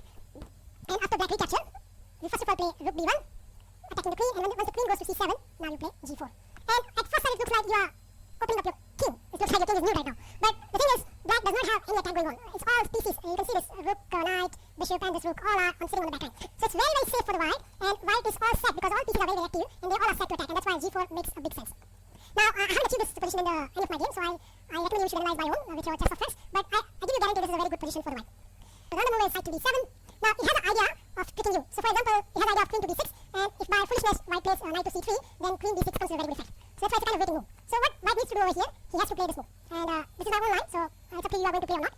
This is a very, very basic line again. So we play queen g4, and after c5, this happens in one of my games. I play castle, and my opponent grabbed the pawn, and then I continue with my own plan. So I played f4, my opponent responded with knight e7, and after some thinking, I pushed on. My opponent took the pawn, e5, and then I placed my queen to e2. Now, for computer, it's very, very easy to defend this position. Probably it will give you minus 1 or 2 points for the white. But as a human, you will not be feeling comfortable. I show you one of my sample games, so it becomes like this. So my opponent played f6, I played bishop f4, he played knight e to c6, and then I recaptured the pawn, then he plays bishop d6, and then I played knight f5. And after he castled, I took the knight, he recaptured, and then I played knight d2, he played rook e8, I played knight f3, he captured, then I captured, he captured, and then I played queen g4. And here, see it happens when you're attacking, your opponent makes mistakes. And here my opponent played queen d7, and this is a big mistake because now comes, boom, knight cross g7, and now you can see that my queen is unleashed to the rook, so black cannot capture the knight. And position is roughly balanced. I prefer white because he has more attack. Okay, so that is about knight to d7. Now, there's another move, bishop c5. Let's see how we can win this. So, we can capture this, we capture, we play d4, and now, instead of losing the time, one of my opponent played bishop d4, I block with the knight c3, and then after knight c6, I play queen g4. Again, this queen g4 move coming up often and often in this line. So, queen g4, and if my opponent has to play passive moves such as bishop to f8, then my development will be very tremendous. So, in this game, my opponent decided to play king to f8, and then I castle, he took my knight, I recaptured the pawn, and then he played knight to e7, and can you guess it? Yep, it's the same plan. Nothing to think beyond than that, and we play f4, and we are playing f5. And this game my opponent played queen to d7, somehow he thought that he could stop that, but no, I played f5, he recaptured, I recaptured with the knight, he recaptured the knight. Here I found the one good intermezzo, which I give this check. My opponent goes king e8, and then I recapture the rook. And that's position for black. Excuse me, because it's the only thing that he's doing is defending, and you cannot win in chess by only defending, unless and until your opponent make me careless. Okay, let's see how the game continues. So my opponent played rook g8, of course he has to defend at g7, and then I played this amazing move, e6, again, again. So we are opening the center because the king is sitting in the center, and we are not allowing him to run away. And here there are two lines, two bad lines I should say. One of my opponent played f cross e6, and I played this queen check. After king goes over here, I played rook f7, and he played queen to e8, and then after this move he resigned because he found to his horror that there's no escape from here. See, it's a disgusting position for black. And if he's going to capture the queen, then so far I played queen f3. My opponent played rook to d8, supporting that d5. And now comes a very good move, which is king to f2, planning is rook to e1. And what is doing about it? And he played g6. And after f6, he just moved over the queen. But after the rook even check, the only thing he has to do is resign. And another very, very entertaining game. And see, this kind of fun you are getting in Spassky Edition or Spassky system, where any kind of rated player, whether it's a below 2000 or over 2000 player, whether you win or loss, you get a very, very attacking chess. And that is a more kind of enjoyable experience. Okay, before we leave, let me go through a sideline, which is after e5, black can play this move, c5. This is known as a Bartling system. Now, against Bartling system, again, for you, I have found a very aggressive line. So the line goes like this, so you first of all capture this. And now there are two moves for the black over here. One is knight to c6 and another e6. Let's deal with them by turn. So first move is knight to c6. Here you should play bishop to b5. And if your opponent play e6, then you play b4. So you are giving support to the c5. And if, let's say, black playing quiet moves like knight e7 or bishop d7, in the cases, b pawn can be supported very easily by c3 and a3, and white will remain a one pawn up over here. So the only aggressive line can be goes like this. So if black wants to regain the pawn, he has to play this move, queen h4. And the idea is very simple. Not only is attacking that pawn, but he is eyeing for that e4 check. And this happens in one of my games. And against this, I have a very, very amazing system which I'm going to reveal right now. I get c3, and he played this check. Idea is very simple. The check, he wants to get g2, and here you play this good move, knight e2. And after queen regain that pawn, I give you a few seconds, try to find an amazing move order, which actually give you the opponent queen. So in this case, we'll trap the black queen. Can you find an amazing move here? Okay, the move is knight to g3. And now the idea is very simple. You want to play bishop f1 and checkmate to the black queen. So this happens in one of my games. My opponent realized that. So he played queens to h3.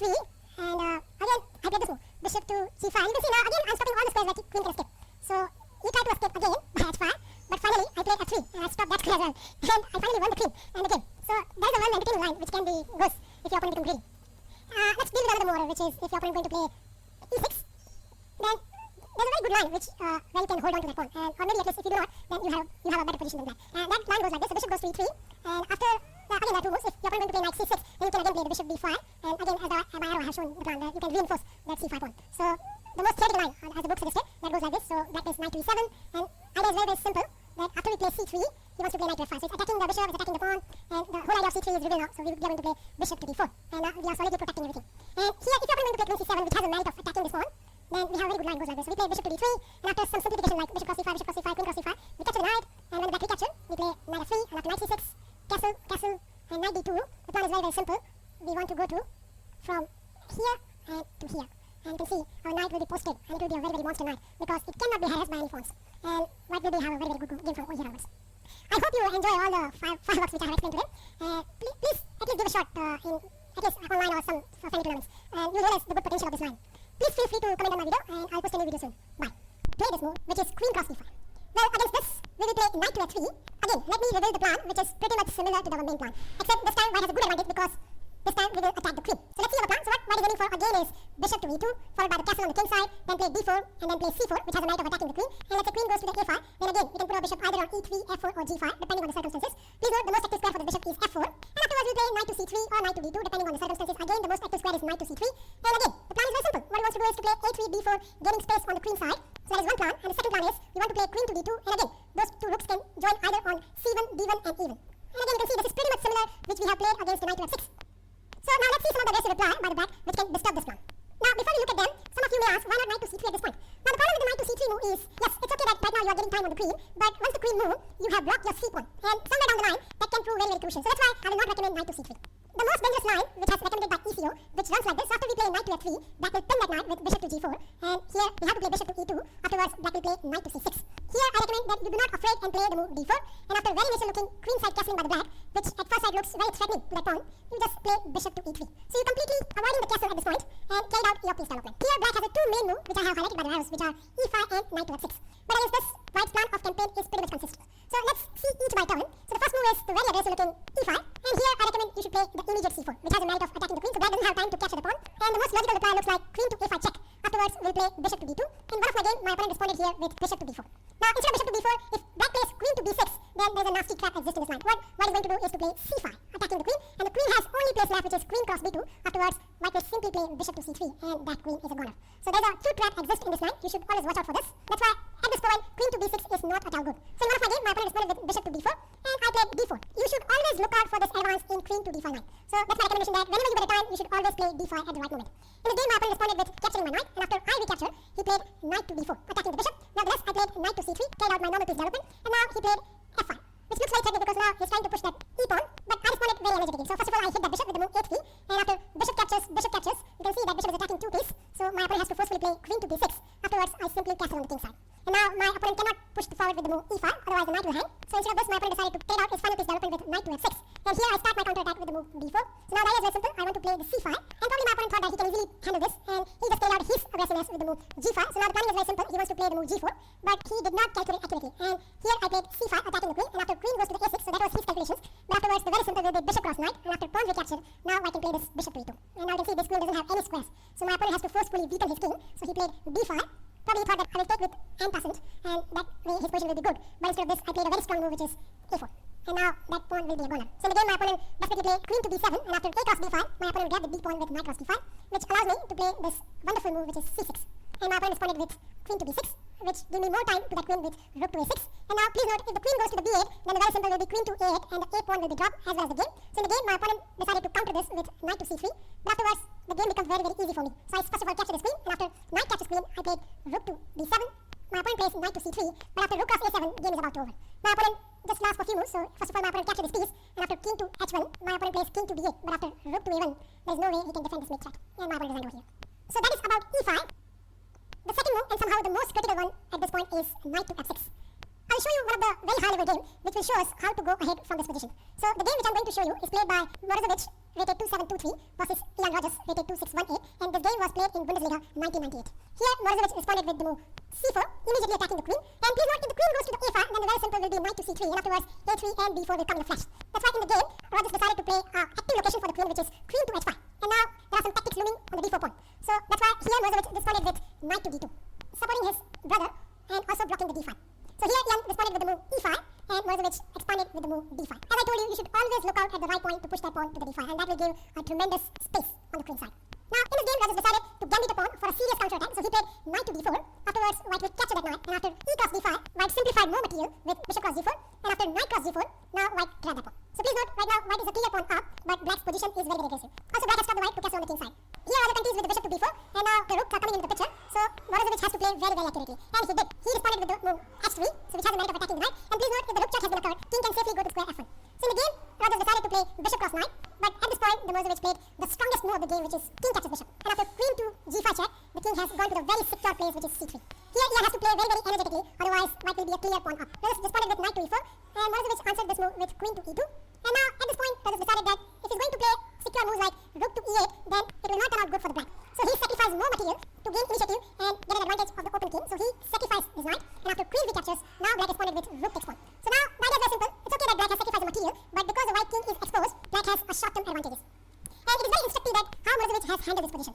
First of all, Morozevich responded with rook to d1, and after rook to d8 by black, Morozevich simply responded with bishop to e3. So he has the merit of attacking the queen, and after queen to d4, white responded with king to c2. So now it's protecting everything, and now somehow black has to continue his initiative, otherwise black doesn't have any winning chances because white is a clear piece up. So in the game, Rogers decided to play d5, attacking the queen, but here Morozevich played an excellent intermediate move, which is rook cross d5, which has the counter-attacking the black queen, and after rook takes, now white gives the check. So queen to g4 check, and here Rogers again attacked the queen with the move f5, but afterwards the very simple will be queen to f4. So counter-attacking the queen, and if the queen has the exchange, then white is a clear piece up. So Rogers declined the queen exchange with the move queen to e6, but afterwards white played a very secure move, which is king to g1. And now, if the king can reach to the a1 square, then not only white king is safe, but white is a clear piece up, and this kind of positions are very easy to play, especially if you are grandmaster. So knowing all this, Rogers lash out with the move g5, but Morozevich simply captured that pawn. And after queen to e4 check, Morozevich simply played king to a1. And at this point, Rogers resigned, because there is not enough compensation for the piece. White has escaped from all the difficulties. So this game will give you a very good idea what are the plans and how to handle knight to f6 positions. I hope I have given enough information to make you comfortable against all the Scandinavian defense models. Please try it in your own game, and you will see the amazing potential of the system. Thank you for watching my video, and feel free to comment on my video. I'll meet you soon. Bye. Which I'm going to recommend in this video are played, adopted, and favored by some of the world's top grandmasters. And the good thing from the right perspective is, against all the Scandinavian defense models, our plan of campaign are pretty much similar. So join with me and learn how to defuse the Scandinavian defense. Now, after white plays e4, Scandinavian defense model start with the move d5. And here I recommend you should certainly capture this pawn. And here you can see I have highlighted by the arrows, black has a few options. But among those, the only two options which are good are knight to f6 and queen cross d5. But before going into the main moves, let's deal some of the gambit ideas by black. So first move is black can try this tricky gambit, which is e6. Well, against this, white has a very fantastic reply, which is bishop to b5 check. And now you can see black has two good options over here. If black plays c6, then the very simple will be d cross c6. And after, let's say, pawn captures or knight captures. Let's say in one of my game, my opponent captured with the knight. But after I played knight to f3, you can see not only white is a clear pawn up, but white is not also lagging behind in development. In the next move, white will castle on the king side. And in the whole game, white will remain a pawn up. So I don't understand what logic behind giving up the pawn like this. So that is c6. Now, the most logical reply looks like bishop to d7. But here there's a nasty trap exists for the white. So please watch out for this one. And here white has a cunning move which is b cross e6. If the f cross e6, then the black pawn structure will be ragged. So the most logical reply looks like bishop cross bishop. But afterwards white has a very simple reply which is e cross f7. And after king cross f7, white has this lethal check which will regain the piece. And please note at this position, white will be a clear 2 points up as well as black has lost the castle white. That is about e6. Now here, black can also try the other gambit idea, which is the c6 move. Here, white should certainly capture this pawn, and after knight to c6, my simple recommendation is you just carry out your normal piece development. So for example, you can play knight to f3 against one of my game. My opponent responded with bishop to f5. Afterwards, I played bishop to c4, and after e6, I played knight to c3. And some of the moves are like this. So he played knight to f6, I played castle on the king side, and after bishop to c5, I simply played d3, and after he castle on the king side, I played bishop to f4. What's going on? Nothing special. Both sides are pretty much equal. The only drawback black is having is he's a clear pawn down. And if you play accurately from here onwards, you can easily convert this sort of games into the winning game. So that is about e6 and c6.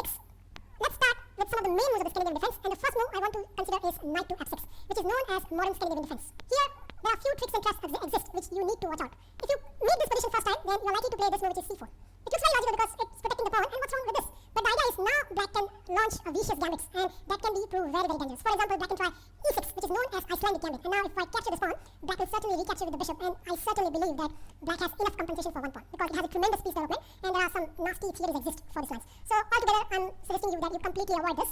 Also, the second gambit idea, which is the c6, and here also if you capture this pawn, black will capture with the knight, and again, black has a tremendous piece development. So please avoid all this nonsense. Also, if you play here, the simple looking move d4, then black can try another tricky move which is bishop to g4, and this is known as Jadoo gambit, and there's a long theory exists for this line.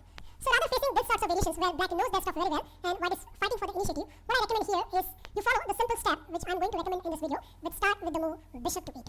Now, bishop to e2 has a simple idea. First of all, it's stopping bishop to g4, and after knight cross d5, you stop that knight coming to the f4 by playing d4. And let me reveal the white structure at this point. So what white is aiming for in the most of the scenario is white will play knight to f3, followed by castle on the king side, and then drive this knight with the move c4. Let's say this knight go to the b6, and now this bishop can go to either e3, f4, or g5, depending on the circumstances. The most active square for this bishop is f4, and afterwards this knight has two wonderful squares. Now, if the position is free, then I certainly recommend that you play knight to c3, and afterwards you can see the plan of campaign from the white is very, very simple. So white has the two plans now. So first plan I have highlighted by the arrows over here. White can look forward for the a3 and d4 move and gain space on the queen side. And the other plan, which is very effective in the most of the scenario, is you play queen to d2. These two rooks can be aggressively placed either on c1, d1, or e1, and then white can look forward for the central breaks. These are two very, very effective plans by the white. And please note, white has a tremendous space advantage because of this c4 and d4 moves. So this is the pretty much plan of the white if black does not do anything and sit passively. Now what I'm going to do in this lecture is, I'm going to show you the lines where white is having problem to carry out these plans. In the rest of the scenario, you should certainly follow the plan which I have recommended. The first system, which is designed to confuse the white pawn, is start with this move, which is g6. So now the idea is very simple. Black wants to play bishop to g7 and castle on the queen side.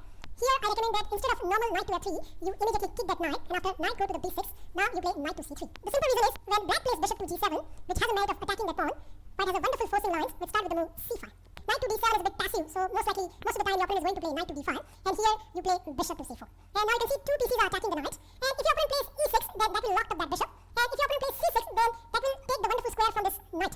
So that's why black has to forcefully capture this knight. Now, before we look at knight cross c3, let's see what will happen if your opponent tries either of this move. So in one of my game, my opponent plays c6, and I responded with knight to f3, and here he pinned this knight with bishop to g4. I played a very cunning move which is queen to d3. And queen to d3 is attacking two spots, so b7 as well as the knight. So my opponent first of all captured this knight, and after I recaptured, he played bishop cross d4, which is a kind of mistake because then I simply capture that knight, and after black recapture, I simply capture that pawn with my bishop. And now you can see this two queen and bishop battery is not only attacking the f7, but it's also attacking the b7, and black cannot defend both the threat. So in the game, my opponent played castle on the king side, but afterwards I simply captured the b7 with the queen.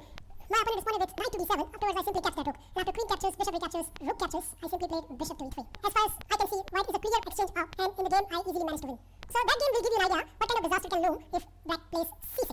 The best option here for the black will be to capture this knight, but afterwards, white will recapture with the b pawn, and now you can see, by capturing this way, we have blunt the diagonal of this bishop. So most of the time, your opponent is going to castle on the king side, and now you carry out your normal piece development. So you play knight to f3, and if your opponent plays bishop to g4, then I recommend you just nab the bishop pair by playing h3. And after bishop captures, queen captures. This is the case of one of my game, and here my opponent responded with c6, and I simply played rook to b1. So once again, removing the threat of capturing that pawn, and the good thing is queen cannot come to c7 because it can be attacked one more time with bishop to f4. So in the game, my opponent responded with queen to c8. Afterwards, I simply castle on the king side.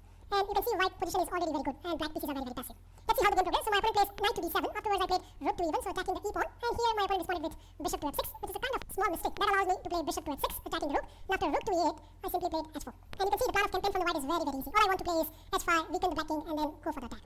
Here my opponent knows that h5 is coming, and somehow he was frustrated about his position. So he played this hilarious move, which is e5. this is outright mistake because now I simply capture that pawn. Generally, you won't capture this sort of things because that will give you an isolated double C pawns, but this is a completely favorable position. That's why I recapture that pawn. And here my opponent captured with the rook, which will simplify more because I capture that rook, and after bishop captures, I simply give this check. And my opponent played king to h8, that's the only move left. Afterward, pressurize more with rook to e1. And now you can see, my simple plan is to capture this knight and then give a checkmate to the black king. So my opponent decided to defend with bishop to f6. Bishop to f6 not only protect the critical g7, but it's also preventing the rook coming to the e7. But when you are defending, you only defend. You never get time to attack. And this is exactly happened in this game. So I simply played down the good move, which is rook to e6. And now that bishop has to move. And in the game, my opponent captured the c pawn, and that allowed me to finish the game very, very quickly. So I played rook to e7, and now you can see not only h7 is attacked, but d7 is also attacked, and black cannot protect both the things. So my opponent resigned over here. So that is how you need to respond when your opponent plays moves such as g6. Now, there is another plan by the black, which has been recommended by Andrew Martin in his video about the modern Scandinavian. Andrew recommended that black should play bishop to f5. And the recommended plan by him was something like this. So, black wants to play e6, followed by bishop to e7, then castle on the king side, and then quickly go for the move c5. So, this is the pretty much recommended plan by Andrew. Well, against this, what I recommend is after bishop to f5, you play knight to f3, and after black plays e6, you play castle on the king side, and after bishop to e7, you play a slightly cunning move, which is e3. After black castle on the king side, now you play c4. So, you can see the first merit of the a3 is this knight cannot go to the b4, so that means this knight has to go to the b6, and afterwards, you just carry out your normal piece development with knight to c3. Now, as per the plan recommended, if black plays c5 now, then the very simple will be you are going to capture that one, and which attacks knight. Now, here in this position, whether the queen exchange or not, but the resulting position is very, very favorable to the white. So, for example, in one of my games, my opponent captured this pawn with the bishop, and that allowed me to gain space on the queen side with the move b4. And now, after bishop to e7, I simply avoid the queen exchange with queen to b3. And after knight to c6, I played rook to d1, and that has a knight of attacking the queen. So, my opponent plays queen to c7. Afterwards, I simply played c5, attacking the knight. And now, the knight has to passively retreat to the d7. Afterwards, carry on with my initiative with knight to b5, once again attacking the queen. And after queen to c8, I simply played knight to d6. Look at that knight; it's so wonderfully placed, and black has no option to remove that knight. So, when the game my opponent captured that knight, afterwards I played c cross d6. And now that pawn is a big, big passer. If white can manage to hold on to that pawn, then white is a very comfortable game. So let's see how the game progresses. In the game, my opponent plays rook to d8. Afterwards, I played bishop to d2. And here, my opponent plays knight to d6. So now he's somehow trying to attack that b pawn. I just simply played rook to c1. So now I have a concrete threat of playing b5, which my opponent avoided with a6. Afterwards, I play knight to h4, so which has a knight of attacking the bishop. And if somehow I can get the bishop there, then white is doing quite fine. So in the game, my opponent plays bishop to e4. That allows me to finish the game immediately. Can you spot the move? Yep, it's queen to e3, which has a knight of attacking two pieces, and black cannot defend both the threat. These are the only two sidelines you need to aware. Amongst the rest, the plan which I had recommended in the starting of the video, you can comfortably follow the plan, and I give you guarantee you get a very comfortable and advantageous position as a white. Knight to f6. Now, as usual, the line I have recommended has a great surprise value, and on top of everything, black has to play very accurate moves to avoid lots of tricks and traps. Here my recommendation is you follow the main line for a while, for example, e5, knight to d5, d4. The main line elephant move continue with the move d6, and now comes the super surprise, bishop to c4. So white is attacking the knight. The most popular response from the black is to play knight to b6. However, if your opponent plays moves such as e6 or c6, then I have covered a model game in the PGN which will give you a very good insight how to handle such positions. Okay, knight to b6, bishop to b3, and now you can see by the arrows, black has plenty of choices. Amongst them, d captures e5 is probably the most popular response, but first we need to know what we are going to do if black plays other moves. The first move I want to consider is knight to c6. Now, as usual, I'm going to suggest something aggressive, and here my recommendation is you continue with this lovely pawn sacrifice e6. So white idea is very clear. White want to sacrifice this pawn to get a tremendous initiative as black king side will completely jam up. The first important point to notice over here is black cannot capture this pawn with the bishop. The simple reason is after d5, black is going to lose a piece in the opening.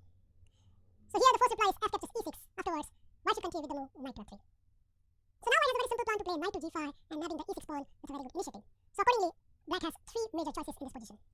Kindly note, black cannot prevent this knight to g5 idea. The simple reason is, let's say move such as f6 leads to the instant disaster after the move queen to d3. And if king to f7, then queen to f5 leads to the checkmate of the black king. So that's why black has tried other ways to interrupt our plan. Now the first move I want to consider is knight to a5, which has a clear idea to nabbing our bishop. No matter, we are going to continue with the move knight to g5, attacking e6, and after knight captures and pawn captures, black has to already play a precise move knight to d5. In one blitz game, my opponent tried the move g6, but to his horror, he find out that after white's next reply, queen to f3, there is no stopping on the f7, and on top of everything, black king dance will start instantly in the opening. So g6 is not a good move in this position. The only accurate reply over here is knight to d5, which has the idea that if white plays queen to f3, then knight to f6, cover the f7 square. But here, white has a very good reply, that is knight to c3. So if allowed, then white is definitely going to take that knight, so black has to play knight to f6. And afterwards, white should continue with the move queen to d3. Now, it doesn't matter whether your opponent plays g6 or c6, white's planning of the campaign will remain same. For example, in one of my games, my opponent tried the move c6. I castle on the king side, and now he played queen to c7. But there's a typical idea in this opening, and you should always remember this, that whenever you have sacrificed a pawn on e6, you can more or less regain it with the move rook to e1. And if it's required, then queen can also join into the attack. In this game, my opponent tried to desperately save his pawn, so he played the move e5, but this is just asking for it, because after d captures e5, and the move queen to c4, white obtained a winning position just within 15 moves. The second move I want to consider is g6. which is a very simple idea to play the move bishop to g7 and then castle on the king side. But once again, I can play the move knight to g5, and now there are two ways black can save the e6 pawn. Among them, d5 is a very bad move. The simple reason is, after queen to f3, black has a similar problem which we have seen earlier. So once again, knight to d5 is a forced response, but my plan of campaign will remain same. Yup, we are going to play knight to c3 and try to dislodge this knight. Here black can try two responses. If black captures this knight, then the simplest is you play the move queen to f3, and not surprisingly enough, this position gives white a decisive advantage. For example, if your opponent continues here with the move knight captures d4, then after queen check, king to d7, pawn captures, knight captures bishop, pawn captures, queen to e8, queen captures e6 check, and now black response is forced. Black has to play king to c6, afterwards queen to c4 check, king to d7, and now castle on the king side. Where funny enough, black has the only piece developed, and that is awkward king. The second move bishop to g7 is not good either. The simple reason is after knight captures, pawn captures, and bishop captures, not only white has stopped black to castle on the king side, but there's a threat on f7 which cannot be easily dealt. For example, in one online game, my opponent tried the move knight captures d4, but after following sequence, that is bishop check, king to f8, c3 hitting the knight, knight to f5, and now a very good move queen to b3, create some nasty problems for the black camp. Now it's amazing that black cannot play either bishop moves or the pawn moves because of the following problem. So let's say in the game my opponent tried the move bishop to f6. I responded with the move bishop captures g6, so there's a mate threat on f7. My opponent responded with the move e6, stopping the mate idea. And now comes a winning sequence, that is knight check, king to g7, bishop takes knight, pawn takes bishop, knight takes bishop, queen takes knight, and now bishop to e3. So my opponent has to forcefully play the move king to g6. And after castle on the queen side, white can easily launch a devastation on this new king. The third and the final move black can try over here is e5, which is in fact the most popular choices by the black. But here white can play this tricky line, that is pawn captures, d5, and now castle on the king side. At first sight it looks like white is playing into the black hand because after bishop to g4, black is indeed threatening this e5 square. But surprisingly enough, white is going to allow this with the move h3. Now if your opponent plays bishop to h5, then e6 is a very strong reply. So the forced reply is bishop captures f3, and after queen captures f3, what can be the more natural than capturing this pawn and attacking the queen? Well, that's right, but the following line illustrates what kind of danger black can face in this line, and here white should continue with the move queen to e2, attacking the knight, knight to g6, and here comes white's attack with the move rook to d1. One of my online game with a national master continued with the move e5, I respond with the move bishop to e3, so there's a simple threat of capturing the knight and then capturing the pawn. My opponent responded with the move c6, but this doesn't stop white's attack, because now white can open all the flanks with the move c4, and I think black is completely collapsing. My opponent tried the move queen to c7, but after pawn captures, knight captures, he was really shocked by white's next reply, rook captures d5, boom! Well, black doesn't have much choices. He captured my rook, but then after bishop check, king to d8, it is very obvious that something has gone horribly wrong in the opening. You can check out the rest of the game in the PGM.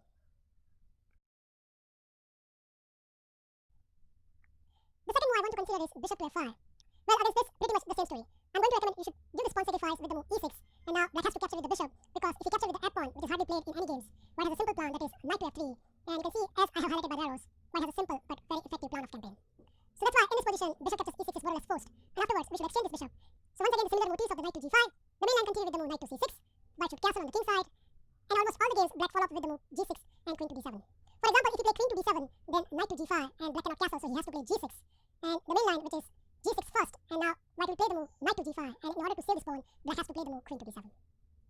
But here my recommendation is you continue with the move queen to f3, and once again, black has a huge problem on the f7. For example, he cannot castle, the simple reason is after knight to f7, white will have an exchange, and even though engine suggests that the position is slightly better for the black, but in terms of practical play, it is not easy for any human. Let me show you a simple line. Black's obvious response is knight takes d4, attacking the queen, queen to d3, and after bishop to g7, c3, knight to c6, knight captures rook, rook captures knight. White has a rook for knight and 2 pawns, which is always going to favor white due to his extra exchange potential. After queen to f3, the most obvious response from the black is to play the move knight to d8, so covering both the square, but after knight to c3, it is very obvious that black king will be stay in the center high and try. Now to illustrate the plan of the campaign from the white perspective, I like to show you one of my game against a 2100 rated player, where my opponent continued with the move f6, hitting the knight. I responded with the move knight to h3, and after bishop to g7, white has a very strong reply, queen to d3. If black castles, then queen captures g6, where white get his pawn back with a very good initiative. So in the game, my opponent tried the move king to f7, but then comes knight to f4, hitting the pawn. He responded with the move g5, where after queen check, king to f8, and the move knight to h5, black is in a huge trouble. He decided to grab another pawn, but this is just too much, because after the following sequence, that is bishop to e3, bishop to f6, knight captures, pawn captures, queen check, king to g8, and now the line opening move, f4, creates some great problems for the black camp. He responded with the move queen to f7, but after pawn takes, queen takes, rook takes, after the whole transaction, it is turned out that white pieces are more active, and even though material-wise it's equal, it is only white who is playing for the win in this position.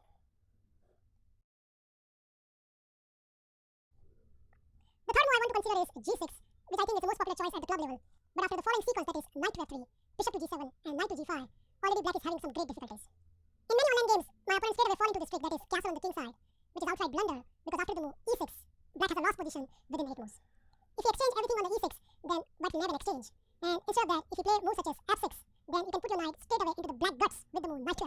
and after queen to e8 and the move d5.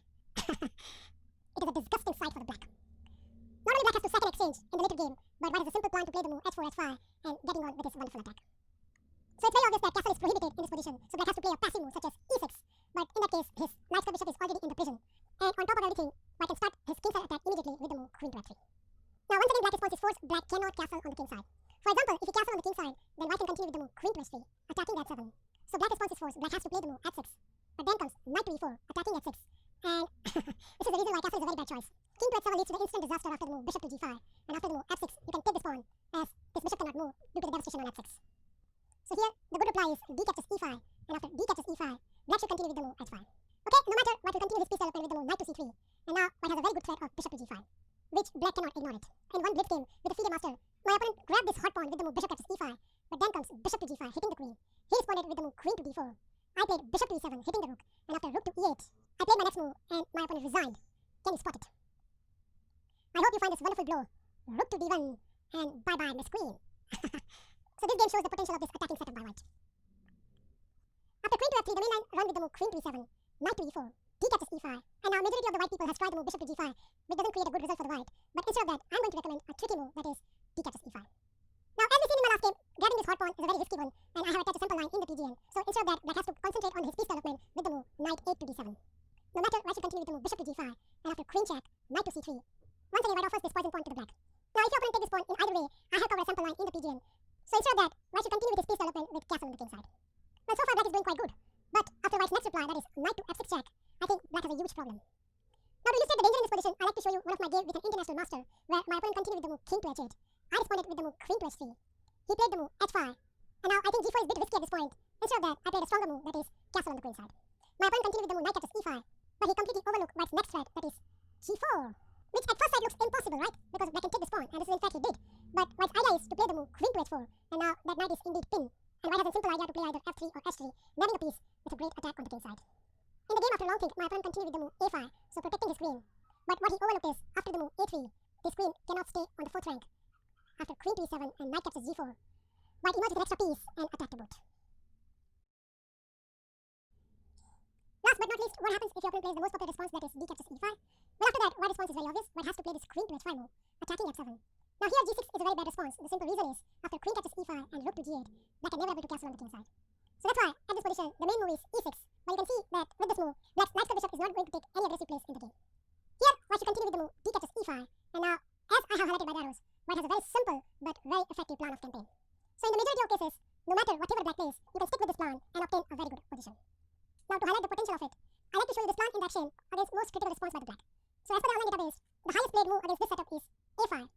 Well here, white should continue with the move a4, not allowing that pawn to go further, and black idea is to play the move knight to a6 and put this knight on the c5 square where it can nab the bishop pair. Well, no matter, it will not stop our plan, because white will continue with the move knight to f3, and after knight to c5, we are going to continue with the move bishop to g5, hitting the queen, bishop to e7, and now knight to c3. Okay, black executed his plan, that is knight captures bishop, pawn captures, and now main line continue with the move castle on the king side.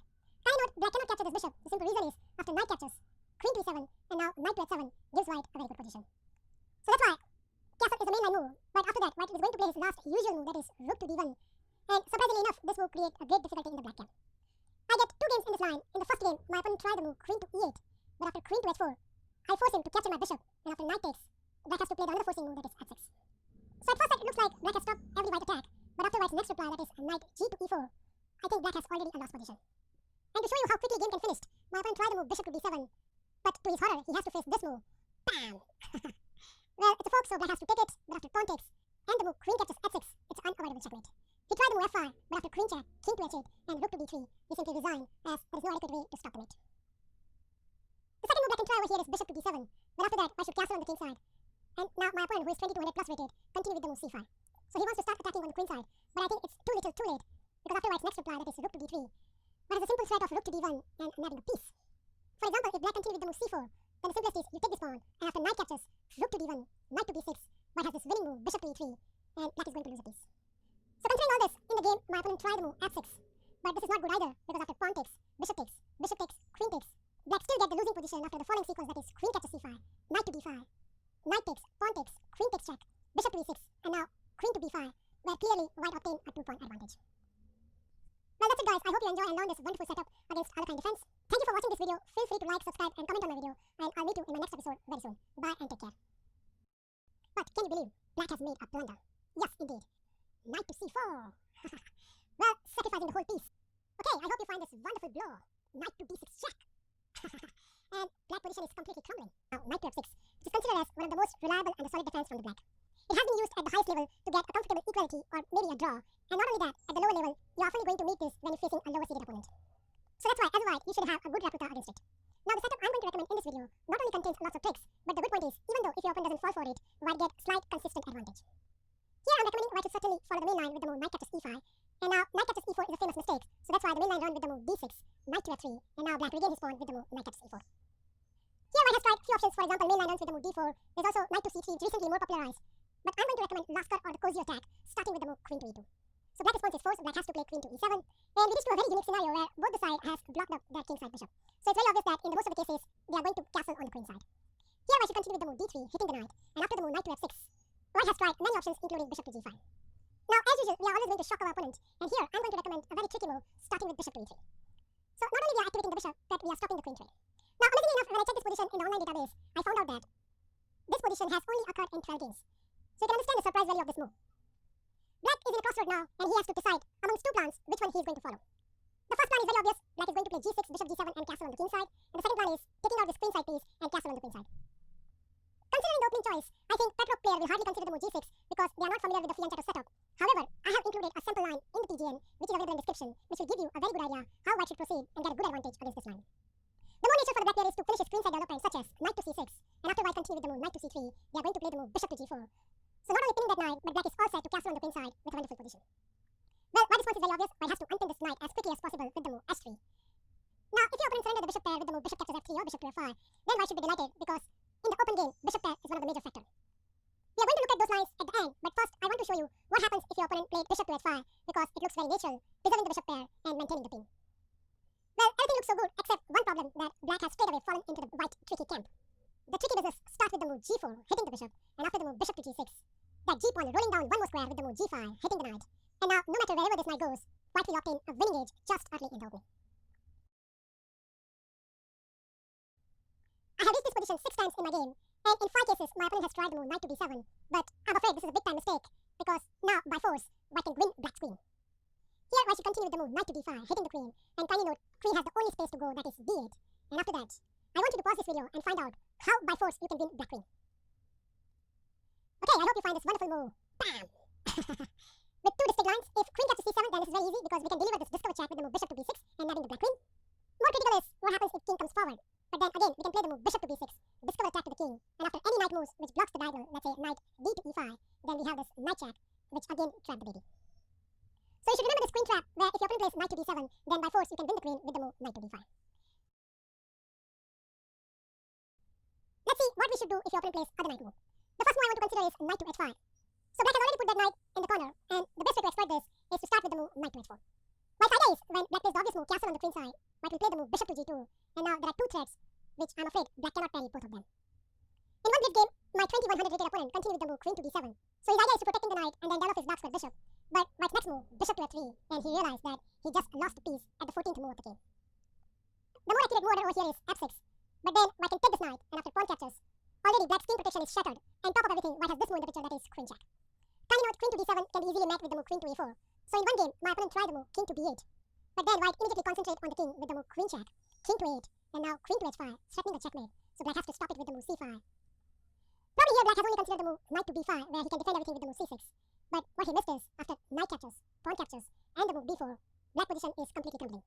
He tried the move c6, stopping any knight intrusion, but after pawn captures, doesn't matter how Black respond. For example, in the game, he responded with the move d captures c5, but then White continued his attack with the move rook to b1, and now I think there is no stopping with the knight coming on the g6 square. Just to demonstrate how quickly Black fallen apart, my opponent continued with the move rook to b8. I capture this rook, and after king takes, a very strong move, king to d2. So not only unpinning the bishop, but the rook comes into the frame immediately. My opponent tried to weather the storm with the move king to c8, but it's never going to happen because after rook to b1, queen to c7, try to exchange the queen check, king to d8, and now rook to b7, attacking the queen to c8, and after queen captures e7, it's a pathetic position for the Black.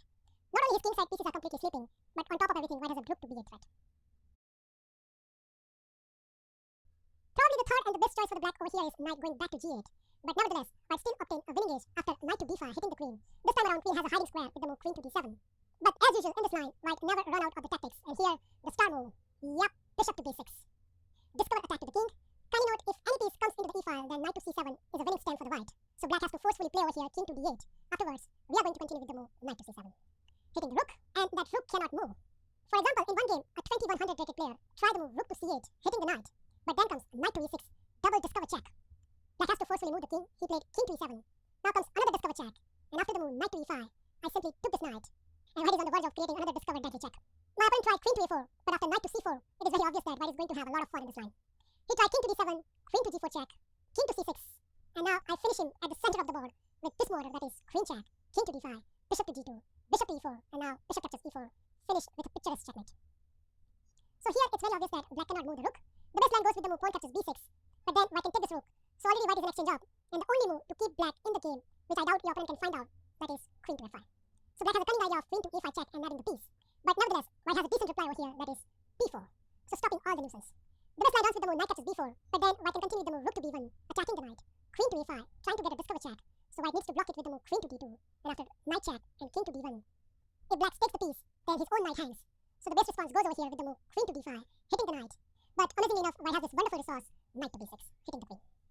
At first sight, it looks very strange because after queen check, black can nab the rook in the corner. But believe it or not, this is exactly what white wants, because after king takes, and queen to a5, white obtain a very decisive advantage. Let me fast forward few moves, queen to c6 check, king to d2. And now, however black plays, his king is not going to survive longer. For example, in this situation, best move is knight to e7.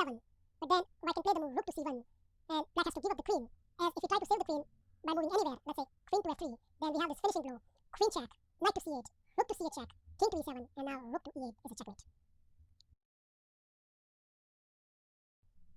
Okay, now let's see what happens if your opponent plays bishop captures f3 or bishop to f5, in either case surrendering the bishop pair and giving white a very good slight advantage. The first move I want to consider is bishop to f5. Well, after that, white move is very obvious. White has to play g4, and now bishop to g6 enter into the tricky area.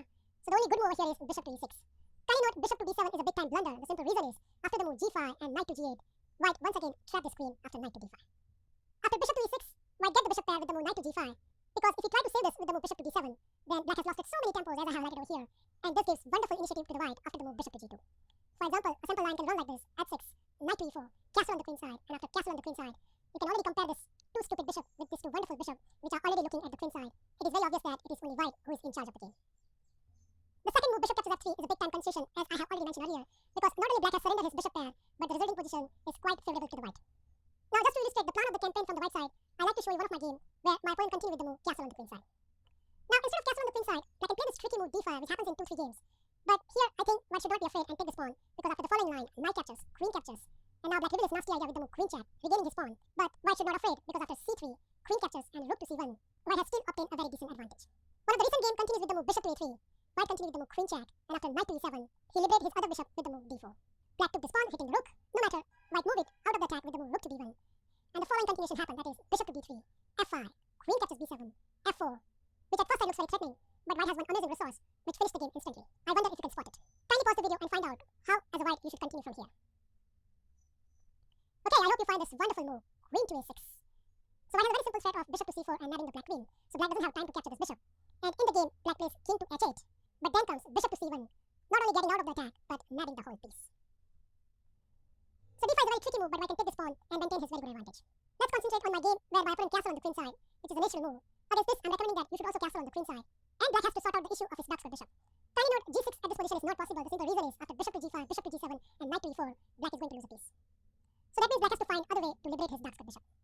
At this point, my opponent continued with the move d5. I respond with the move d4, with the threat of bishop to b5, so my opponent stopped it with the move a6. Now I place another attacking move, g4, trying to get g5 in, so my opponent has to stop it once again with the move f6.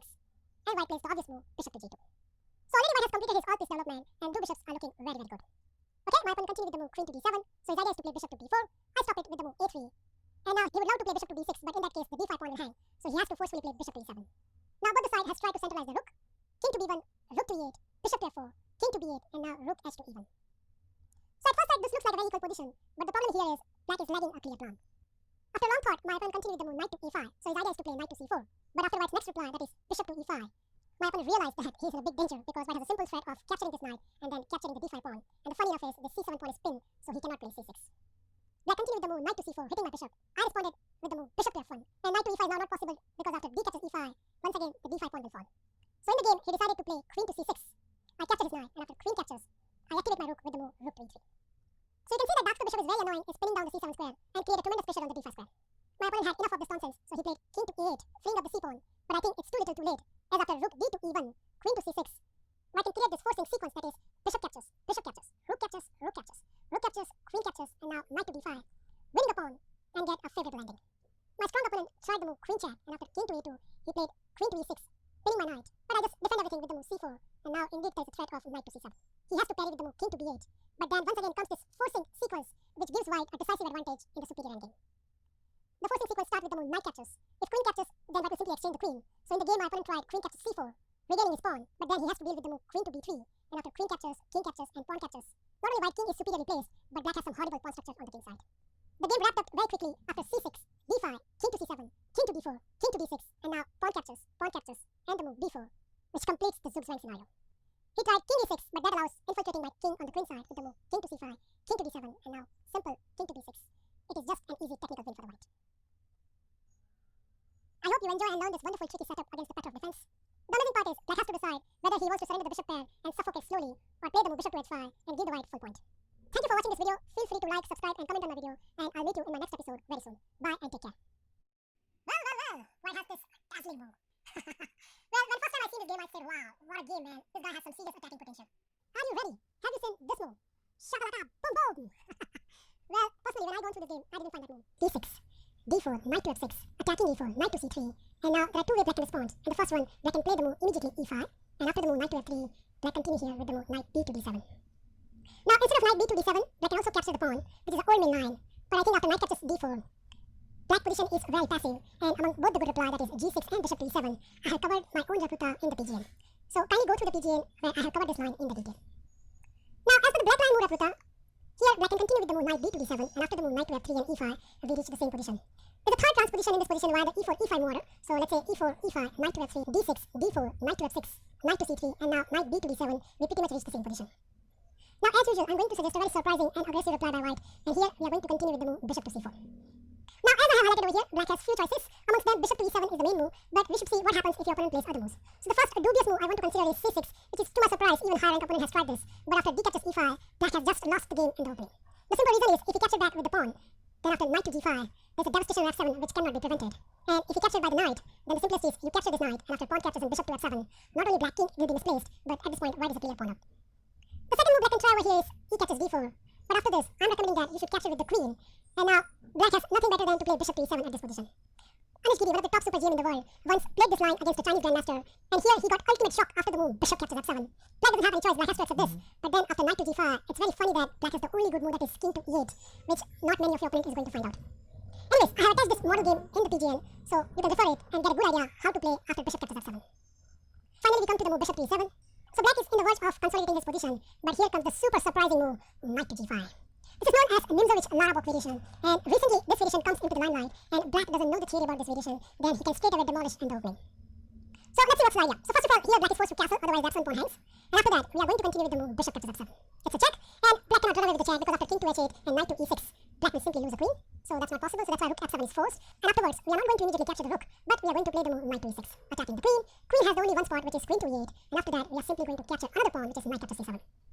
Now here black has to play queen to d8 because after queen to f8 and knight captures rook, black has to waste one more tempo to secure the c7 square. So that's why queen to d8 is forced at this position. Afterwards, we are going to capture the rook in the corner. So let's talk for a moment and find out what exactly happening in the position. As a white, what we have got is we get a rook and a 2-pawn for the 2-mana piece. And it's very important to understand what is the plan of the campaign from the white side. Well, it is very obvious that we want to exchange as many as pieces in the game, and we want to reach to the end game where these 2 pawns and the rook can majorly outplay these 2 minor pieces. And this is pretty much our plan of campaign. Now here, as I highlighted over here, black has very few limited choices, and against each of them, I'm going to show you one of my own model games, which will give you a very good idea how to play such a positions as a white. The first move I want to consider is b6, which is in fact the most popular move at this position, but I think it is less accurate, and I can meet this with a tricky move, knight to d5. Here, black has to be very careful, otherwise the game can be lost immediately in the opening. Now there are 4 moves majorly try against me. Among them, the main move is a6, but let's see what is wrong with the other moves. So the first move I want to consider is bishop to a6, which looks very initial because it's attacking 2 knights, but after white's one reply, that is knight to c7. It's funny that the bishop has to retreat back, but after that, our dancing knight comes out from the black camp with a style. So we have here knight to e6, attacking the queen, queen to c8, knight to g5, attacking the rook to f8, and after the move knight to c3, just early in the opening, we have 2-pawn and exchange up.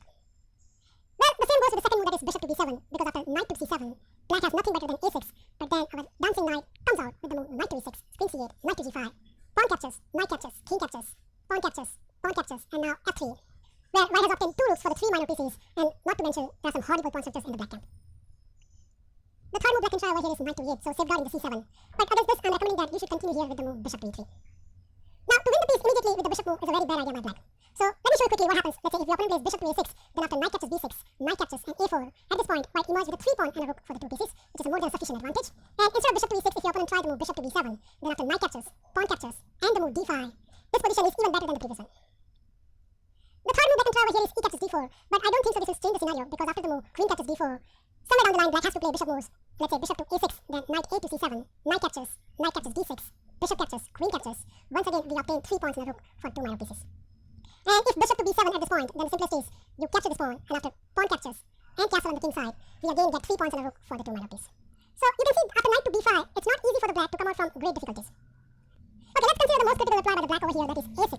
Well, after this, I'm recommending that you should continue here with the move knight to c7. Now, if allowed, then knight to e6 and both the knight will be escaped, so here black is forced to capture this knight. Afterwards, we are going to continue here with the move knight to e6. Now, if you're playing much higher rank opponent, I'm strongly insisting over here that you can take the draw immediately after repetitions such as queen to e8, knight to c7, queen to d8, knight to e6, and so on.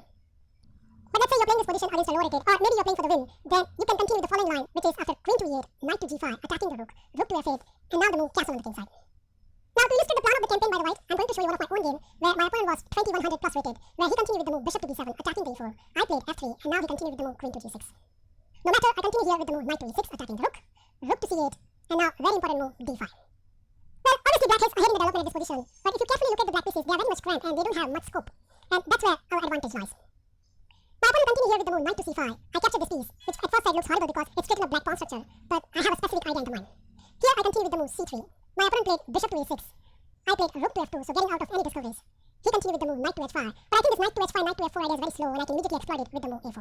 My opponent indeed played the move knight to f4, and it is very obvious that just like Sicilian, whenever this knight arises on c4 or f4, we are going to chop up this knight with the move bishop captures. After pawn captures and the move e5, I think black is in a trouble. Now obviously this is a pawn sacrifice, and after some calculation my opponent indeed accepted, but after that I continue with the move a captures b5, and after bishop captures b5, I come out with a very nasty move, that is d6. Well, what to do? Well, the simple idea is, if black captures this pawn, then after queen to b3, he's going to lose a piece. And apart from that, the best move over here, which is played by my opponent, that is bishop to h4, so his idea is to counter-attacking me. But after queen check, queen to f7, rook to d2, queen has been exchanged, bishop to f6, rook to a7, bishop to c4, attacking the rook. But after the white's next reply, that is d7, black position is already losing.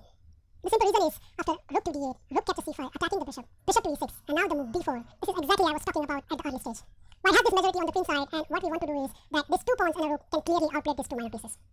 And in fact, the game finished very quickly, so let me show you the rest of the moves very quickly. My opponent captured this pawn. I played rook to d5, pinning that bishop. So black has not many good options. He continued here with the move bishop to e8, but after rook captures, bishop captures, rook to e8, he gave me this check, and after king to f1 and king to f7, this is completely winning endgame for the white. Rook to d8, bishop to e3, b5, king e7, b6, bishop to b5, c4, a very good move, bishop captures c4, king to e1, king to d7, b7, king to c7, and now the star move, rook to c8, which not only nab a piece, but the resulting endgame is completely winning. The second move black can try over here is e captures d4, but I think this is probably the most easiest variation you have to handle, because after queen captures d4, we are already attacking a7, and black response is forced here. Black has to play moves such as b6, but after that, we are going to continue here with the move bishop to e3. Kindly note, if bishop to a6, then queen to a4 is a very strong reply. So the best move over here is bishop to b7, but then we can immediately capture this pawn, and after pawn captures and castle on the king side, not only white has achieved 3 pawn and a rook for 2 minor pieces, but the most important factor is black has some severe pawn weaknesses on the queen side. In the PGN, I have included a game of mine against a FIDE master, which will give you an idea how I should continue from here onwards. Now the third and the most critical reply tried by the black over here is d5. This is a direct attempt from black to refute the white opening idea. Now the first thing you should note over here is you cannot capture this pawn, because after queen check and knight comes back and then black plays knight captures e4, black is completely winning in such a position. So you're not going for the pawn grabbing, but instead of that I'm recommending that you should continue here with the move f3. Obviously black has 3 different good choices, but against each of them, white obtained a very good position. So the first move I want to consider is a6, which in a way, saving that pawn, here white has a good reply, that is d captures e5. Kindly note, if knight captures e5, then after the move bishop to e3, that knight can easily escape. Knight to d7 doesn't help it, because after knight to d5, there's enough support for that knight to come out. So knight captures e5 is not possible at this point, so black has to capture with the pawn, and then we are going to continue here with the move knight to d5. So now white is all set to arrange evacuation for the knight. So black has to stop it, and the only good way to stop it is to capture this knight. But after that, queen captures d5 will give white a winning position. I did this position against a 1900 rated opponent, where my opponent continued with the move bishop to c5, so he stopped my castle. But never mind, I continue here with the move bishop to d2, and after the move queen to e7, which has the idea of knight to f6. But after white's next reply, that is queen to c6, attacking the bishop, and at the same time supporting the c7 square, black is completely busted. He continued with the move queen to f8, but after knight to c7, he realized that he's an exchange down for not a single compensation. In short, a6 gives a very good advantage to the white. So let's look at some of the critical reply by black. The first move I want to consider is bishop to a6. So idea is not only to regain the piece, but in some lines, if white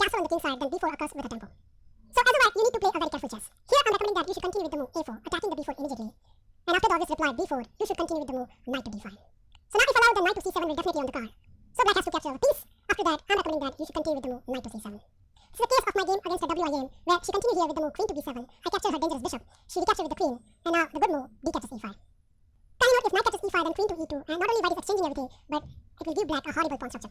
So, in the game, she decided to capture with the pawn, but after that, I continued with the move bishop to e3. My opponent continued with the move bishop to c5. I play queen to e2, so hitting the queen, and if the queen are exchanged, as I mentioned earlier, this position is quite favorable to the white. My opponent played queen to d6. I simply castled on the king side, and now she continued with the move a5.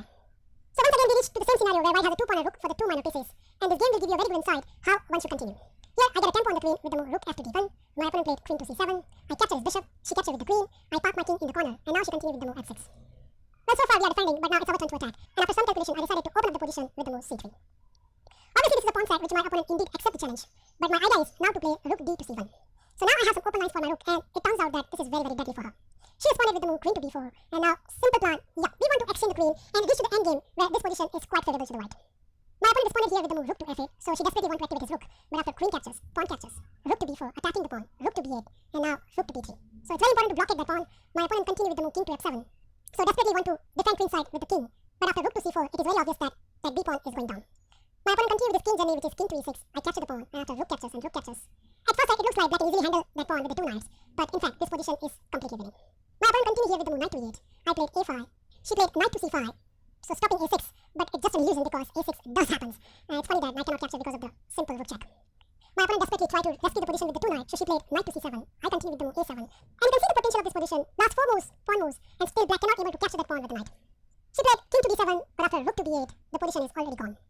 Few moves have been played knight to a6, promoting with the queen, and after knight captures and rook captures, she just resigned at this position in the view of white has an exchange and a clear pawn advantage. Now the third and the final move black can try over here is bishop to b7, so idea is to capture the knight immediately. Well, here you have two choices. You can capture the pawn or you can play the move d5. Now knight captures b5 is completely fine for the white, and I have included the whole line in the PGN, but the move which I favor over the knight to b5 is d5. The simple reason is this will completely block the mobility of black pieces. Now if your opponent plays moves such as d4, then knight e2 is always a good move. So in this game where my opponent was a FIDE master, he continued with the move a6. No matter, I continued with the move d4, so stopping any b4 advancement by black.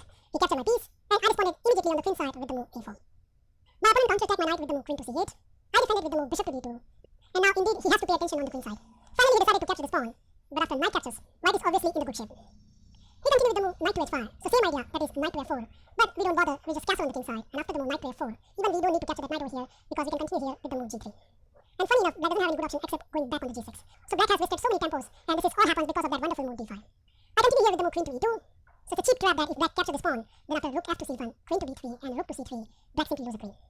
Obviously he doesn't fall for that. Instead of that, he continued with the move bishop to d8. I responded with the move rook f to c1, and now he tried to resolve his prime pieces with the move knight to b6. But I think it's a bad idea because this is exactly what white wants, as after the move c4, white plan on the queen side campaign is already done down. My opponent here captured my knight, I recaptured with the rook, and now he continued with the move rook to c7. So his idea is to stop me to play c5, but to his surprise, yep, c5 indeed happened. And you should always consider this move if you have good tactics in the position. My idea is when my opponent has to forcefully capture this pawn, I want to play the move d6. So attacking the rook. There's only one way to hang on to this pawn by playing the move rook to c7, but then I continue with the move queen check, king to h8, and now wonderful center and two pawn advantage. And look at the black. Horrible pieces. In fact, the game finished within few moves. He continued with the move queen to d7, rook to b4, knight to f8, bishop to e3, a5, attacking the rook to b3, and the critical mistake happened at the move knight to e6. Before I move on, I'd like you to pause this video and find out what is wrong with the move knight to e6. Okay, I hope you find this easiest continuation, that is, rook captures b7, queen captures b7, and queen captures e6. Not only simplifying the position with a great advantage, but white has a concrete threat of queen to e8, which not only threatens the checkmate, but as well as grabbing the piece, and black cannot defend both the threat. That's it guys, I hope with this brief analysis, now you're confident enough to play this line. This line has a great surprise value, and not many FIDE players are ready for it. I have personally gone through so many videos and books, and there are hardly any mention of this line. Remember the plan of campaign which I have suggested throughout the video, that you are trying to exchange as many as pieces and going into the endgame, where this rook and two or maybe three pawns clearly outplayed your opponent's two minor pieces, and you get a great advantage in the clock as well. Well, thank you for watching this video. Feel free to like, subscribe, and comment on my video, and I'll meet you in the next episode very soon. Bye and take care. And it contains lots of tricks. Once again, black has few options, but believe it or not, they all leads to a very miserable position. And it's great fun to watch all of them. So let's see each by turn. And still, white is going to play this amazing stunner, that is d5.